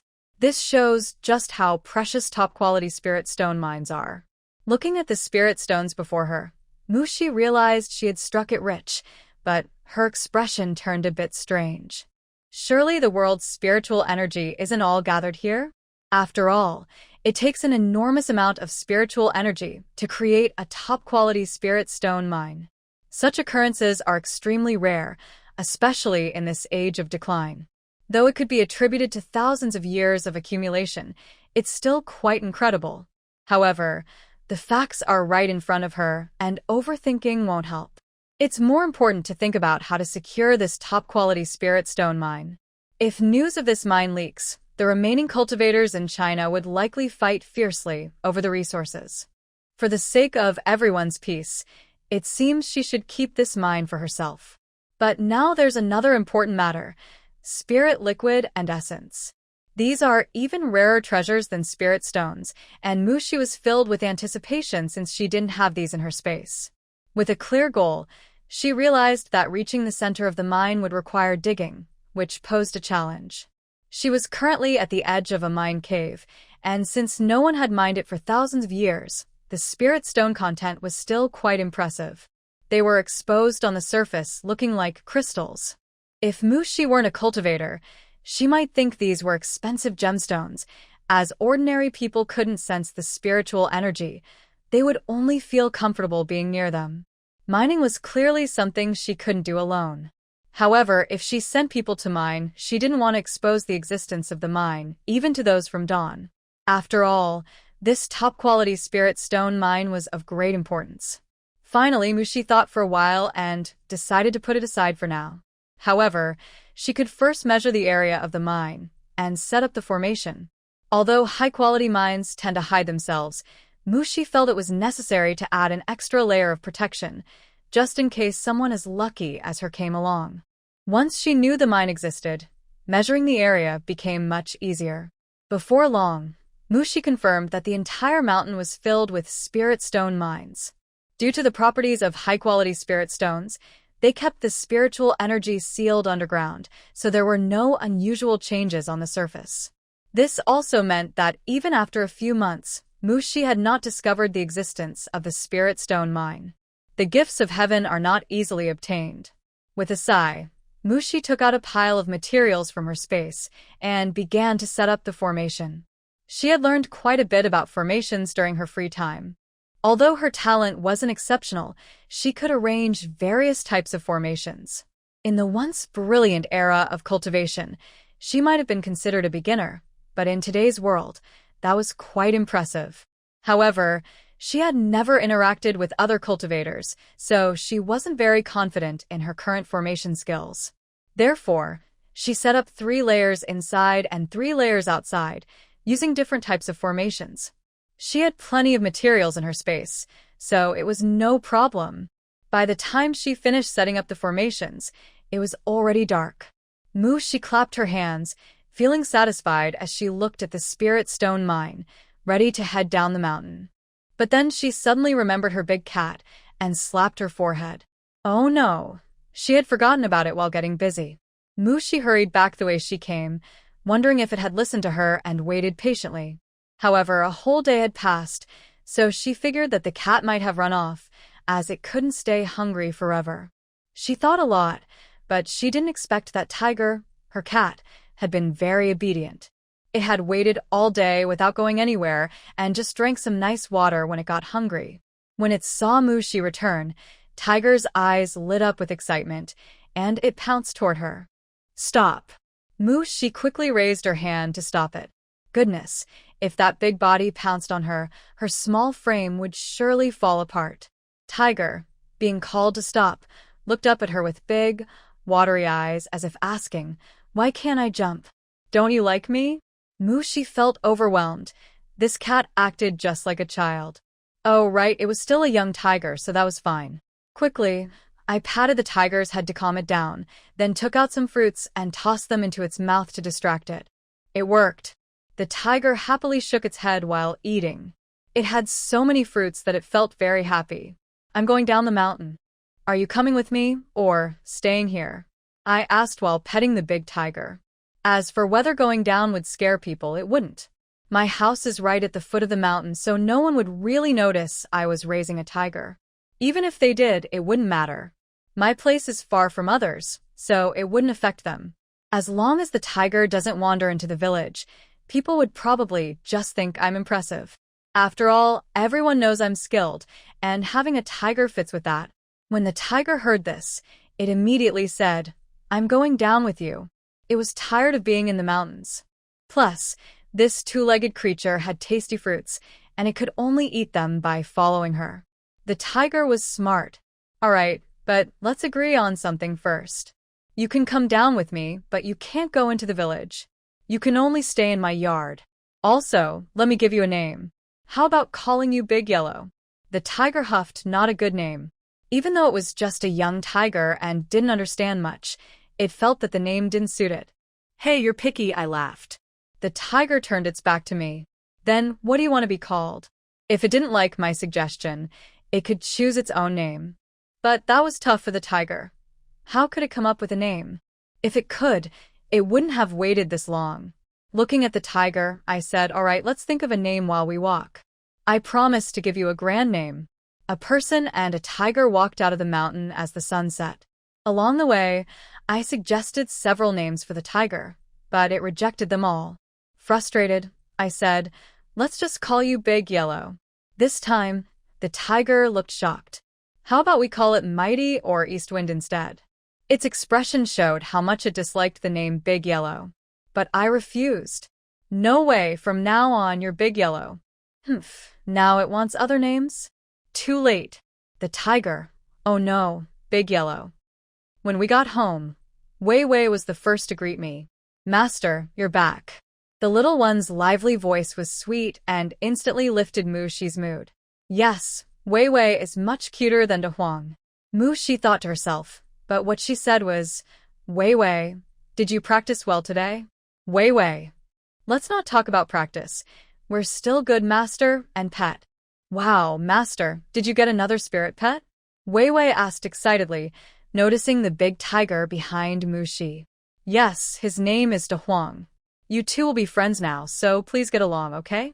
De Huang, the rose on the wall, is named Wei Wei. She's a girl, so don't bully her. Mushi introduced them to each other. Both little ones cooperated well and replied in unison, got it. Entering the yard, Mushi introduced De Huang to Grandpa Yang Lu. Old Yang was very happy to hear that this was a little creature that had just gained intelligence in the mountains. It had been a long time since any plants or animals had gained intelligence here. The last one was Wei Wei. Play by yourself, but don't run outside. You can do whatever else, Mushi reminded before heading off to cook. Even in the foundation establishment stage, one still needs to eat. Only after reaching the golden core stage can one fast, but the duration of fasting depends on the energy in the body. This means energy replaces food, and when energy is low, it must be replenished in time, or one will still feel hungry. It's not like a deity that can go thousands of years without food or water. Evening. After dinner and washing up, Mushi sat on the bed to write letters. One was for home, and the other for Muyu. She also planned to process the game she hunted today and send it to them. Tomorrow morning, she would first send the packages, then go to various supply points to restock. After the new year, the supplies should be nearly used up. After all, the last restock was before the new year. Next, she would select a few strong members from Dawn to distribute storage bags, allowing them to come and collect supplies without her needing to carry them to the supply points. Moreover, the expansion should begin soon. With storage bags, expanding their territory would be much easier. She wondered if Dog Brother and the others had returned. She had taken a detour to the black market, which delayed her for several days, so Dog Brother and the others should be back by now. While thinking, Mushi continued writing her letters. After finishing the letters, she went to prepare the game. Thankfully, the weather was cold, so it didn't require much processing.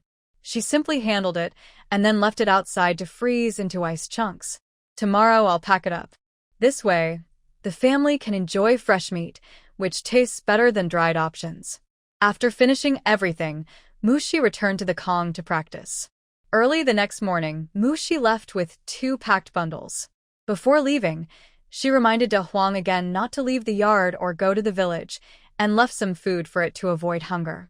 De Huang obediently listened because it could already smell something delicious.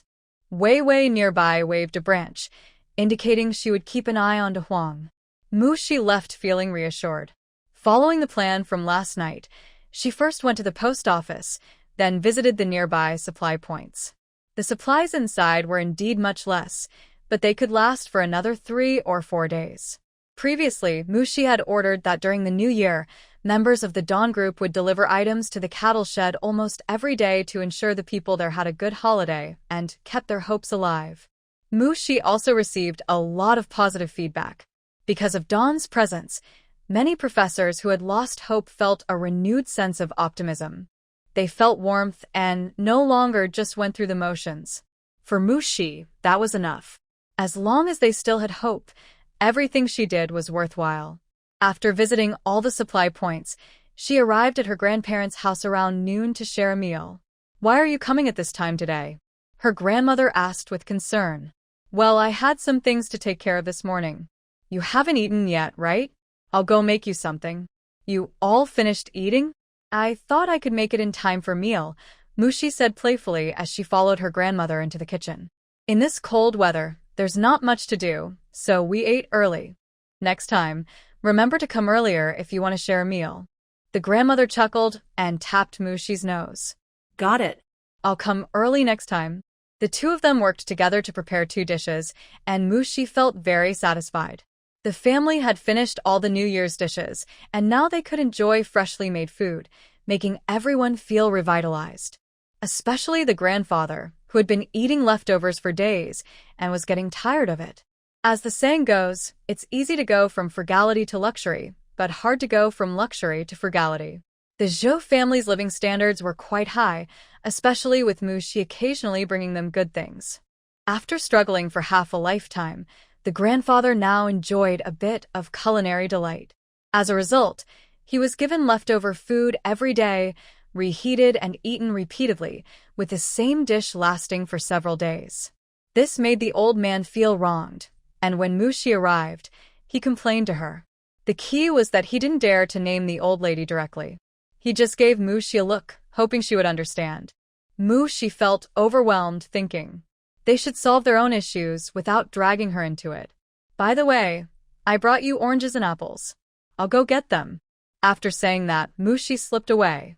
Well, now you've scared off your granddaughter, the old lady mocked right away. The old man opened his mouth. My granddaughter went to get me oranges. Ha. Very good. Even though nothing was said, the sarcasm was evident. Mushi rummaged through the basket in the living room, waiting for them to calm down before she walked back into the room with the oranges and apples. Grandpa, Grandma, you should try these. The oranges are really sweet, and the apples are not available outside this season. The old man quickly peeled an orange, but didn't eat it himself. Instead, he handed it to his partner beside him. Mu yeden aşçı. Wow, so you're feeding her instead? The old lady glanced at him and took the orange, saying, this orange is indeed very sweet. She felt much better after eating the orange. Even her mind felt clearer. Really? Let me try too. Mu yeden aşçı? So her grandpa wasn't showing off his affection. He just wanted Grandma to taste it first? She was completely stunned. All right, it's you, comrade old Joe. The old lady rolled her eyes and turned away to continue eating the orange, not wanting to deal with the old man. Grandpa, how has your training been these past few days? Why bring that up? The old man stuffed a piece of orange into his mouth and replied in a deep voice. He had realized over the past few days that his talent for training his spiritual awareness was far inferior to his partner's, which was quite discouraging. But he wasn't someone who couldn't accept reality. Still, his granddaughter's sudden concern did sting a little. Mushi blinked and pressed her lips together to keep from laughing. Training isn't something that happens overnight. It's okay if there's no progress for now. We just need to keep trying. The old man replied, That's comforting, but I don't need it. The initial goal of cultivating spiritual awareness was to use storage bags, but he has a partner, and if his partner can use them, it's like he can too. So, after realizing his talent wasn't great, he decided to let it go. No rush, just take it slow. Mushi was speechless. How could her grandfather suddenly become so laid back after just one day apart? She wondered who got so excited about her grandmother starting to practice that they wanted to join in, only to give up after 2 days. TSK, this is just a fleeting enthusiasm. She didn't expect to see it in her grandfather. Well, if her grandfather wasn't in a hurry, why should she be? After spending the afternoon at her grandparents' house, chatting and helping with chores, Mushi returned to the village. To her surprise, she ran into Dog Brother at her doorstep. She didn't know how long he had been waiting for her. He led her into the yard. Big sister, all the goods have sold out. Dog Brother's first words upon entering were this. Seeing his excited expression, Mushi knew they must have made a good profit. Mushi nodded. That's great, but be careful. It wouldn't be good if you got caught. These days, there's strict enforcement against buying and selling, but Dog Brother and his group had started practicing martial arts.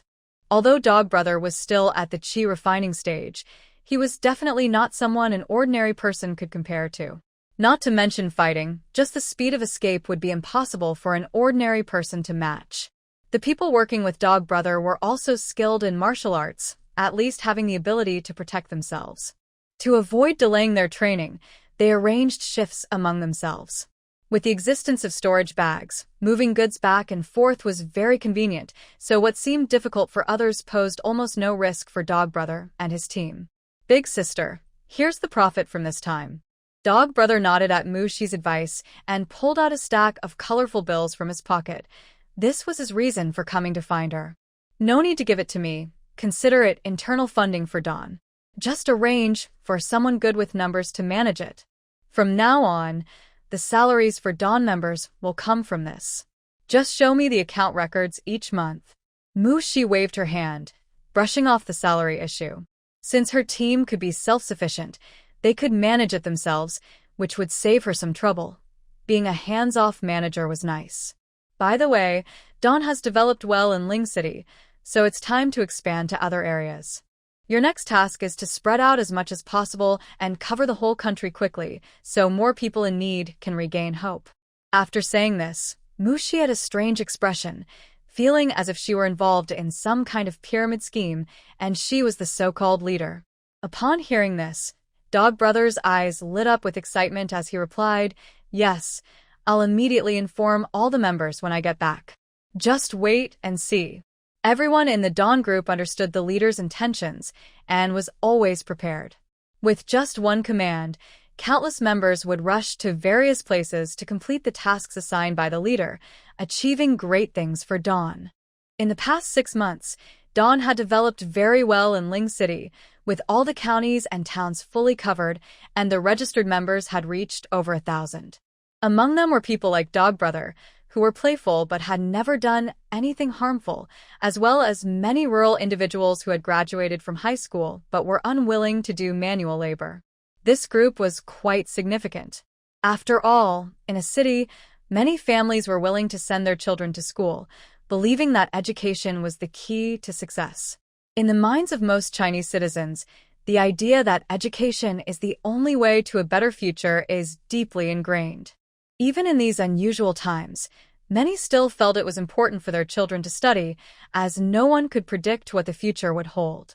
Back in the 1970s, the country had just stabilized, and everything was still in the exploratory phase. Anyone with foresight would understand that for a country to develop, nurturing talent is essential, so opening up college entrance exams was inevitable.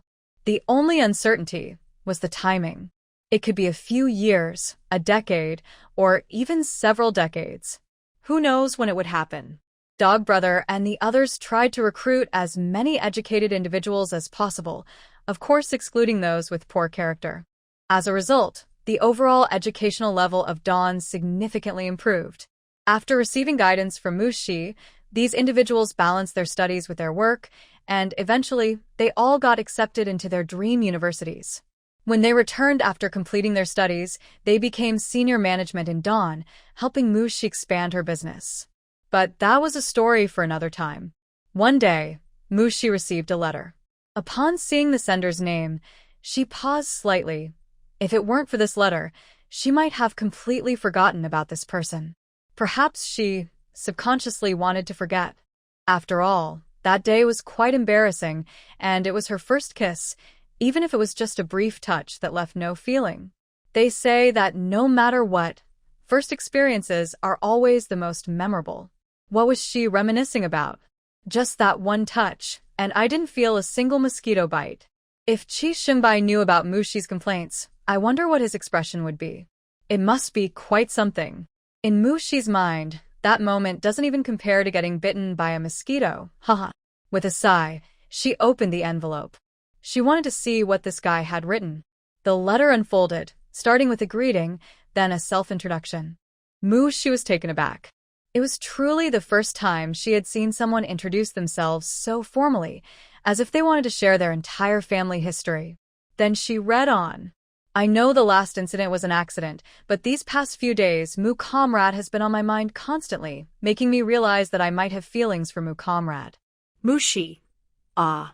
In the next part, Qi Xingbai was even more direct. "I want to establish a serious relationship with Mu Comrade with the intention of marriage. Of course, I know this might be a bit fast and Mu Comrade may not be ready, but I hope you can give me a chance for us to get to know each other." Mushi. Ah. Honestly, besides those 2 words, Mushi didn't know what else to say. Who starts off like this? Isn't this too direct? But thinking about how many people in this era marry after just one meeting, Mushi could only sigh in resignation. It really is. Although it's not a blind marriage, it's not far off. In that sense, she and Qi Xingbai are doing well. At least they have met several times and often exchanged letters. TSK, Mushi began to reflect on her relationship with Qi Xingbai. When it comes to marrying a man, Mushi has never been against it, but she is quite picky. He must be loyal, have his own career, and, most importantly, good character. Of course, appearance matters too. As for that, it has to be someone she finds attractive. If someone doesn't catch her eye at first glance, they won't get a chance to show their true self. And Qi Xingbai's looks clearly meet Mushi standards. She likes strong men, especially since Qi Xingbai is a soldier, exuding a presence that ordinary people can't match. As for loyalty, she has countless ways to ensure that he remains loyal to her, but it's unnecessary. She has interacted enough with Qi Xingbai to trust his self-control and sense of responsibility. Like is indulgence, love is restraint, but whether it's like or love, it can fade, while a sense of responsibility remains. People with high moral standards will torment themselves for a lifetime if they do something against their conscience. Qi Xingbai is not just someone she admires, nor is it just a soldier's charm. He is genuinely a person with a strong sense of responsibility. Such a person is undoubtedly loyal and has good character. In his career, he is the captain of a special forces team. He not only serves the country but also takes on significant risks, which shows his outstanding abilities. He is quite a perfect man in many ways. If there is one flaw, it might be that he is often away from home due to his duties. However, for Mushi, this is actually a positive aspect. The more she thinks about it, the more excited she becomes. After all, she has never experienced a romantic relationship in her life, and in the harsh environment of the apocalypse, she had no time to think about such things. Now that she has a second chance at life, shouldn't she fully experience everything? She recalls the colorful comments she saw online before the apocalypse and wonders how enjoyable it really is. Unfortunately, she never got the chance to meet the right man before the world ended. Fortunately, she gets to live again. Should she agree to it? To be honest, while Mushi doesn't love Qi Xingbai, she definitely has some feelings for him. With her personality, it's impossible to correspond so frequently with someone she doesn't like. If she didn't like someone, she wouldn't even be able to exchange a few words with them, like the young men she met in the countryside. She can hardly remember who they are. Is it because her memory is bad? Of course not. As a cultivator with strong awareness, she simply chooses not to remember. Looking at it this way, she realizes she actually likes Qi Xingbai. She hadn't thought about it before, so she didn't notice it. It's okay if their feelings aren't deep yet. As long as they both have an interest in each other, deeper feelings will come with time. This is something Mushi can accept. What she cannot accept is being forced together without feelings, like when Qi Xingbai felt responsible due to an accident. She doesn't need that kind of responsibility. Now that Qi Xingbai has openly expressed his feelings for her in his letter and wants to get to know her with marriage in mind, Mushi feels it's worth a try since she also likes him. If they get along well, marriage could be nice. She wants to experience how wonderful it can be. She can't live two lives without knowing what that feels like. That would be too frustrating.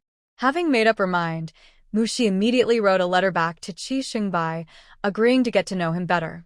In the letter, I briefly introduced myself, sharing some basic information like my age, education, and that I'm going to the countryside. I also mentioned a bit about my family, but I didn't write too much. At the beginning, I can't just spill everything that should or shouldn't be said all at once. I'll share more later when the time is right, and then I'll introduce my grandparents to him. After finishing the letter, Mushi sent it out the next day. On the other side, just after sending the letter, Qi Xingbai received another task notification. He could only leave the military district with his team, filled with anticipation. This task wasn't too difficult for their team, but it still took a week to complete fully. When they returned to the military district, Qi Xingbai immediately went to the mailroom. Do I have any letters? The staff there were very familiar with him, as he was known as the top soldier in their military district and almost everyone recognized him. Yes, Captain Qi, please wait a moment. Hearing this, Qi Xingbai instinctively tightened his grip. This was a sign of his nervousness. After a while, the mailroom staff handed him a letter. When he saw the familiar handwriting, a glimmer of light flashed in his deep eyes. He thanked them and left quickly with the letter. Back in his dorm, finding it empty, Qi Xingbai locked the door and sat down on a chair, staring intently at the letter in his hand. After a long time, he carefully opened it. At that moment, no one knew how much he was looking forward to it and how anxious he felt. He hoped for a positive response from Mushi, but feared she might reject him. In truth, his fear outweighed his anticipation because he felt uncertain. As he unfolded the letter and read its contents, he forgot to breathe. He looked at it in disbelief. Once he confirmed that the letter was real, the usually composed Captain Chi suddenly let out a low laugh, which grew louder. This startled the team members who had just returned. They rushed to the door, but found it wouldn't budge. They exchanged worried glances, wondering if their captain had gone a bit crazy from excitement. Captain! Captain! Open the door. Captain, are you okay? Please hold on. We're coming in soon. Captain, you can't go crazy. What will we do if you do? Captain. Creak. The dorm door opened from the inside. Chi Shengbai looked speechless at his teammates outside, who were waving their hands and pretending to knock on the door. What are you all making such a fuss about? You'd think something serious had happened. Captain, are you okay? Yan Huan nervously looked Chi Shengbai up and down. The others also gathered around. What could be wrong with me? Chi Shengbai was in a good mood and didn't want to argue with them. Otherwise, with the things they just said, he would definitely take them out for some training. We heard you laughing in the dormitory and thought. No, Captain, did something good happen? Seeing his cheerful expression, Yan Huan quickly changed the subject and asked curiously. Captain, you're not dating someone, are you? Feng Hui suddenly had a bright idea, his eyes filled with excitement. Their captain had always kept his distance from women. Many leaders in the military district had tried to introduce their daughters to him, but he had politely declined. Even the female performers who often came to the military district had shown interest in him. But their captain was focused solely on his duties. Honestly, they were worried for him. He was in his 20s, and if he waited too long, it would be hard to find someone. After all, at his age, others already had children running around. Among their teammates, except for the recently joined Feng Hui and Zhang Chaoyue, everyone else was married, some even with kids. To them, it seemed like the captain was becoming a tough case. Now, hearing Feng Hui's guess, everyone looked at Chi Shengbai with bright eyes, eager for an answer. Chi Shengbai's lips twitched. Why were they so excited about him dating? But thinking of Mushi made him smile. Yes, I'm seeing someone. He had nothing to hide from his teammates. Besides, dating wasn't something to keep secret. Yan Huan exclaimed, really? Who is it, Captain? Do we know her? Zhang Chao leaned in with a curious look. I bet we know her. Before Chi Shengbai could respond, Feng Hui showed a knowing expression. Step aside. We want to hear from the captain. Zhang Chaoyue playfully locked Feng Hui's neck, preventing him from speaking. Yes, you know her. Chi Shengbai nodded with a smile. It's comrade Mushi, whom I met on the train during our last mission. Introducing a partner to good friends and comrades is truly a happy thing. Although Mushi only mentioned getting to know each other, Chi Shengbai felt that if Mushi was interested in knowing him, it meant she had some feelings for him too. With that in mind, he was determined to seize the opportunity to move from getting to know each other to confirming their relationship and even marrying her someday. Chi Shengbai was filled with ambition. Comrade Mu, our captain has great taste. Thinking about Mushi's performance on the train, they couldn't help but agree that their captain really did choose well. When he finally made a move, he picked such an outstanding partner. No wonder he hadn't shown interest in so many other female comrades before. It turned out he liked Comrade Mu. They really seemed like a good match, one a military ace, the other a strong and independent woman. Just thinking about it was exciting. Captain, you fell for her after just one meeting? That sounds like love at first sight, Yan Huan teased with a wink. Vice Captain, you seem to have forgotten that our captain has a history with Comrade Mu. Plus, she's beautiful and very capable. It's normal for him to fall for her, Zhang Chaoyue said, playfully touching his fingers together, implying something more. Though they hadn't seen everything, they clearly remembered that moment. Who could resist someone like Comrade Mu? Apparently, their captain couldn't either. It's not love at first sight, Chi Shengbai corrected seriously. Huh? What do you mean? The meat sauce you all enjoyed before was sent by her. Chi Shengbai dropped a bombshell. What? Wait, Captain, you already knew Comrade Mu? When did you meet her? You're always on missions or training. You never have time to go out. This revelation left the entire team stunned.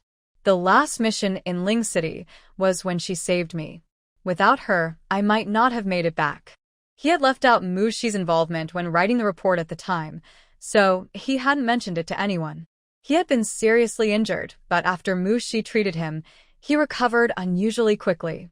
By the time he returned for a checkup, he only had superficial wounds, and the bullet had been removed from his gunshot wound, which was healing well. He sensed something was off, so he avoided mentioning being rescued in his report. He also kept the gunshot wound hidden. These were all subconscious choices, driven by the fear of causing her trouble. After all, she was a lifesaver. And whether to speak about it or not had nothing to do with the task. Wow, there's a life-saving debt? So, Captain, does this mean you're offering yourself? Ha ha ha. Indeed, a life-saving debt should be repaid with devotion. Our captain and comrade Mu really have an unbreakable bond. Everyone was quite cheerful. Qi Shengbai. Alright, let's get back to work. If you're really bored, go for a run. He still had a letter to write. Upon hearing this, everyone quickly scattered. Running was out of the question. They had just returned from a mission and wanted to rest. Who would be foolish enough to go for a run? The dormitory fell silent again, and Qi Shengbai took out some stationery. He sat at the desk for a long time before finally starting to write. It was his first time feeling this way, his first attempt at romance, and Qi Shengbai wasn't sure how to express himself. He had many thoughts in his mind, but they felt shallow when written down. He heard that the best way for a man to show loyalty was to hand over his salary. He really wanted to send her his savings book, but he worried it might be too sudden and scare her. Sigh. He didn't even know when he would be officially hired. After finishing the letter, Qi Shengbai left the dormitory and headed to the supply store in the military family compound to buy some things for Mushi. Since he couldn't directly hand over his savings, he would spend money on her. That couldn't be wrong, right? With this thought, Qi Shengbai swept through the supply store. He bought everything he thought a woman would like, such as moisturizing cream, clam oil, and new ladies' coats, shoes, and watches. The watch was a Shanghai brand, costing over 100 yuan at that time, and required a watch ticket to purchase. It was considered a luxury item in the 1970s. Qi Shengbai had a ticket, so he bought a watch when he saw one. Then he bought some snacks and drinks, feeling satisfied as he left the store with bags in hand. What he didn't know was that as soon as he left, people began to gossip. Qi Shengbai was quite well known in the military district. In the family compound, he was especially popular. Many women wanted to introduce him to their daughters or nieces, since he was in such a good position. No family burdens and earning a good income. Marrying him would be a real blessing. In the compound, many families had nieces or daughters waiting to marry. Everyone had their eyes on Qi Shengbai. Then, he went to the supply store and bought a bunch of women's items. Once this news spread, the family compound was buzzing with excitement. Everyone was guessing who had captured Captain Qi. The aunts and older women were slapping their thighs, unable to hide their regret for missing such a great son-in-law. Meanwhile, the young ladies were feeling secretly sad. Some were even upset and held a grudge against Mushi, whom they had never met. Why? Because she had taken Qi Shengbai away. It was one thing for everyone to miss out, but suddenly someone appeared and got what they all wanted, which naturally led to jealousy. Some people's minds are so narrow that they often feel resentment for no reason. Moreover, some people hold grudges without needing a reason at all. Mushi was unaware that trouble was brewing, and even if she knew, she wouldn't react. To her, such opponents were like clowns. If they dared to confront her, they shouldn't be surprised when she turned their tactics against them. The outcome depended entirely on their actions. Mushi found this kind of retaliation quite satisfying. Time flew by. Soon it was March, and the temperature in the northeast began to warm up, with the snow starting to melt, changing day by day. When the snowy landscape disappeared, it meant that the work would begin soon. Mushi entered the mountains again. This time, she was well prepared, bringing along the robots she had created over the past few days. These were actually improved mining tools based on the refining techniques from her space, resembling robots but only designed for mining. They had no connection to real robots and lacked their programming. Mushi had to control these mining tools with her own mental energy. She made a total of 10. She wanted to mine quickly, as the spiritual liquid and essence at the center of the vein were safest when stored in her space. Of course, it would be even better to collect the entire mine. She hoped these robots would be helpful. Arriving at the mining site, Mushi entered the formation, released the robots, and gave them the command to mine.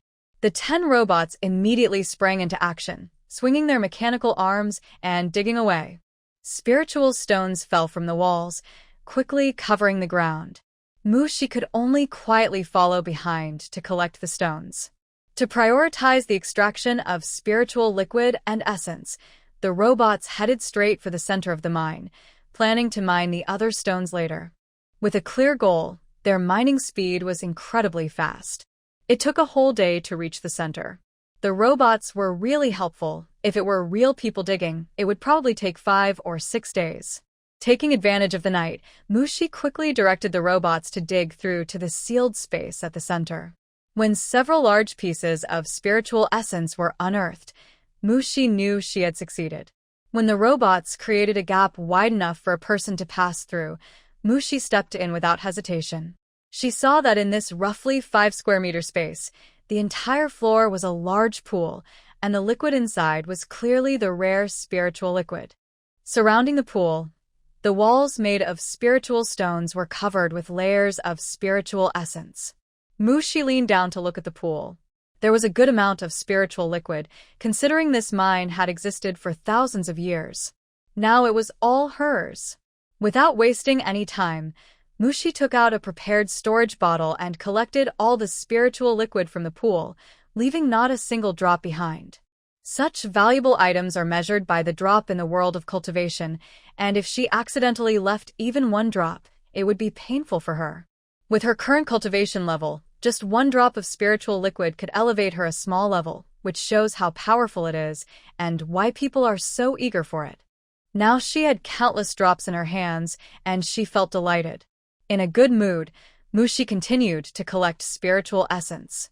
Although the effect of spiritual essence wasn't as strong as that of spiritual liquid, it was still a rare treasure, worth more than top-grade spiritual stones. While 5 square meters might not seem large, the walls were filled with spiritual essence, adding up to a considerable amount. The robots worked hard, digging away. Mushi remained silent, focused on collecting. Once there were no more pieces of spiritual essence in sight, Mushi happily instructed the robots to continue mining and to store the unearthed spiritual stones in their internal space. When she created them, she cleverly integrated some spatial stones, giving the robots their own space. Spatial stones are very precious resources, essential for making spatial equipment. In Mushi's space, there were hundreds of spatial stones of various sizes from the entire G clan. To make a low-level storage bag, only a small piece the size of a thumb is needed. The piece she integrated into the robots was only about the size of a jujube, providing them with 100 cubic meters of space. Truly unbeatable. After arranging everything for the robots, Mushi returned home under the night sky, fully loaded.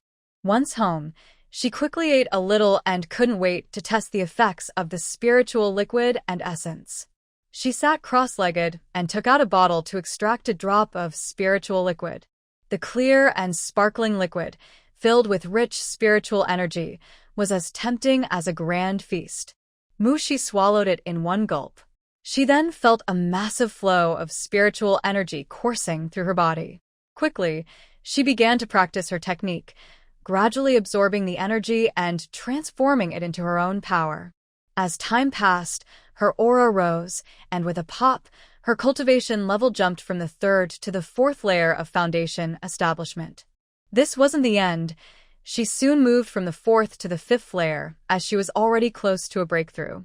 In one leap, she broke through 2 layers. Once she fully absorbed and digested the energy, Mushi slowly opened her eyes and said, "This truly is a top-tier spiritual liquid. The effect is amazing." Just one drop allowed her to break through 2 small levels, much faster than her own training. Of course, this is also because she is still in the foundation establishment phase. The higher the cultivation level, the less effective these spiritual items become, but the liquid's benefits are still very significant below the nascent soul stage. Even if the effects are reduced, she can still rely on quantity. If one drop isn't enough, she can use a whole bottle. Just taking the spiritual liquid could elevate her to a true immortal. After all, in this era of decline, reaching the golden core stage would allow her to thrive. Haha. Let's try another piece of spiritual essence. She spent the night happily cultivating. The next day, Mushi's cultivation stabilized at the 5th layer of foundation establishment. It was not only solid but also nearly reached another breakthrough due to the spiritual essence, which she forcefully suppressed. She feared that breaking through too quickly might destabilize her foundation, even if there were no obvious signs. But Mushi wouldn't gamble with her future path to immortality. It's better to be steady and reliable, so for a long time, she wouldn't seek to break through, focusing instead on solidifying her foundation. A tall building rises from the ground up, and the foundation is the most important part. As the snow melted, the members of the Red Star Brigade began their official work. Since it was early spring, the temperature had risen slightly but was still quite cold, so their tasks mainly involved tilling the soil and fertilizing in preparation for planting. At this time, the land was still frozen, making it very difficult to loosen the soil, resulting in low efficiency throughout the day. But everyone was used to it. Generally, for a land area like that of the Red Star Brigade, it would take about 10 days to finish tilling all the land. Mushi continued to work half a day. Last year, after working for half a year and receiving some extra rewards, Mushi had earned as much grain as those who had worked for a whole year at the youth station. During the autumn harvest, Mushi worked as hard as 2 people. The other youth envied her greatly. However, they could only admire her from afar, as they lacked her skills and felt too inferior to even be jealous. Well, except for a few less capable individuals. As time passed, she received a letter from Chi Shengbai, along with 2 large packages filled with things that girls like these days. Mushi felt his sincerity. Honestly, it felt really nice, and she spent the whole day in a good mood, humming little tunes while working. Mu youth, did something good happen? You seem so happy. Aunt Ho-Hot, who was working alongside her, asked curiously. Huh. It's nothing, Mushi smiled. You don't look like it's nothing. Mu youth, are you seeing someone? Aunt Ho-Hot's eyes sparkled with interest. She was quick-witted. Mushi's cheerful demeanor gave it away. As someone with experience, Aunt Ho-Hot could tell something was up. Yes, I am, Mushi admitted openly. Dating wasn't something to hide, so there was no reason not to share. Oh wow, who is it? Tell me, and I'll help you out. Aunt Ho-Hot perked up immediately. In her eyes, Mushi was an exceptional young woman, and no ordinary person was good enough for her. She thought of all the young men around but couldn't find anyone suitable, feeling anxious that Mushi might be misled. Mushi smiled slightly. Aunt, you need to help me check him out. I'm currently living in his house. She learned from Chi Xingbai's letter that the place she was staying was actually his family's. Upon discovering this, Mushi couldn't help but marvel at the coincidence. If she didn't know that the main characters in the story were different, she might have thought she and Chi Xingbai were the leads themselves. After all, the coincidences felt like a well-planned plot. Aunt Ho-Hot's eyes widened in surprise. Mu youth, are you saying you and that Chi boy are dating? How did you 2 meet? He hasn't been back for a long time. She was genuinely curious about how these 2 seemingly unrelated people ended up together. However, thinking about that guy from the Chi family, Shun Ho-Hot nodded in her heart. He really is someone who gets things done. Although he hasn't been back for several years, she heard he is doing well in the army. There are other people from the village who have joined the military, so occasionally news about the Chi family boy comes back. Shun Ho-Hot, as the captain's wife, has heard her husband mention him often. We knew each other before, but I just found out that the house I live in belongs to his family. It's quite a coincidence, Mushi said, not going into detail about how they knew each other. Of course. You 2 are meant to be together, Shun Ho-Hot said with a smile. The Chi family boy is capable. You 2 should date seriously and get married soon. Then I can enjoy a cup of celebratory wine. Shun Ho-Hot thinks highly of these 2 young people. However, the Qi family only has him left, and she wonders if Mu Ziking's family will be comfortable with her marrying into the Qi family. In this society, having many children is valued, as it means more support in tough times. This is why many families consider this when marrying off their daughters. In families like the Qis, those who care for their daughters are often the first to be ruled out. The strength of family ties is significant. With many relatives, others are less likely to provoke them. In comparison, a single child seems much weaker. Even if this only child is talented, living in a large family can provide more security, as the saying goes. Shen Hohat's worries are not unfounded. But Mushi doesn't mind at all. She actually thinks Qi Shengbai is wonderful. Coming from a different time, she prefers simple family relationships. To her, having Qi Shengbai as an only child is an advantage, not a disadvantage. If he had a large family, she might not choose him. If there's good news, I'll definitely be the first to tell you, Mushi replied with a smile. She believes in letting things happen naturally when it comes to marriage. Once they understand each other well enough, they can take the next step. After all, in this era, many people marry after just one meeting. Following local customs, she doesn't feel the need to date for months or years before considering marriage. As long as they share similar values and both like each other, there's no reason to hesitate. Having a chance to live again, she feels confident enough to be bold, even if things end poorly. So what? If Qi Shengbai dares to betray her, she won't hesitate to fight back. Ultimately, she loves herself the most. Men are just a spice in the dullness of life. As for whether a man can truly win her heart, that depends on his abilities.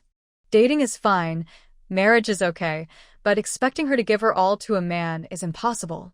She can show care and even share skills, but what she gives, she can take back twice as much. Everything depends on the choices made by the other person. Her boundaries are clear. As long as they are respected, she will enjoy life with him, experience romance, and have a sweet relationship. If not, she will take back what she has given. She just needs to be the strongest and have the highest skills, so no matter what others do, they can't harm her. After all, everyone needs resources to cultivate, and she controls those resources, making her training speed unmatched. Whether it's subordinates or family, she isn't afraid of their ulterior motives. Since she hasn't reached the golden core stage, they can't even break through the foundation stage. Whatever resources she provides are entirely up to her. Once she suddenly reaches the golden core stage, she won't need to fear anything. She could even withstand heavy attacks and walk confidently through the world. Mushi knows very well what her trump card is. Therefore, revealing a little bit of herself doesn't seem like a big deal. Having the chance to come to this world, she wants to leave something behind or make some changes. Otherwise, what's the point of this journey? Living a life filled with great opportunities means she must accomplish something significant. Otherwise, her journey would be in vain. If she were ordinary and had no opportunities, she wouldn't have such ambitions. She would exert herself according to her abilities, avoiding greed and recklessness, but also not being overly cautious. While protecting herself, she wants to bring a little shock and change to this world. That's what Mushi aims to do. After chatting and finishing a morning's work with Aunt Hohat, Mushi walked home feeling relaxed.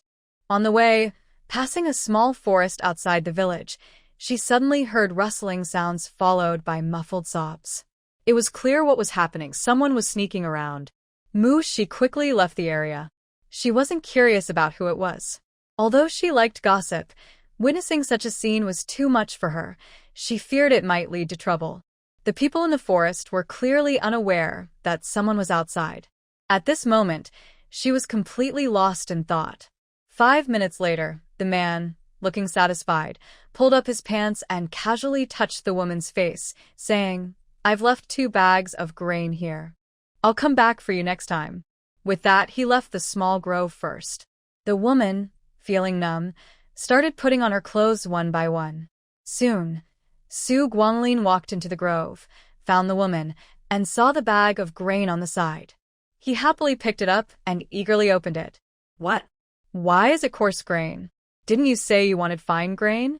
Coarse grain was hard to swallow, And now that he had the chance to eat fine grain, he didn't want to struggle with coarse grain.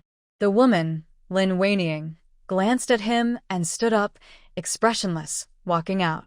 Since the last time she tried to scheme against Mushi and failed, she had been forced to let men come home with Su Guanglin, who made them do things to her. When she disagreed, he hit her. When she tried to find the captain, he threatened her, saying he would tell everyone she was a loose woman and even have her paraded through the streets. Lin Weining was scared. She didn't want to be paraded through the streets, as that could lead to serious consequences.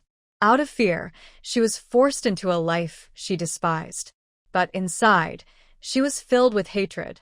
She wished she could consume Su Guanglin's flesh and drink his blood. The Lin Weining who once loved him now hated him just as fiercely. Of course, she also hated Mushi. If Mushi hadn't uncovered her scheme and turned it against her, all of this would have been Mushi's burden. Why did that wretched girl have such good luck? As Lin Weining walked home, her teeth clenched in anger, her nails digging into her palm without her noticing. Her eyes sparkled with malice. She wouldn't let them go. Not one of them would escape. Mushi was unaware of Lin Weining's plight because she didn't pay attention to it at all. The fallen protagonists weren't worth her focus, as she realized they lacked the so-called protagonist aura. Perhaps it was due to the story falling flat. How could two protagonists without that aura still be called protagonists? At most, they had a bit more luck than others. But their luck clearly couldn't compare to Mushi's, as a cultivator was meant to seize the world's fortune. With the merits she had now, there was truly no comparison. So there was no need to pay them any more attention. They wouldn't gain anything good. After all, Lin Weining's schemes against her had backfired, and it happened right in front of Su Guanglin. It was unlikely they would be doing well. Mushi returned home and first wrote a reply letter. Then, she packed some items into a parcel to send to Qi Xingbai, aiming for a mutual exchange. In the afternoon, she went to the mountains to collect the spirit stones dug up by the robot. She also hunted a few wild rabbits, planning to make spicy rabbit heads. The rabbit meat would be turned into a meat sauce to send along. Mushi thought about how the food in their unit might not be very tasty, so sending some meat sauce could add flavor. Since she was making it, she decided to prepare a bit more. She made rabbit sauce, spicy meat sauce, mushroom sauce, and beef sauce, filling about 10 jars in total. She divided them into 5 portions, one for herself, one for her grandparents, one for the Mu family, one for Mu Yu, and one for Qi Xingbai. Each type of sauce ended up with 2 jars, totaling 8 jars, which was quite a lot. Mushi didn't have enough jars at home, so she contacted Aunt Ho-Hot to trade for some. Upon hearing this, Shun Ho-Hot not only gave her jars from her own supply, but also helped her get many more from elsewhere. In total, there were 40 jars. Mushi washed them twice and dried them thoroughly. By then, the meat sauce had cooled, and she filled the jars. After sealing them tightly, there were no gaps. Given the current weather, as long as the lids remained closed, the sauce could last over half a month or even a month. If opened, it could last a few days. If they ate it quickly, they should finish it before it spoiled. Of course, meat was quite expensive these days, so no one would want to see it go to waste. Mushi's worries were unnecessary. That day, she sent off the parcels, including the one for her grandparents, and stayed to have dinner with them before heading home. A few days later, the Mu family received Mushi's package. Although Mu Yu and Mushi were both in the northeastern provinces, they were actually quite far apart. One was in the northernmost part of Heilongjiang, and the other was in the southeastern part of Jilin. They were even closer to Haishi. When Jiang Yun saw the meat sauce sent by her daughter, she was overjoyed. "Oh, I've been craving this. My homemade sauce never tastes as good as Shishi's. I've been longing for it these days and almost wrote to her, but I didn't expect she would send it already." Yes, this time she sent so much. It will last us a long time. Mu Changhong also really liked the meat sauce made by Mushi. The last few bottles they received were used almost every day, whether with porridge or in stir-fried dishes. They felt that their meals lacked flavor if they didn't have it for a day. When they ran out, they felt too shy to ask their daughter for more. "Hey, Why does this one look different? It seems like a different flavor of meat sauce. Jiangyan noticed the change and exclaimed with surprise. Mu Changhong looked at it and said, "Yes, it is different. This bottle even has a note on it. This one is beef sauce, and this one is mushroom sauce. Oh wow, there are 4 flavors in total, with 2 bottles of each. This will last us a long time." Jiang Yun's eyes sparkled as she looked at the 8 bottles of meat sauce, as if they were precious treasures. Quickly put them away. The storage bag keeps things fresh, so they will last longer in there. Mushi's storage bags had a slight preservation effect, allowing items to last about half a month longer than outside. While it couldn't compare to her space, it was still a useful feature. Jiang Yun hurriedly stored everything in the bag. Ever since she got the storage bag, she had been putting all valuable items inside. Before, she had to find places to hide money and worried about thieves when she went to work, fearing they would steal her hard-earned savings. Now, everything valuable was in the storage bag, making it impossible for anyone to find or steal. At night, she felt more at ease while sleeping. The storage bag truly was a must-have home gadget. Meanwhile, Muyu also received Mushi's package. She eagerly opened it and was thrilled to see the 8 bottles of meat sauce, drooling over them. At dinner, she took out a bottle, scooped a big spoonful onto her coarse grain rice, and proudly showed off her meal. The aroma of the meat sauce filled the entire dining room, making the other young people unable to resist swallowing. They stared at Muyu's food, but none dared to speak up. After all, Muyu had a reputation for her impressive cooking skills, and they were afraid of being outdone. Feeling their intense gaze, Muyu looked up and blinked, saying, "You can share this bottle." After all, they all lived and ate together, and these young people were decent enough. At least they didn't cause trouble for her, and they respected her. Yes, they respected her. Thanks to Muyu, as long as the young people didn't cause trouble and worked hard, life in the team was quite peaceful. Of course, this didn't apply to those who liked to stir up trouble. Everyone knows who deserves the credit, so they all respect Muyu. Hearing her words, all the young people's eyes lit up. "Are you really going to share this whole bottle with us?" Someone asked quietly, unsure. Next to Muyu, Su Yuan was less cautious. "Sister, you said we could share, so we will. Come on, everyone gets a spoonful." She picked up the jar of meat sauce, estimated the number of people, and gave everyone a spoonful. She then scooped the remaining bit into Muyu's bowl. Everyone saw what she did but said nothing, happily enjoying their bowls. Wow, this meat sauce is so delicious. Oh my, it's so fragrant. I feel like I could eat 3 big bowls of rice with this meat sauce. You think that's realistic? Eating 3 big bowls in one meal? What about the days after? Hey, can we not be a downer right now? Don't make me scold you when I'm so happy. A group of young people shared a jar of meat sauce, devouring it eagerly, leaving a lasting impression. Later, Muyu decided to eat meat sauce alone in her room to avoid all those staring eyes, fearing it would upset her stomach. In the end, the package was received by Qi Shengbai. As expected, a group of teammates quickly snatched away a lot of it. At the same time, it made all the soldiers in the military area envious. After all, not only had Qi Shengbai found a partner, but that partner also sent him homemade meat sauce. Why didn't they have someone like that? Whether single or in a relationship, everyone was filled with envy. The smell of the meat sauce was just too tempting. They could tell just from the aroma that it must be delicious, but unfortunately, they weren't part of Captain Qi's team, so they couldn't have any, only watching him enjoy it. Qi Shengbai actually enjoyed the attention. He felt a bit proud inside. He had never felt this way even after completing various difficult tasks before. He found it quite surprising, but it felt nice.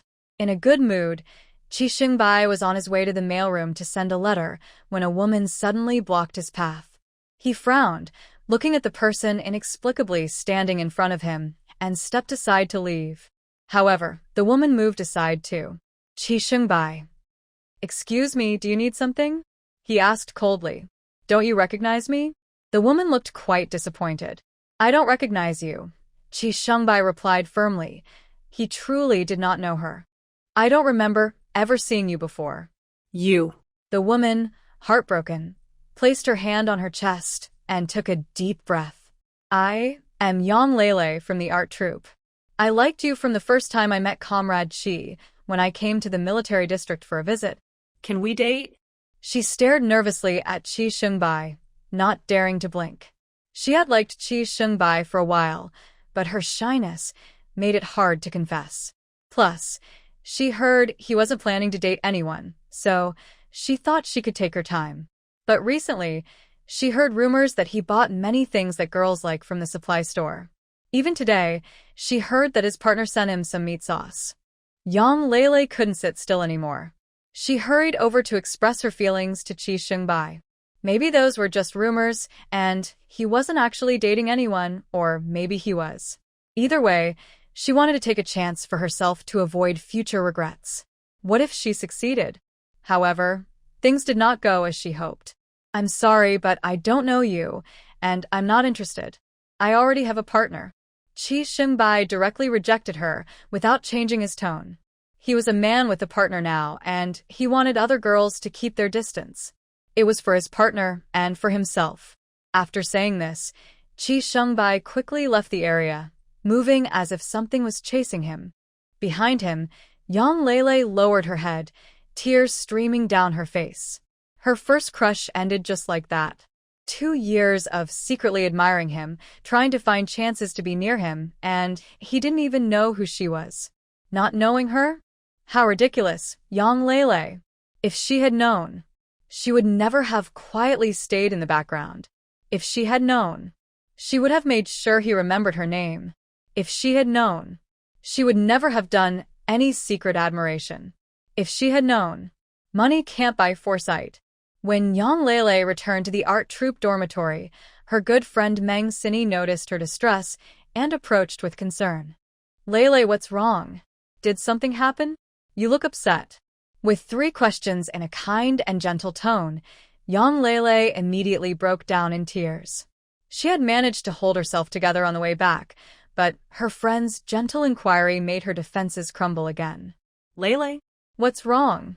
Don't cry, okay? This.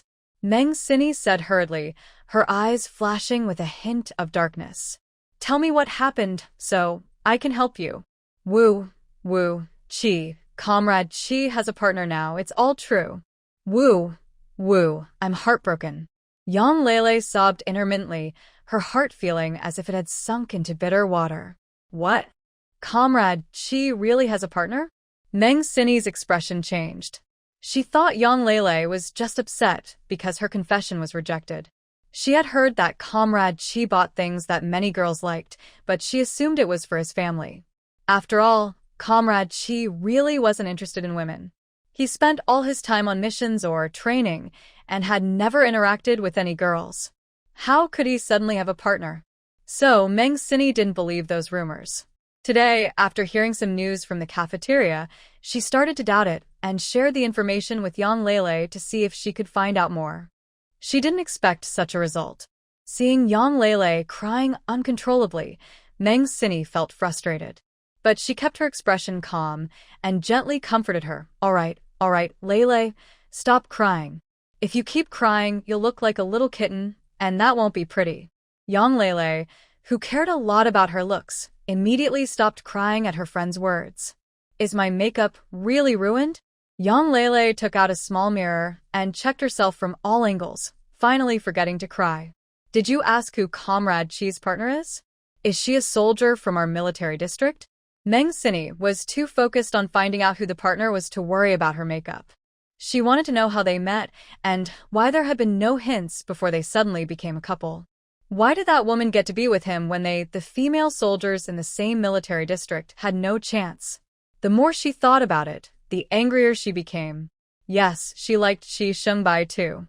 After all, Chi Shengbai was the best-looking guy in the entire military district. He was not only handsome and fit, but also a top soldier with exceptional skills.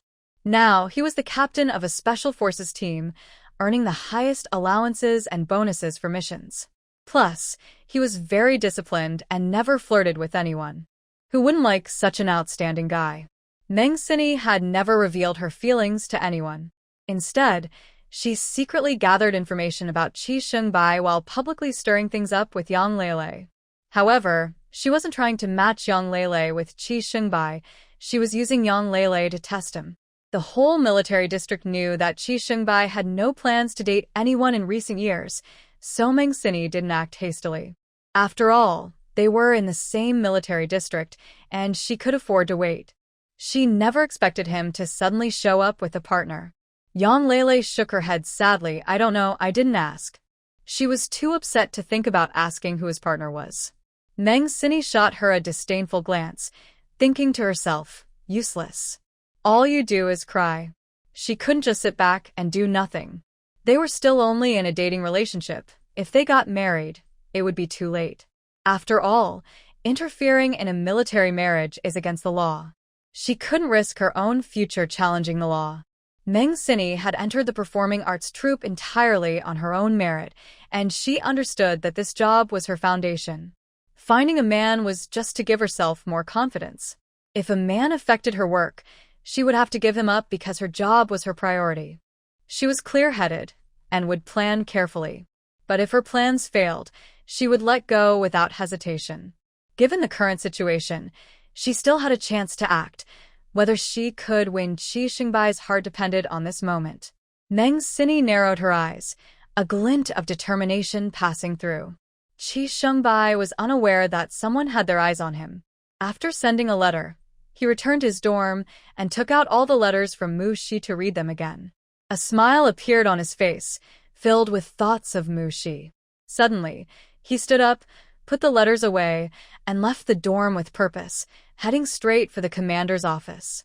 The direct superior of the Special Operations Team was the military district commander, and as the team leader, he had the right to meet with the commander. Why is Xiao Qi here? Guo Huaimin asked, taking off his reading glasses after finishing a document and looking at Qi Shengbai. Report, Commander. I would like to request leave. Qi Shengbai saluted sharply and replied loudly. Leave? Guo Huaimin was surprised. He knew this guy treated the army like home and hadn't taken much leave in years. Why this sudden request for leave? Guo Huaimin asked curiously. To his surprise, a hint of warmth appeared on Qi Shengbai's usually stern face. Report, Commander. I want to request leave to go on a date. It was not easy to find someone he liked. He thought it would be best to marry her quickly. If he took too long to show up, she might leave, and then who would he turn to for help? Guo Huaimin scratched his ear. What did you just say? For those who enjoy this story, please lend a hand to the author. The author needs your support. Commander Guo felt there might be something wrong with his ears. How could he hear his hardworking soldier say he wanted to take leave to date someone? That didn't sound like something Qi Shengbai would do at all. However, considering his age, Guo thought that taking leave for this reason was reasonable. When did you find someone special? Who is she? Is everything okay at her home? Make sure to submit your background check soon. Among his soldiers, Qi was the one who gave him the most trouble. A soldier so outstanding, yet at over 20, he had no thoughts of marriage. Guo often complained to other commanders that Qi Shengbai was wasting his excellent genes. Qi Shengbai's reputation as a top soldier was well known among other commanders, and some even wanted to recruit him from the capital military district. Since Qi started his missions, he had never failed. The last time he got hurt, thanks to Mushi's help, he completed the mission and captured the enemies, so it wasn't considered a failure. Of course, Qi himself saw it as a failure. If Mushi hadn't saved him, he would have been in serious trouble. Back to the point. Hearing the commander's words, Qi Shengbai felt a bit shy. We just started getting to know each other. We're not at the marriage stage yet. Well, you need to speed things up. Approach this like a mission. Get the most done in the least amount of time. Guo Huaimin said with a smile. Qi Shengbai. He actually wanted to get married quickly, but he was worried it might scare her off. In the end, Commander Guo generously approved 10 days of leave for Qi Shengbai, mainly because the Special Forces team had just achieved great success, and she hadn't taken a long break in years. Plus, he needed to address his personal matters, and as a leader, Guo couldn't stop him. The soldiers sacrifice for their country and people. As a leader, Gua hoped they could feel the warmth of home during their free time, especially for someone like Chi Xingbai. Gua knew about his family situation and was genuinely happy for him to find a partner. The holiday was approved, and Chi Xingbai couldn't wait to return to the dormitory to pack his bags. This surprised the others in the dorm. "Captain, what are you doing? Is there a new mission? Are you silly, Daeong? We don't pack our gear and supplies for a mission. We pack our regular clothes instead." Their special forces team usually carried out missions in remote mountains and forests, wearing combat uniforms. When they needed to disguise themselves, it was always specially prepared, so they didn't have to pack so much themselves. Chi Xingbai packed 3 or 4 sets of clothes into his army green backpack, along with his bankbook and cash. "Stop guessing. I took a long leave to visit family.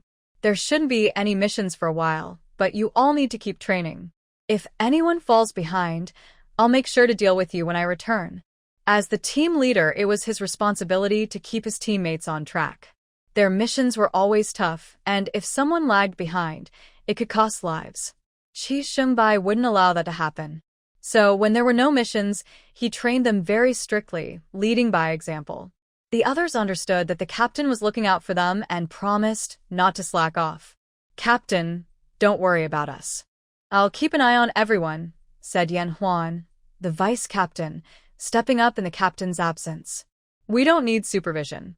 It's just training, and we always complete it on time," another teammate added. "Yeah, this training is a piece of cake. Hey, can you all be quiet?" Taming jumped forward and covered Feng Hui and Zhang Chaoyue's mouths. Feng Hui and Zhang Chaoyue were newer members of the team, a bit too eager at times. They spoke without thinking, forgetting the fear of their captain's strictness. What they just said could lead to an increase in their training load, and the thought made them feel uneasy. In their team, rewards and punishments affected everyone together. Sorry, my comrades. I won't speak out of turn again." However, Chi Xingbai was too eager to strengthen his bond with Mushi to dwell on their comments. After giving a few reminders, he shouldered his bag and headed to the military district. Feng Hui and Zhang Chaoyue exchanged glances, both relieved to have escaped punishment. "Wait, the captain didn't punish us? It's a bit strange. The captain seems very anxious. Could something have happened at home?" Feng Hui couldn't help but guess. He was met with a slap on the back of his head from Taming. "If you can't speak properly, just don't say anything. You know the captain's family situation. What could possibly happen?" The teammates knew each other well and were aware of Chi Xingbai's family circumstances. Feng Hui rubbed the back of his head, realizing he was in the wrong. "Then why is the captain in such a hurry to go back home? What do you think I discovered?" Zhao Jiefeng suddenly asked with a mysterious smile. "What?" Everyone turned to look at him. Zhao Jiefeng pulled a chair and sat down at the table in the middle of the dormitory. "Last time when our captain received a package, I accidentally noticed that the sender's address was from the captain's hometown. I thought it was nothing. It must be a relative from the captain's hometown sending him something. Yeah, that's not unusual. What are you trying to say, Jiefeng?" "Wait. The package the captain received last time was meat sauce, right?" Yan Huan suddenly had a realization. Meat sauce? Wow. That was sent to the captain by Comrade Mu. So Comrade Mu is at the captain's hometown, and the captain took leave to visit home, actually to see his partner. No wonder the captain was in such a hurry. Everyone looked enlightened. The captain is really something. Do you think he will bring his wife back when he returns? Actually, it's not impossible. Our captain has always been indifferent towards women. Who would have thought he suddenly figured it out? Ha ha ha. They joked back and forth, but everyone was happy for their captain. Chi Xingbai took a military transport vehicle to the train station and bought the next ticket to the northeast.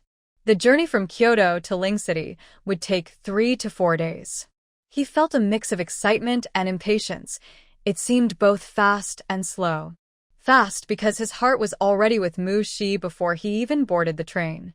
Slow because, compared to his expectation of arriving in the blink of an eye, it felt quite slow.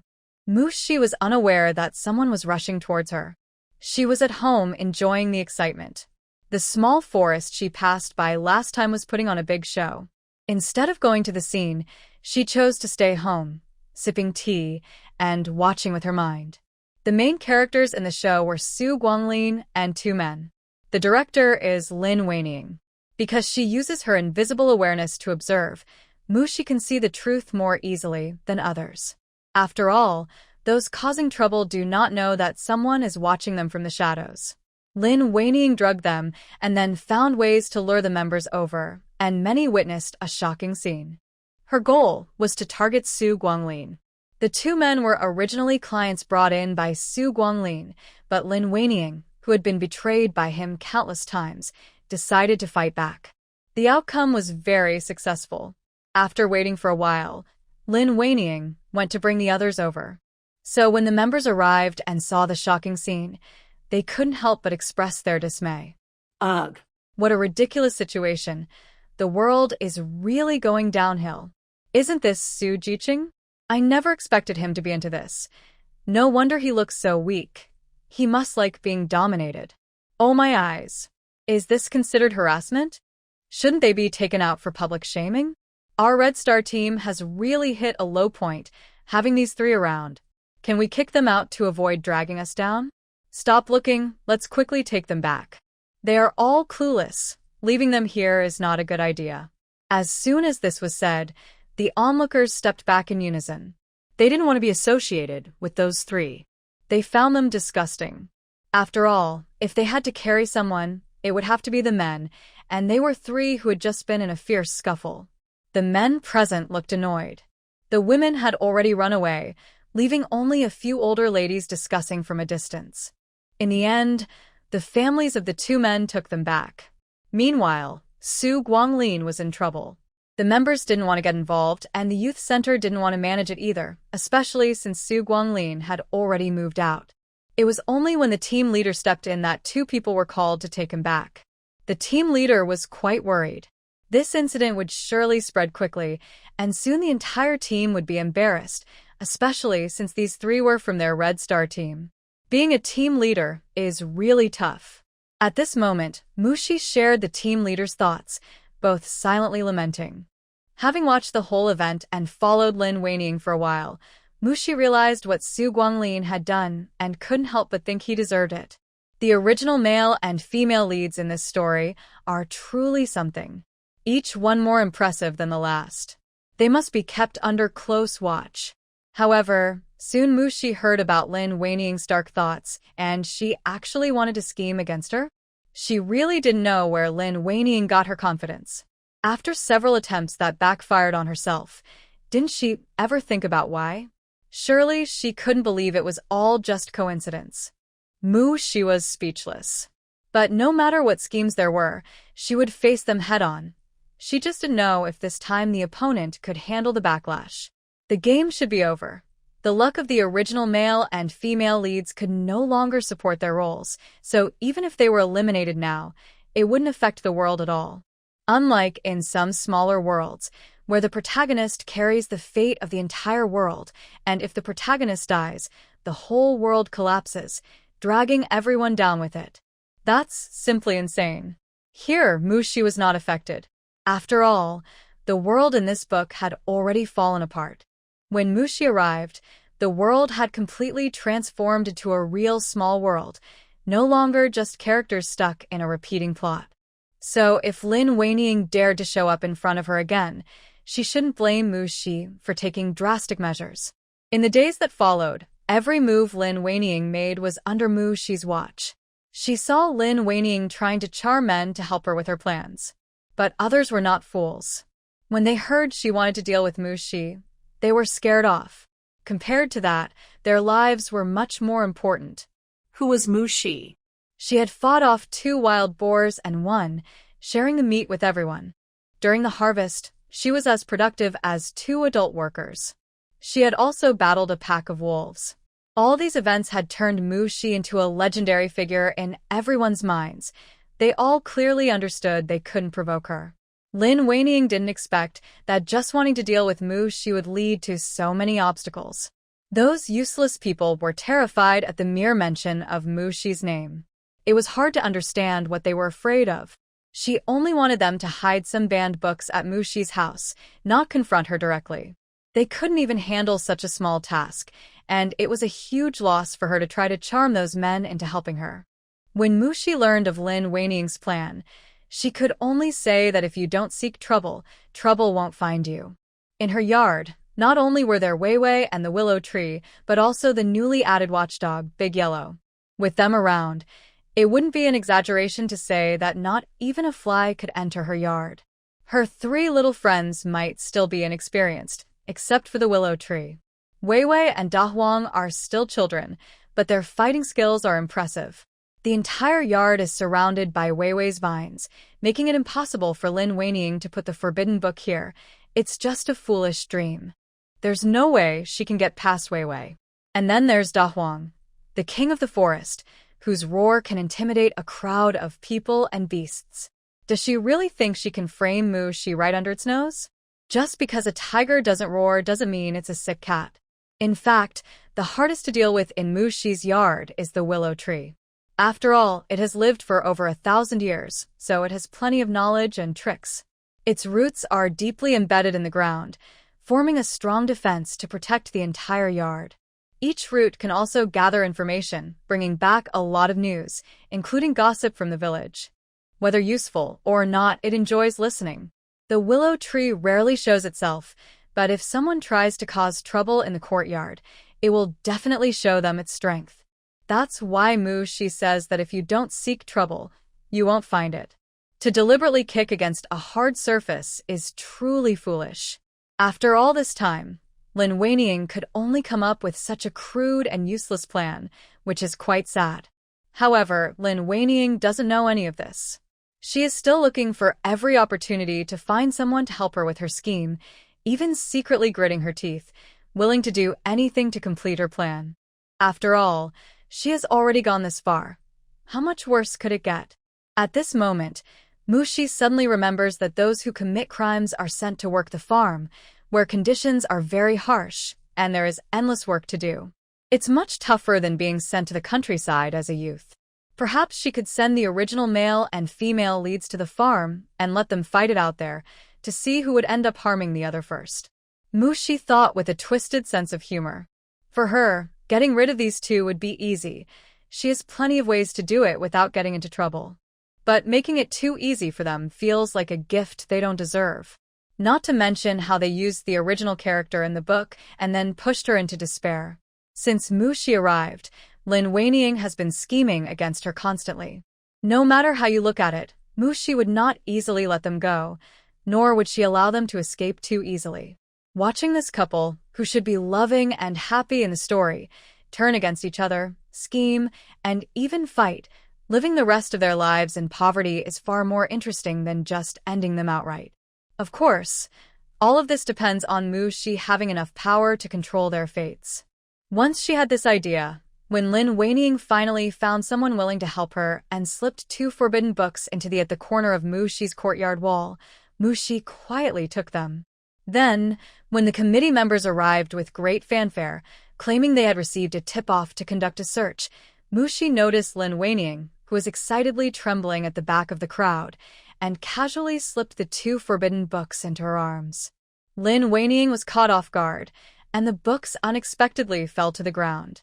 Hey, what's this? Lin Jiqing is quite studious. Even when out for a spectacle, she doesn't forget to bring books. A nearby woman said this while bending down to pick them up. Don't. Stop. As the mastermind, Lin Weining certainly knew what the 2 forbidden books were, as she had arranged this matter herself. Seeing the books on the ground, she suddenly felt uneasy. In her panic, she instinctively shouted out. Her shout drew everyone's attention. Even the 2 searchers frowned and glared at Lin Weining. She knew she had to quickly divert everyone's gaze, so she hurriedly picked up the books and held them close to her chest, not letting anyone see even a hint of them. Then, feeling embarrassed, she apologized to everyone and planned to blend into the crowd. But how could Mushi let her go? What book is Lin Jiqing holding? Why do you look so scared of being seen? Is it something inappropriate? As soon as she said this, before anyone else could respond, The kind woman who had tried to help Lin Weiniang pick up the books spoke first. That's true. Lin Jiqing's suddenly shouting scared me so much that I didn't react in time. Now that I think about it, her behavior seems very suspicious. Others nodded in agreement. Lin Jiqing, you didn't really do something wrong, did you? Ha. Has she ever not done something wrong? Exactly. She's been flirting with all the men in our village, and how many families have been fighting because of her? The Zhang family is even on the verge of divorce. What a good youth she could be, but instead, she chooses to be a troublemaker, harming herself and others. I really don't understand what she hopes to gain. Oh, don't get off track. Looking at Lin Ziqing just now, it's possible that her book really has issues. Since the committee members are here, it's best to help check it out. All the women in the team had strong opinions about Lin Weiniang, so once they started talking, they couldn't stop, each one expressing their grievances. Fortunately, someone remembered the main issue and brought the topic back. Mushi silently appreciated that person. Yes, let's talk about the book first. Lin Ziqing, why don't you show it to everyone? Everyone urged Lin Weiniang to take out the book. Given her earlier behavior, they really didn't trust her, and her past reputation made it even worse. At that moment, no one spoke up for her. A few of the older women exchanged glances and went straight to Lin Weiniang, snatching the book from her arms. You. How can you do this? Lin Weiniang couldn't stand up to the older women alone.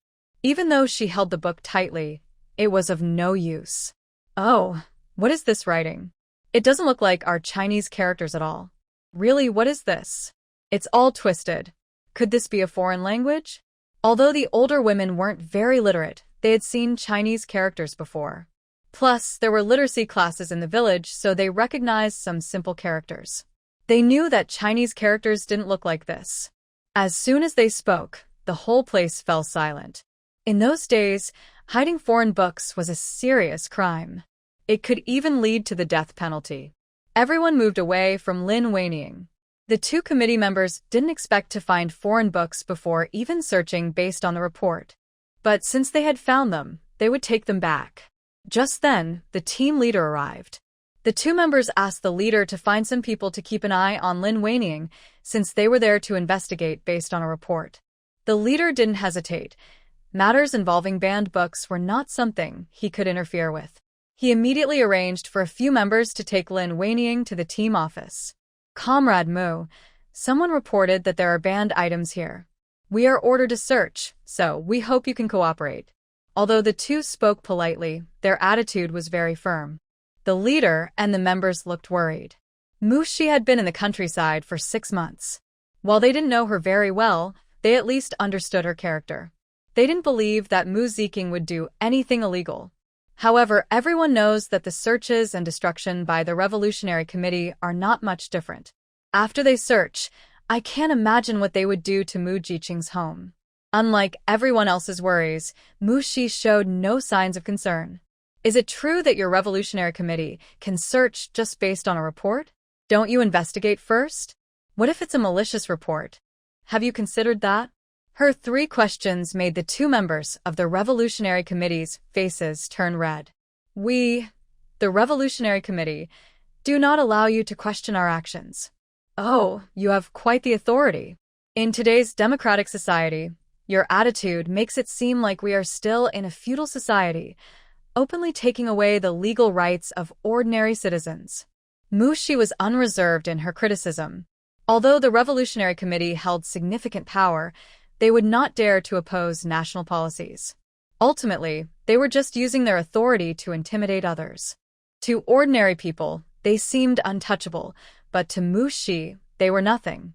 Honestly, she looked down on and even disliked their organization because many innocent people had suffered at their hands. During this special period, there were countless individuals who were wrongfully sent away, and many never received justice, leaving this world with bitterness and disappointment. All of this was due to petty individuals exploiting loopholes. The original policy aimed to target the privileged classes and empower the common people. Instead, it was twisted by those with ulterior motives, and the Revolutionary Committee was an organization of such individuals. It was completely understandable for Mushi to feel disdain towards them. Stop talking nonsense. We are just following orders. Does Comrade Mu intend to defy the Revolutionary Committee? One of them said, lifting his chin with a look of disdain, not believing anyone would dare to oppose them. After all, they were backed by the organization and were always treated with flattery wherever they went. Ha! While the Revolutionary Committee has some power, it doesn't extend to the military. I am a specially appointed pharmacist by the Capital Military District, and you do not have the right to search my home. Mushi presented the credentials sent by Grandpa Gua. If she weren't so patient, she would have slapped them in the face by now. At that moment, she truly felt that her position was justified. Upon seeing the credentials, not only were the two searchers shocked, but even the team leader and the members were astonished. A specially appointed pharmacist by the Capital Military District? Unfortunately, they were uneducated and could only exclaim in disbelief. This. The two members of the committee looked at the documents with great suspicion, examining them closely. Could it be real? They exchanged glances, understanding each other's thoughts. The military personnel really shouldn't be searched easily. Unless the director came personally, they had no authority to do so. They realized they would leave empty-handed this time. Oh, wait, there was still someone hiding foreign books waiting for them. Well, capturing anyone would count as an achievement anyway. Kamrad Mu ve epalejais. Since you are affiliated with the military, it is naturally under their management and inspection. We will forward the report to the military district in Kyoto. Although they couldn't handle it, they could still create trouble. As long as they submitted the report, the military district in Kyoto would have to respond in some way, or it would be hard to maintain order. But they were clearly overthinking it. In the eyes of everyone in the military district, Mushi was like a divine healer. The various special medicines she provided had saved countless soldiers' lives, directly or indirectly. With such significant contributions, who would believe the committee's uninvestigated report? The military and the political side are different. The military tends to be more straightforward, fiercely protecting those they trust. And Mushi's demonstrated abilities were worth protecting. The committee members came quickly and left just as quickly.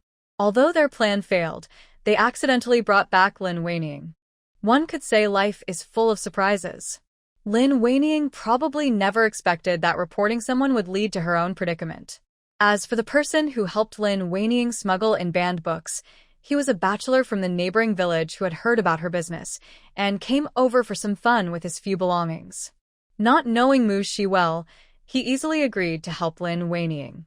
Mushi certainly wouldn't let him off easily. She made him trip on his way back to the village, causing him to roll down a small and injure his leg permanently. 2 days later, the village became lively again when the police came to take Su Guanglin away. The captain inquired and found out that Lin Weining accused Su Guanglin of forcing her into selling herself, more than dozens of times. Hearing this, the captain's face turned as grim as if he had eaten a fly. In fact, it had already spread quietly. But it was a matter between a couple, and even as the captain, he couldn't intervene unless Lin Weining filed a complaint. Unexpectedly, it had escalated to such a degree that it directly attracted police attention. It's only the beginning of the year, and already there are issues. It seems this year's outstanding group is doomed again. In this era, whether it's the team leader or the members, the sense of collective honor is very strong, almost like an obsession. If someone falls behind, not only will they be blamed by others, but they will also feel guilty themselves. However, this does not include Su Guanglin and Lin Weining. After all, their thick skin is tougher than steel. Mushi is very pleased with how things are unfolding, because if Lin Weining doesn't perform well, she would have to figure out how to send Su Guanglin away herself. This situation is just what she wanted.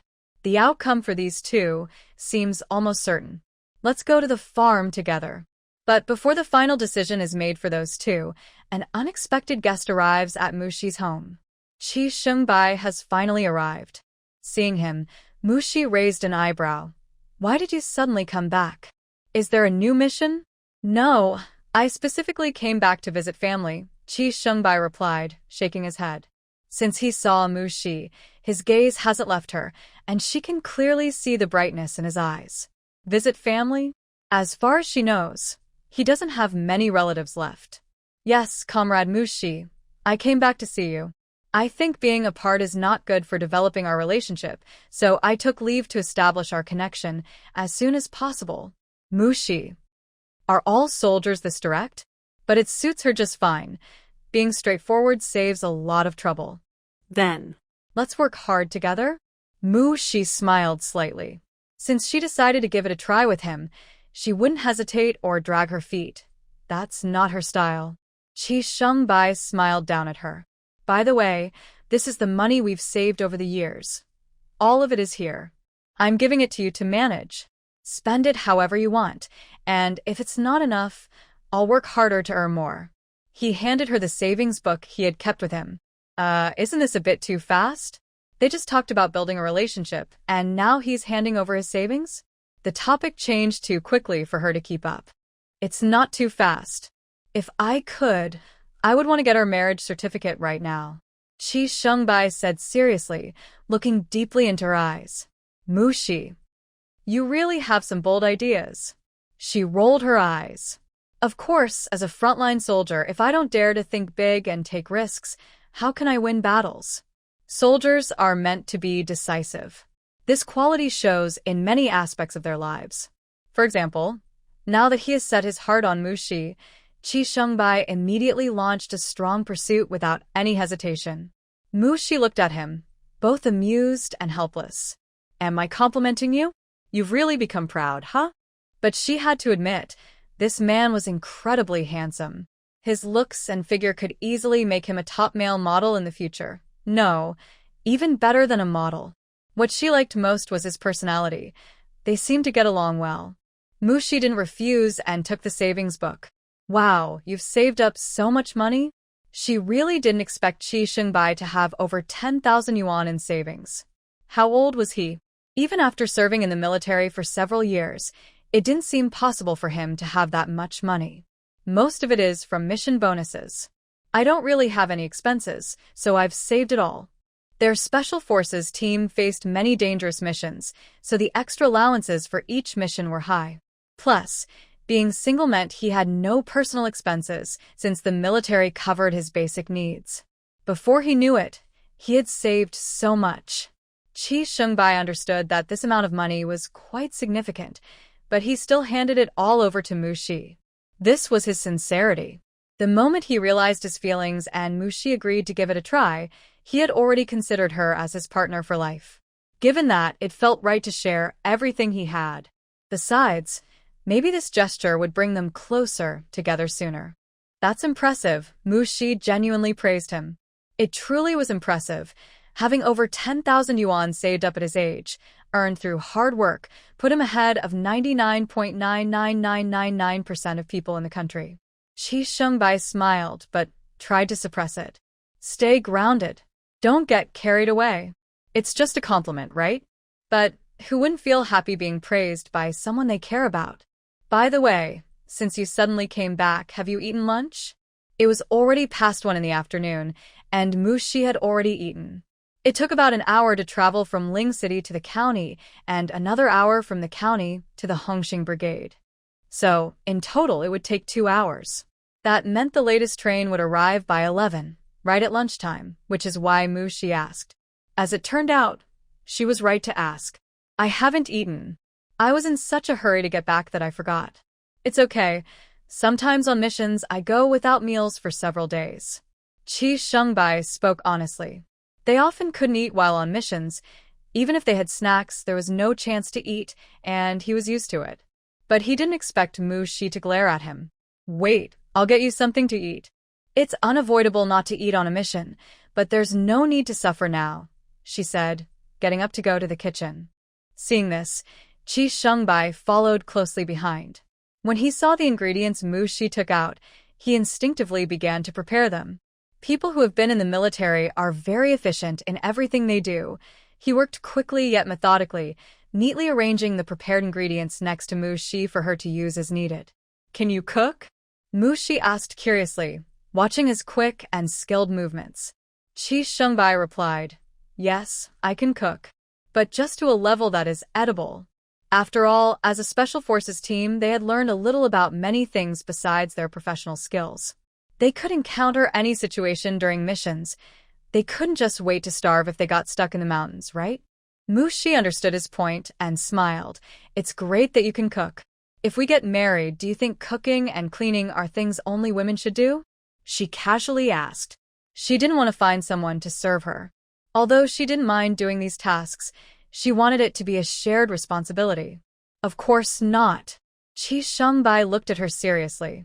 I never think there should be such a division. What are things women should do? What are things men should do? Once we're married, as long as I'm not on a mission, I will help with the household chores. You cook and I'll wash the dishes. You do the laundry and I'll help hang it up. You sweep and I'll mop. In short, our home should be maintained by both of us, not just one person doing all the work while the other enjoys it. He didn't promise to take care of all the chores, but because of this, Mushi felt his answer was more sincere. She didn't say anything and quickly prepared 2 dishes. As Qi Shengbai smelled the aroma, his stomach growled unexpectedly. He hadn't felt hungry before, but now. Let's serve the dishes first. I'll make you some fried rice, and it will be ready soon. Since the rice cooked at noon had already cooled down and couldn't be eaten directly, Mushi decided to make fried rice instead, focusing on speed. If she heated it up, it would take a while. Qi Shengbai obediently carried 2 plates to the dining table. In his heart, he couldn't help but praise his future wife for her cooking. Just 2 simple dishes, but she made them so delicious, impressive.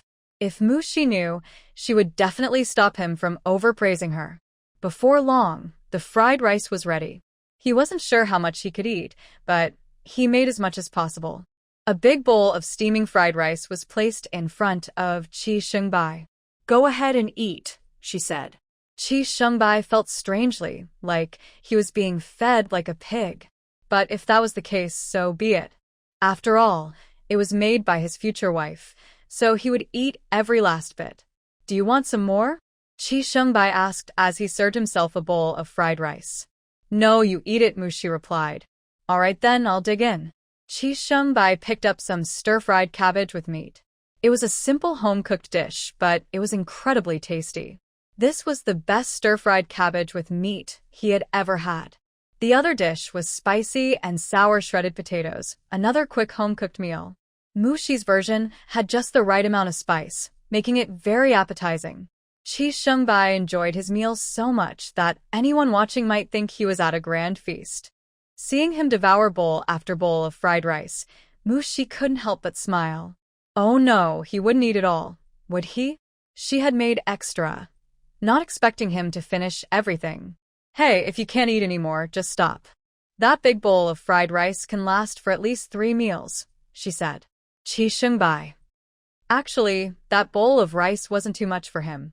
Even if he finished it all, he would only be about 90% full. Normally, he wouldn't eat this much. At most, he would be 70% full. Due to his training, soldiers generally have a big appetite. He wondered if he had scared her. He hoped his large appetite wouldn't drive his future wife away. He had nowhere to cry if that happened. Don't worry, I can take care of myself. If needed, I'll just take on more missions. I won't let you go hungry, Qi Shengbai promised seriously. Mushi was taken aback. After a moment, she chuckled and said, I'm not worried about you eating too much. I just don't want you to overdo it. Eating a lot wasn't a problem for her.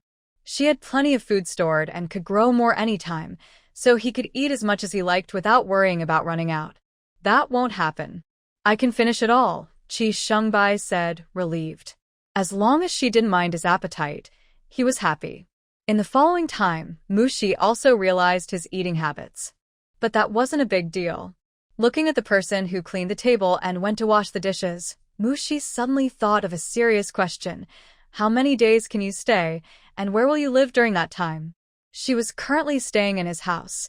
Did that mean they would live under the same roof? Although they were talking now, cohabiting before marriage would surely attract gossip in this era. Qi Shengbai naturally understood this better than she did. There's an old house in the village that no one lives in. I can stay there for a few days. Fortunately, the weather was warming up, so it wouldn't be too cold. Mushi frowned. An old house? How come she didn't know there was an old house in the village? Had she wasted the past 6 months? It's over by the village entrance. Mu 11. Wait, isn't that her supply point? She blinked. Oh, you mean that place? That house is really run down. It can't be lived in. He definitely couldn't stay there. Not to mention the supplies inside. There was actually a barrier that would prevent him from entering, which would surely draw his attention if he investigated or reported it. Ugh, trouble. I'll go check it out later. It should be fine to tidy it up. I have a total of 10 days off, but after accounting for travel time, I can only stay for 2 or 3 days. 10 days off seemed like a lot, but travel time took away from that. Once they got married, she could go with him, and they wouldn't have to waste time on the road. While Chi Shengbai regretted the wasted time, Mushi was thinking about how to prevent him from going to the supply point. That house really isn't livable. Why don't you ask the team leader if there are any other empty houses available? Never mind, I'll help you ask. If there really isn't anything, you'll just have to stay with someone else. As for where to stay, she suddenly thought of the 2 male youth who had come to the countryside with her. They shared a house, and living together was quite peaceful. At least it was much better than staying at the youth point. After all, there were too many troubles at the youth point, with constant conflicts. Normal people really couldn't stay there. Yet they had to endure it. Just like Chun Hongjun and Song Xiaomei, the 2 older siblings, who were exhausted every day while trying to maintain a peaceful facade at the youth point. There was no choice. They were the leaders there. Although it wasn't an official position, it was still a way out for the youth, because if they did well, they might catch the attention of the village officials and be recommended to attend a workers' and peasants' university. This is a rare opportunity. Once you go to the workers', peasants', and soldiers' university, you will be guaranteed a job after graduation, which means a stable future. Who wouldn't want that? Oh, but Mushi doesn't want it. As someone from the future, she knows what kind of people get into that university. Most of them have connections, and some even go there without finishing elementary school, just to secure a job. Some even use gifts and connections to become small leaders. Very few actually go there to study. Ahem, I digress. Mushi got up to ask the team leader if there were any vacant rooms to stay in for a few days. Of course, Chi Shengbai wouldn't let her go alone. So, they both went out together. On their way to the team leader's house, they met several villagers. When they saw Mushi, they greeted her with smiles, but when they looked at Chi Shengbai, they were puzzled.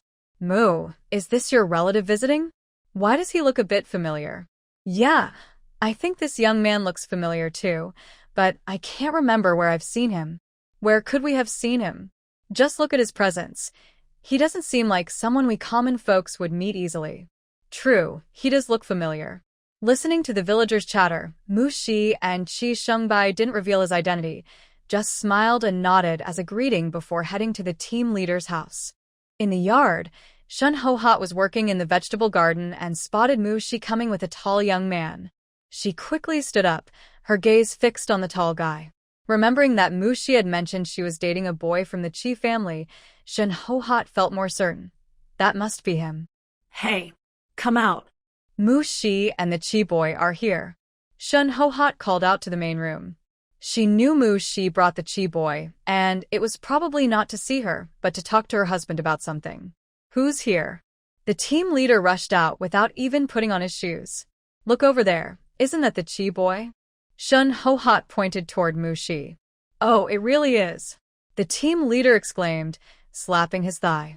This boy has been gone for years. Why is he suddenly back? He must be here with Mushi about the housing situation. What's going on?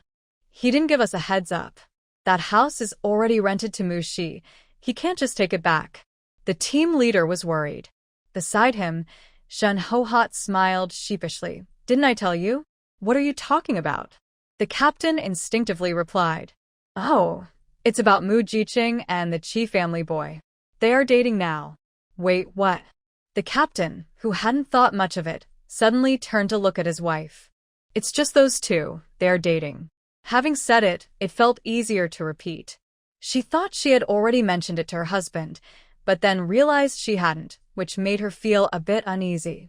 But there was really no need to feel that way. It wasn't a big deal. Besides, Mu Jiqing is dating. She couldn't just go around spreading the news. While they were talking, Mushi and Qi Shengbai arrived at the door. Uncle Captain, Aunt Ho-Hot, why are you both standing outside? Mushi asked with a smile. In fact, she had heard their entire conversation. Mu Jiqing is here. Oh, isn't that the Qi family boy? Why did you suddenly come back? The captain said with a smile, looking at the two. Thinking about their relationship, he felt they were a perfect match. In the captain's mind, Mushi was the most impressive woman he had ever met. Not only was she smart, but she was also skilled. She seemed to have no flaws at all. As for Qi Shengbai, although they hadn't been in touch much in recent years, he had heard that the Qi family boy had been promoted and was finally selected for the Special Forces. Could an ordinary person join the Special Forces? That was definitely not possible. Two equally outstanding individuals coming together made the captain feel very pleased for them. Come in. Sit down and talk. Shen Ho-Hot warmly invited them inside and quickly poured them some sweet soup. Qi boy, you haven't been back in a long time. You've been doing well all these years, right? The captain said, looking at Qi Shengbai with nostalgia. It felt like just a moment ago, the little kid who used to run around the village was all grown up now. And their generation was getting older. Uncle Tang, and I'm doing well. How about you? Qi Shengbai smiled lightly. Returning to his hometown and seeing familiar faces brought him a feeling he couldn't quite express. Last time, he had to leave without showing up because he was on a mission and had been injured, so this was his first visit in years. We're all good. All good. You came to see me for something, right? Is it about the house? Captain, you are right. I have rented the house from the Shengbai family, and it's not good for him to suddenly return and live under the same roof with me. So, I wanted to ask if there are any other vacant houses in our village. Actually, Mushi wouldn't mind sharing a courtyard. After all, there is a west room for someone to stay in, so it would just mean having an extra roommate. However, due to the environment, her feelings didn't matter. If they dared to live together, even if it were in two separate rooms, rumors would definitely spread. Rumors are a frightening thing. In severe cases, they can be like invisible weapons. Throughout history, many have suffered due to gossip. Sometimes, the events themselves aren't that scary, but the final straw that breaks the camel's back is often the careless words of others. In such an environment, Mushi didn't want to do anything out of the ordinary. Why would she seek trouble? She wasn't someone who enjoyed being criticized. The captain thought for a moment. It seems there really aren't any houses available. How can there be none? The house rented by Sue and Lin is empty now. Qi is not staying long-term. He can manage to stay there for a few days. Shen Ho-Hot interrupted the captain. Oh, I really didn't think of that right away. Yes, Qi can stay there for a few days. What do you think? Mushi thought to herself. No, that won't work. She truly disliked the idea. After all, Su Guanglin had often brought people back for transactions, and many times those dealings took place in that house. Even if the place was cleaned up, she still felt uncomfortable with Qi Shengbai staying there. Qi Shengbai didn't know the situation, but seeing Mushi's expression, he realized she probably didn't want him to stay in that house. So, before Mushi could say anything, Qi Shengbai spoke up. Are there really no other houses in the village? Well, there are definitely no empty houses, but maybe we could check with other families to see if they can free up a room for you to stay in for a few days. If it weren't for the fact that his daughter-in-law was at home, he would have arranged for Qi to stay with his family. But then again, it might not be convenient for others either. After all, many families live together, and who doesn't have a few daughters or daughters-in-law? All right then, let's go out and take a look. After leaving the captain's house, Mushi led Qi Shengbai directly to the homes of Wang Zhengwo and Xiao Wenqin. It was lunchtime, but they were about to start working, so Wang Zhengwo and Xiao Wenqin were preparing the things they needed for work. Mushi knocked on the courtyard door and asked, "Is anyone home?" "Who is it?" Wang Zhengwo shouted from outside, and soon he came to the door to look out. Mushi King. His eyes lit up when he saw Mushi. What a rare visitor. What brings you here? Although they had all gone to the countryside together, Mushi didn't have much interaction with them. He was somewhat friendly with Xiao and Qin, but with the others, they only exchanged nods. Wang Zhengwo felt that even a nodding acquaintance with someone like Mu Jiqing was worth boasting about. After all, she was impressive, and who wouldn't want to be connected to her? Wang Zhengwo quickly opened the courtyard door and welcomed Mushi and her companion inside. After some small talk, Mushi explained her purpose for visiting. When she mentioned her partner, both Wang Zhengwo and Xiao and Qin turned to look at Qi Xingbai, curious about who could win the heart of someone as remarkable as Mu Jiqing. Then, Wang Zhengwo thought, he doesn't seem extraordinary at all. Xiao and Qin thought, he may not look special, but he must be someone important. While they were thinking this, they warmly agreed to let them stay. They had 2 rooms, and since they usually each had one, they could share one room to give the other to Mu Jiqing and her partner. Without delay, Wang Zhengwo quickly packed his bedding and moved it to Xiao and Qin's room. Mu Jiqing, you'll need to prepare your own bedding, Wang Zhengwo said with a smile. We don't have any extras. That's fine, but we won't have time now. We'll come back after work tonight, Mushi replied. She had time, but Wang Zhengwo and Xiao and Qin still had to work. Since the hosts were not home, Mushi and her companion felt it was best to wait until they finished their work. Once the arrangements were made, they returned home. Mushi thought that since they were only staying a few days, Wang Zhengwo and Xiao and Qin wouldn't ask for money.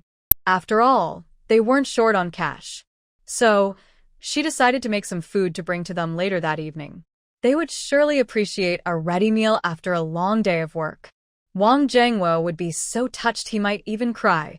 It was more than just liking the food. In their shared living situation, Wang Zhengwo did the cooking because Xiao and Qin couldn't. He had tried once but nearly burned the kitchen down and ended up with charred food. Wang Zhengwo was genuinely afraid of him in the kitchen and had strictly forbidden him from touching anything. Although Wang Zhengwo's cooking wasn't gourmet, at least it was edible, and it proved to be satisfactory. After a long day at work, it's really exhausting to have to cook dinner. Every time, Wang Zhengwo feels hopeless. But he can't avoid it. If he doesn't cook, they will both go hungry. He often dreams of someone preparing a meal and bringing it to him. To his surprise, that dream came true. Just as the work bell rang, Mushi packed 2 large containers of food and handed them to Qi Xingbai. Please deliver this to them so they don't end up cooking too much and wasting food. Okay. Qi Xingbai took the containers and left. Mushi then went back inside to grab a blanket and some toiletries, all brand new and unused. When Qi Xingbai returned, they ate together. After a while, it got dark, and they took the items to Wang Zhengwo's house. You guys are here. Thank you, Mu Ziqing, for the meal. You have no idea how much this helps me. This was Wang Zhengwo's first time eating a ready-made meal since coming to the countryside. Well, actually, it was the second time. The first was on the first day when the senior volunteers cooked. Since then, he hadn't had a ready-made meal.